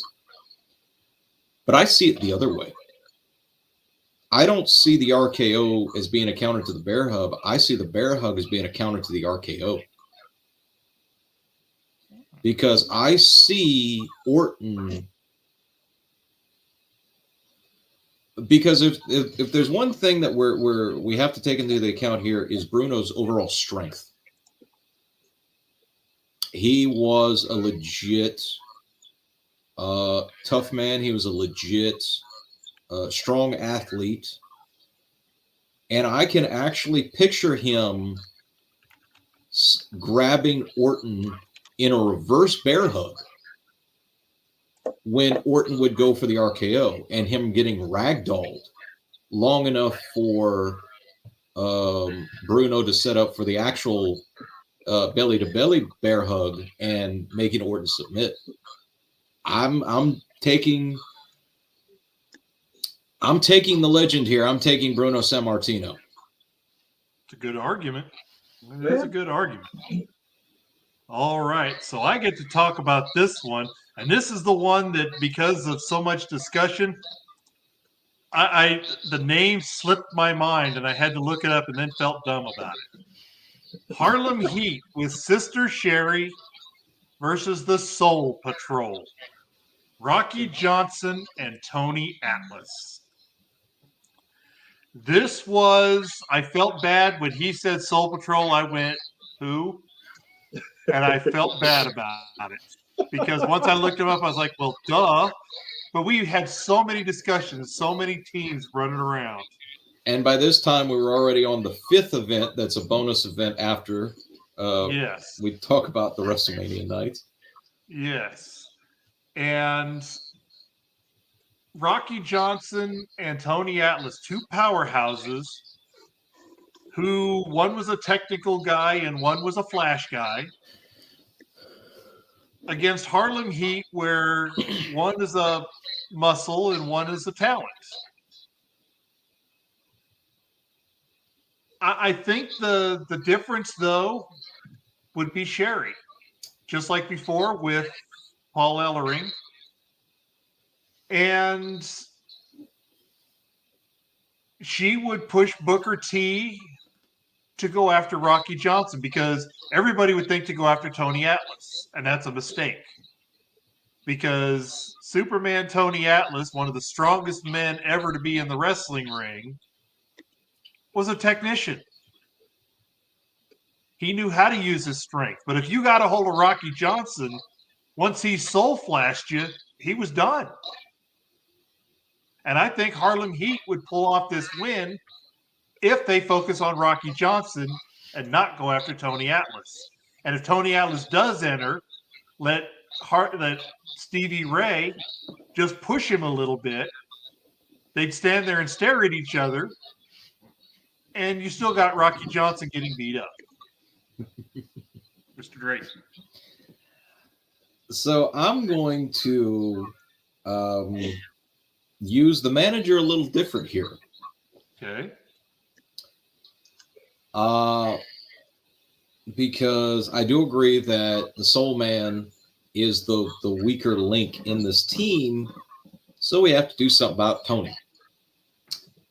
And as all of us know, Sister Sherry Martel was a very, very attractive woman. And I can see Sister Sherry being quite the distraction for Mr. USA Tony Atlas, if you get what I mean there, without indicting the man. But I see Harlem Heat going over here completely. Like, to me, this is a great match on paper, and the more I thought about it, because of their strengths and weaknesses and the addition of the manager. And yes, ladies and gentlemen, I am calling Sister Sherry a manager. She was not a valet. She was on that mic as much as, if not more than, Booker T or Stevie Ray. She was a true blue manager in the professional wrestling ring. And I wish there was someone on the other end of other side for Soul Patrol, but they did not have that antithesis mark here. So Harlem Heat, the most decorated African-American tag team in history, they take it. Dr. Quack. Oh, you're just going to laugh at me now. This is going to be great. Opposed to any other time I do? Yeah. So this match is going to be a nice one. This one's going to be a classic slugfest. But there's going to be a problem at the end here. Because what's going to happen is Harlem Heat is going to have the advantage. And all of a sudden, Colonel Robert Parker is coming down there and confessing his love over here to Sister Sherry. And that is going to distract Booker T in the ring. Tony Atlas is going to come from behind, hit the power slam, and get the victory because of bullshit. Because these guys, these two teams, do not, they're very powerhouse teams. They don't lose very often. You can't have a clean finish on this, I don't think. So, yeah, I think Colonel Robert Parker is going to cost him. Interesting. All righty. So, Mr. Drake, we'll just move on from that one. Okay, give him the Give him the next one. Give him the next one. No. There's a reason for this, Quack. Okay. So you want Quack to have this one. Give him the next one. I'll take the co, and you take the main. Okay. Because the main was your idea, and the co, you were trying to talk me out of it, even at the end. So. Fair enough. Okay. All right. And so this originally had a different person in here, but from what I understand, talking with Jordan Drake, Dr. Quack, when he was asked to come up with ideas of matches that never happened, this is one he mentioned. And it is Superstar Billy Graham versus The Rock. Oh, God, yeah. This match, wow. I mean, the man who started charisma, in my opinion, in professional wrestling, Superstar Billy Graham. I mean, good God, probably the most popular heel in that time frame, going against the most electrifying man in all of sports entertainment. Oh man, this one here is very, very tough to call. I mean, of course, Superstar was definitely more talented as far as in-ring ability. Rock had more charisma and could always get the fans going.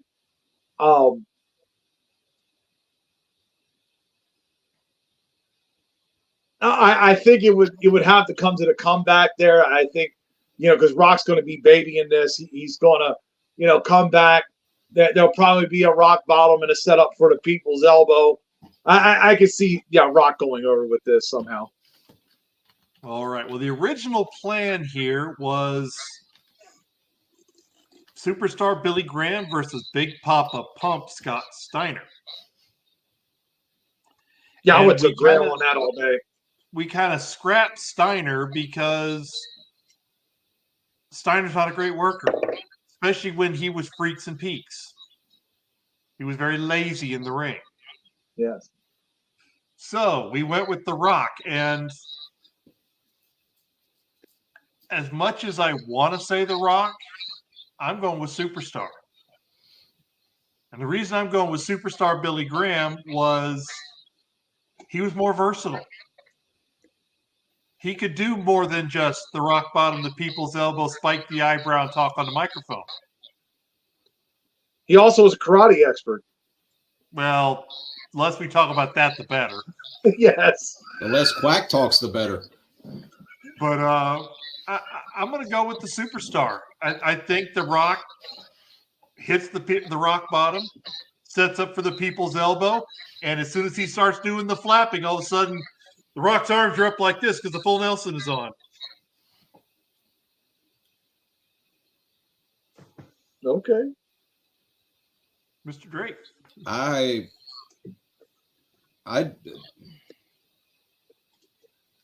God, I have to say this. I just realized that we are a three-man talking booth, and unfortunately for us, Quack is Bobby Heenan.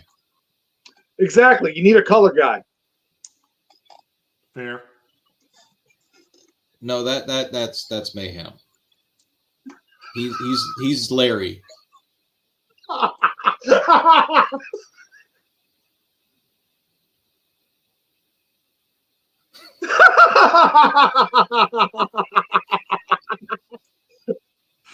At least you didn't call him Iron Mike today. We'll go with that. No, I'm Tanae. Yeah, you. I'm the straight man in this house on fruits and nuts. Yeah. Okay. Mayhem. I could have said the other name. I'm at least giving you a legendary career. Fair enough. Because See? you know who I could have said you were. Several names. I don't do a British accent. No. The other one that was next to Tanae and Bobby on. Oh my God! My hat goes on my head, not on Pepper's head. No, not McMichaels. No. He actually wasn't horrible. No. I could have said that. Well, Mark Madden. I'd no. have to strangle That you're you the from here. Tony of the group. Oh. Oh God! See? No, don't. No. I gave you a legendary career. Be happy with that. Fair Yeah. enough. So who are you going with now after all this? Okay, are we putting in the possible use of illicit drugs and steroids into this match? We Probably. would have to. I mean, he blew out both his hips because of it. Yeah, how big will Rock be during this match? Billy Graham for the roid rage to full Nelson. Anyway, I give it to the Superstar here. He Rock, although he had a memorable career, he did not travel territories. He did not have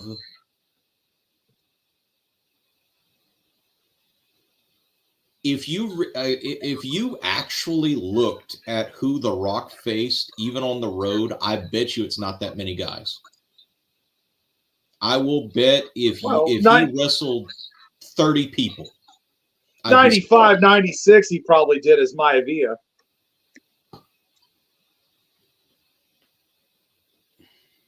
Maybe, but that was all low card and mid card talent. Yes, a lot of them were jobbers and guys that we don't even have conversations about. Well, what about Skip? He took on Skip a lot. Yeah, okay, go ahead.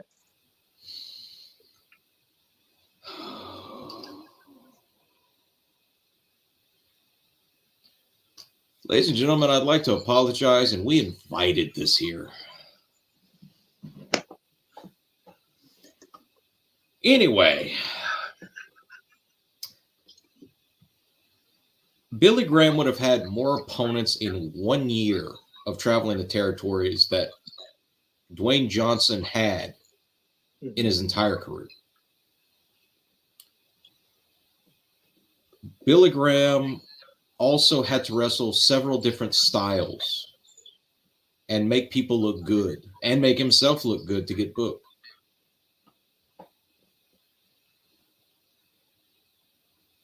As much as it will kill the crowd, I'll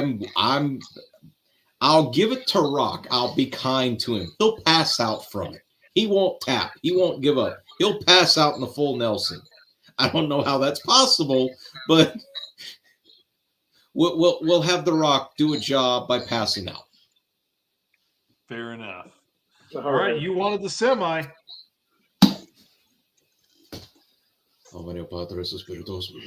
Quack, sit down. I will in a minute. Oh, Lord. What I'm about to do is sacrilege to all of professional wrestling, but God, I'm going to do it. Quack will love this.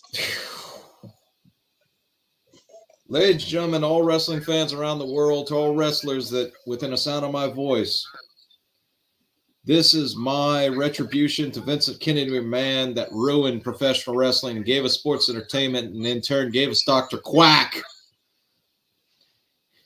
In the middle of Central Park, New York City, New York, in a street fight,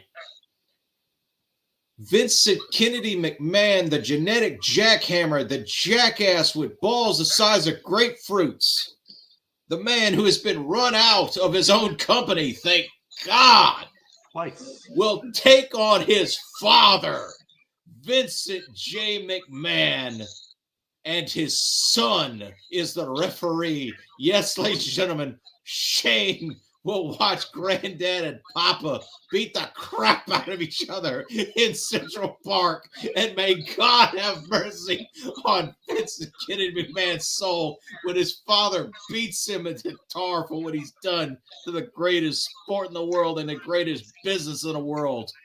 And every freaking promoter in the history and the annals of freaking wrestling is going to be coming back from the dead at ringside. By God, I'm giving it to Vincent J. McMahon. Quack, this one's yours. I'm giving it to Junior on this. I'm just going to tell you, because it's a street fight. And if you look at the history of Vince McMahon in street fights, he has an over 500 record.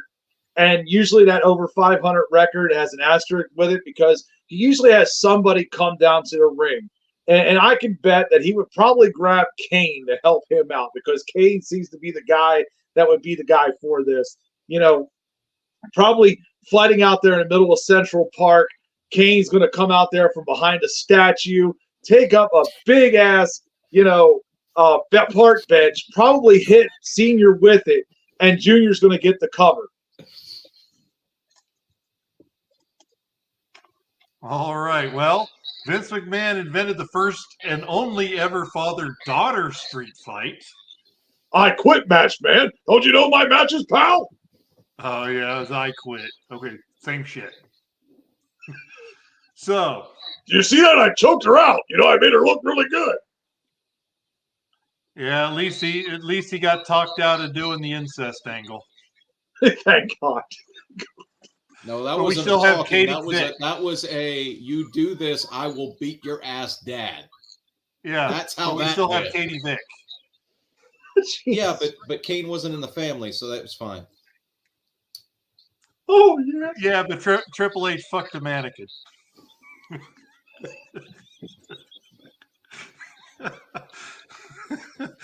I knew it'd work.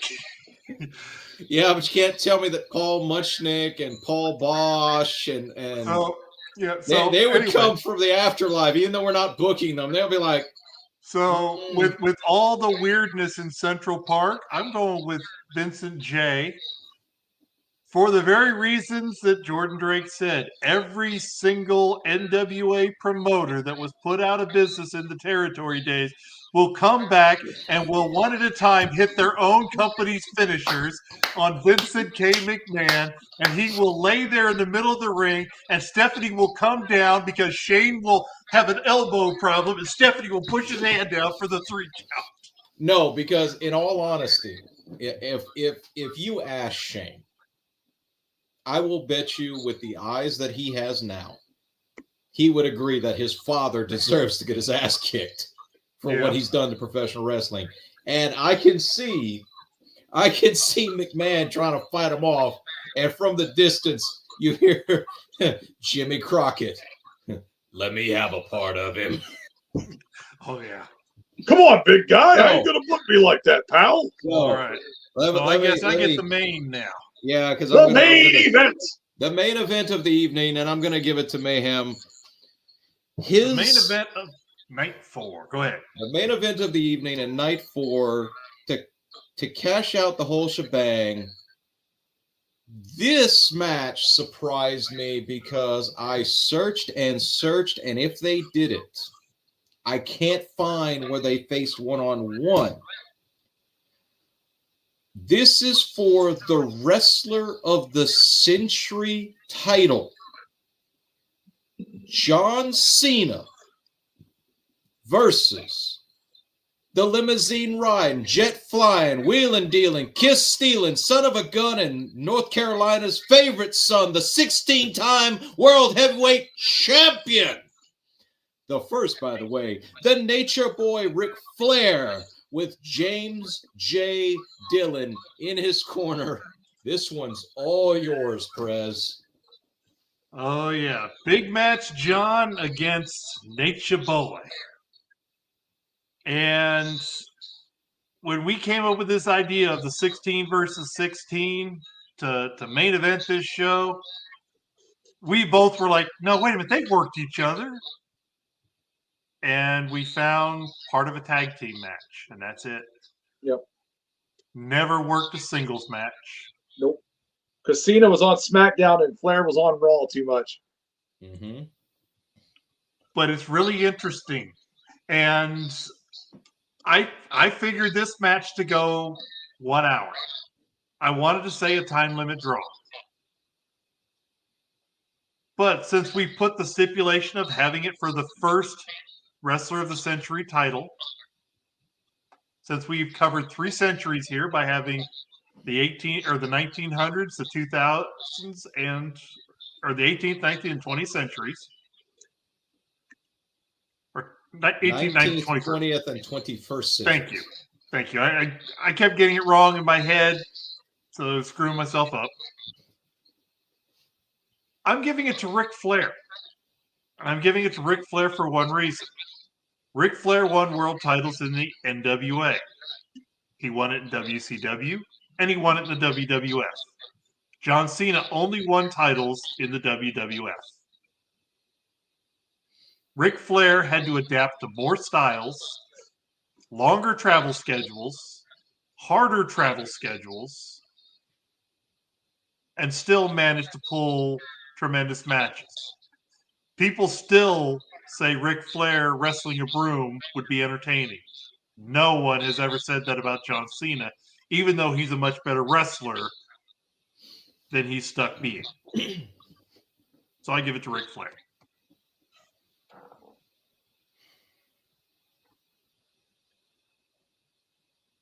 So when you first proposed this match to me,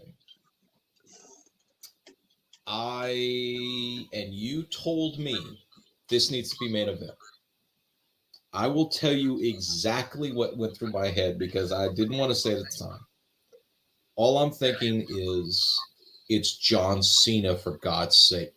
Mayhem. And then I remembered something. This is Ric fucking Flair. And this is Ric Flair with John Cena for an hour, and he's going to tell John during this match, don't work like Vince McMahon wants you to work. Give us You ruthless work. aggression. What? Give us ruthless aggression. Give us ruthless aggression. Give us OVW. Give us prototype. Give us, because a lot of people don't know this, Flair came down and worked OVW shows with his son, David Flair, and got to see John very early and got to see what would eventually become John Cena.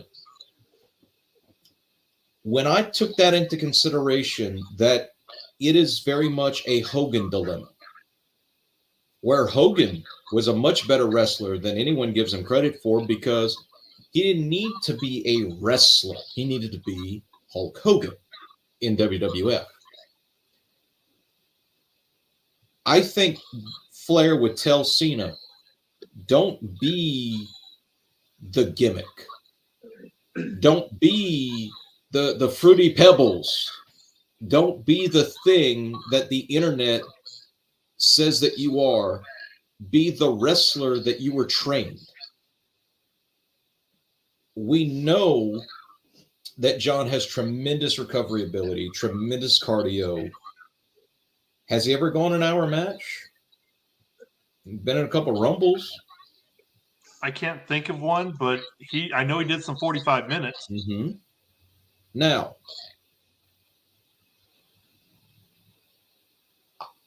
when we put the title on here and we said, look, we have to have a finish, because we wanted it to be an hour Broadway. It ends, and Flair just raises his hand and says to people that this man just went an hour with me.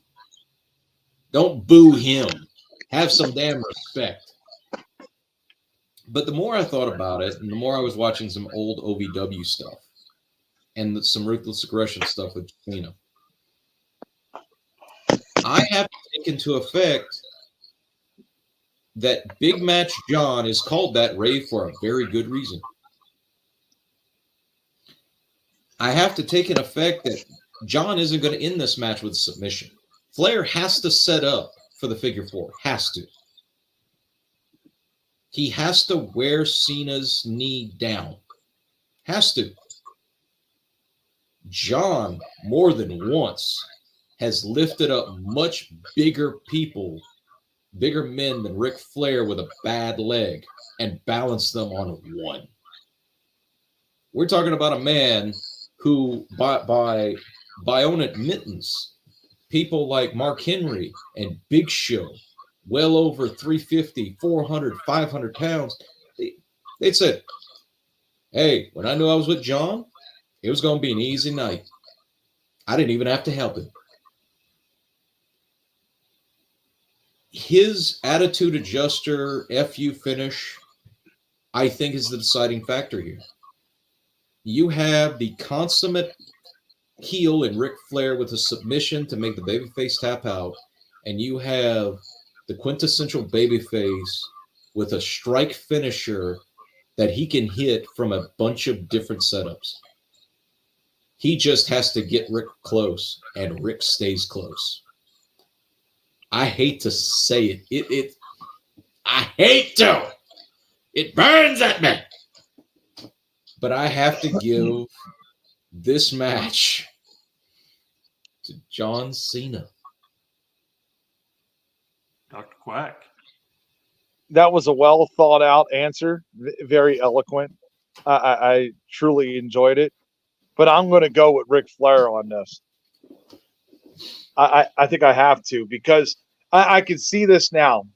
It's going to be, this spot, that spot. Flair's going to go over the top rope. John Cena's going to hit his slingshot stunner, his 5 knuckles. He's going to set up for the AA or the FU, wherever you want to call it. He's going to hit it, and you're going to get 1, 2, and you're going to get J.J. Dillon to put his foot on the rope. Mm-hmm. And John Cena is going to see it, and John Cena is, of course, going to chase J.J. Dillon down. J.J. will come run through the ring. Flair will have the classic vintage Tate fist in his hands. Actually, no, scratch that. He will have a roll of quarters in his hands. They will bust all over the place, hitting fans in the head, in the thigh, in the leg, in the nuts. And yes, Ric Flair will come out dirty as hell on top. And there it is. And since we're down to our last viewer, I'm just going to send the 51-man Royal Rumble because I think we've been talking here for almost 5 hours. Damn near. You guys have, I haven't, but thank God. So, this was supposed to be on a special Wednesday night SmackDown, and we were going to bring it back to where the Royal Rumble first came into effect. The first Royal Rumble was at what is now known the First Ontario Center in Hamilton, Ontario, Canada. It fits about 18 to 19,000 people, and we decided to break the record. We wanted to have 51 individuals, and it spans from 1904 to now. Many of these individuals we put in for our own selfish reasons, but they all had some sort of contribution to the wrestling industry.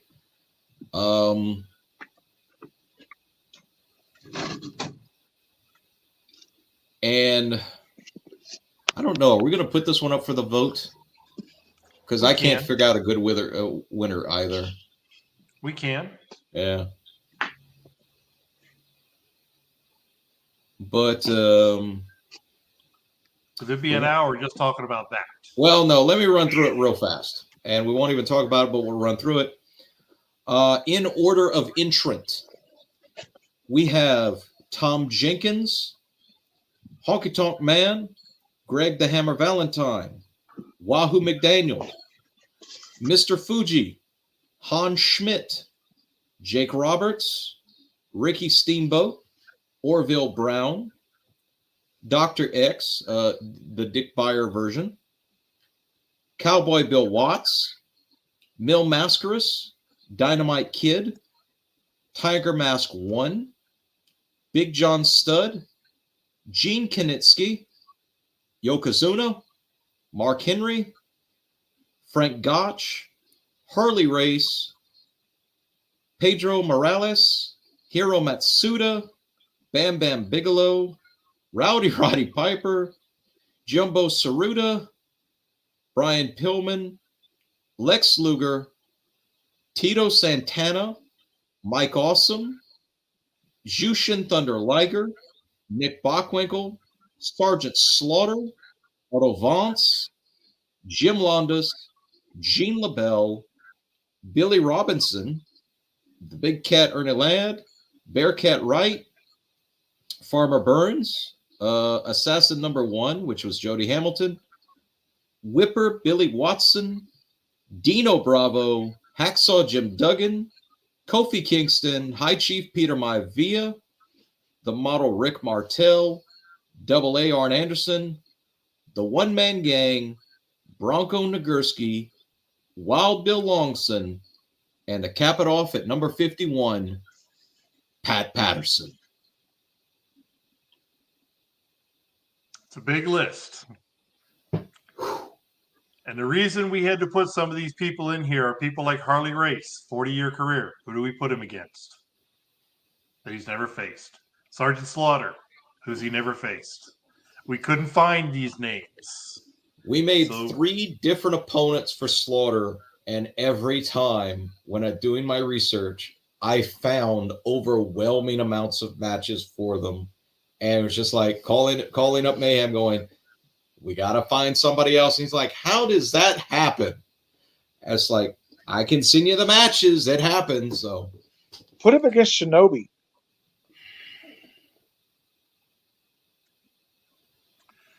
WrestleMania worthy.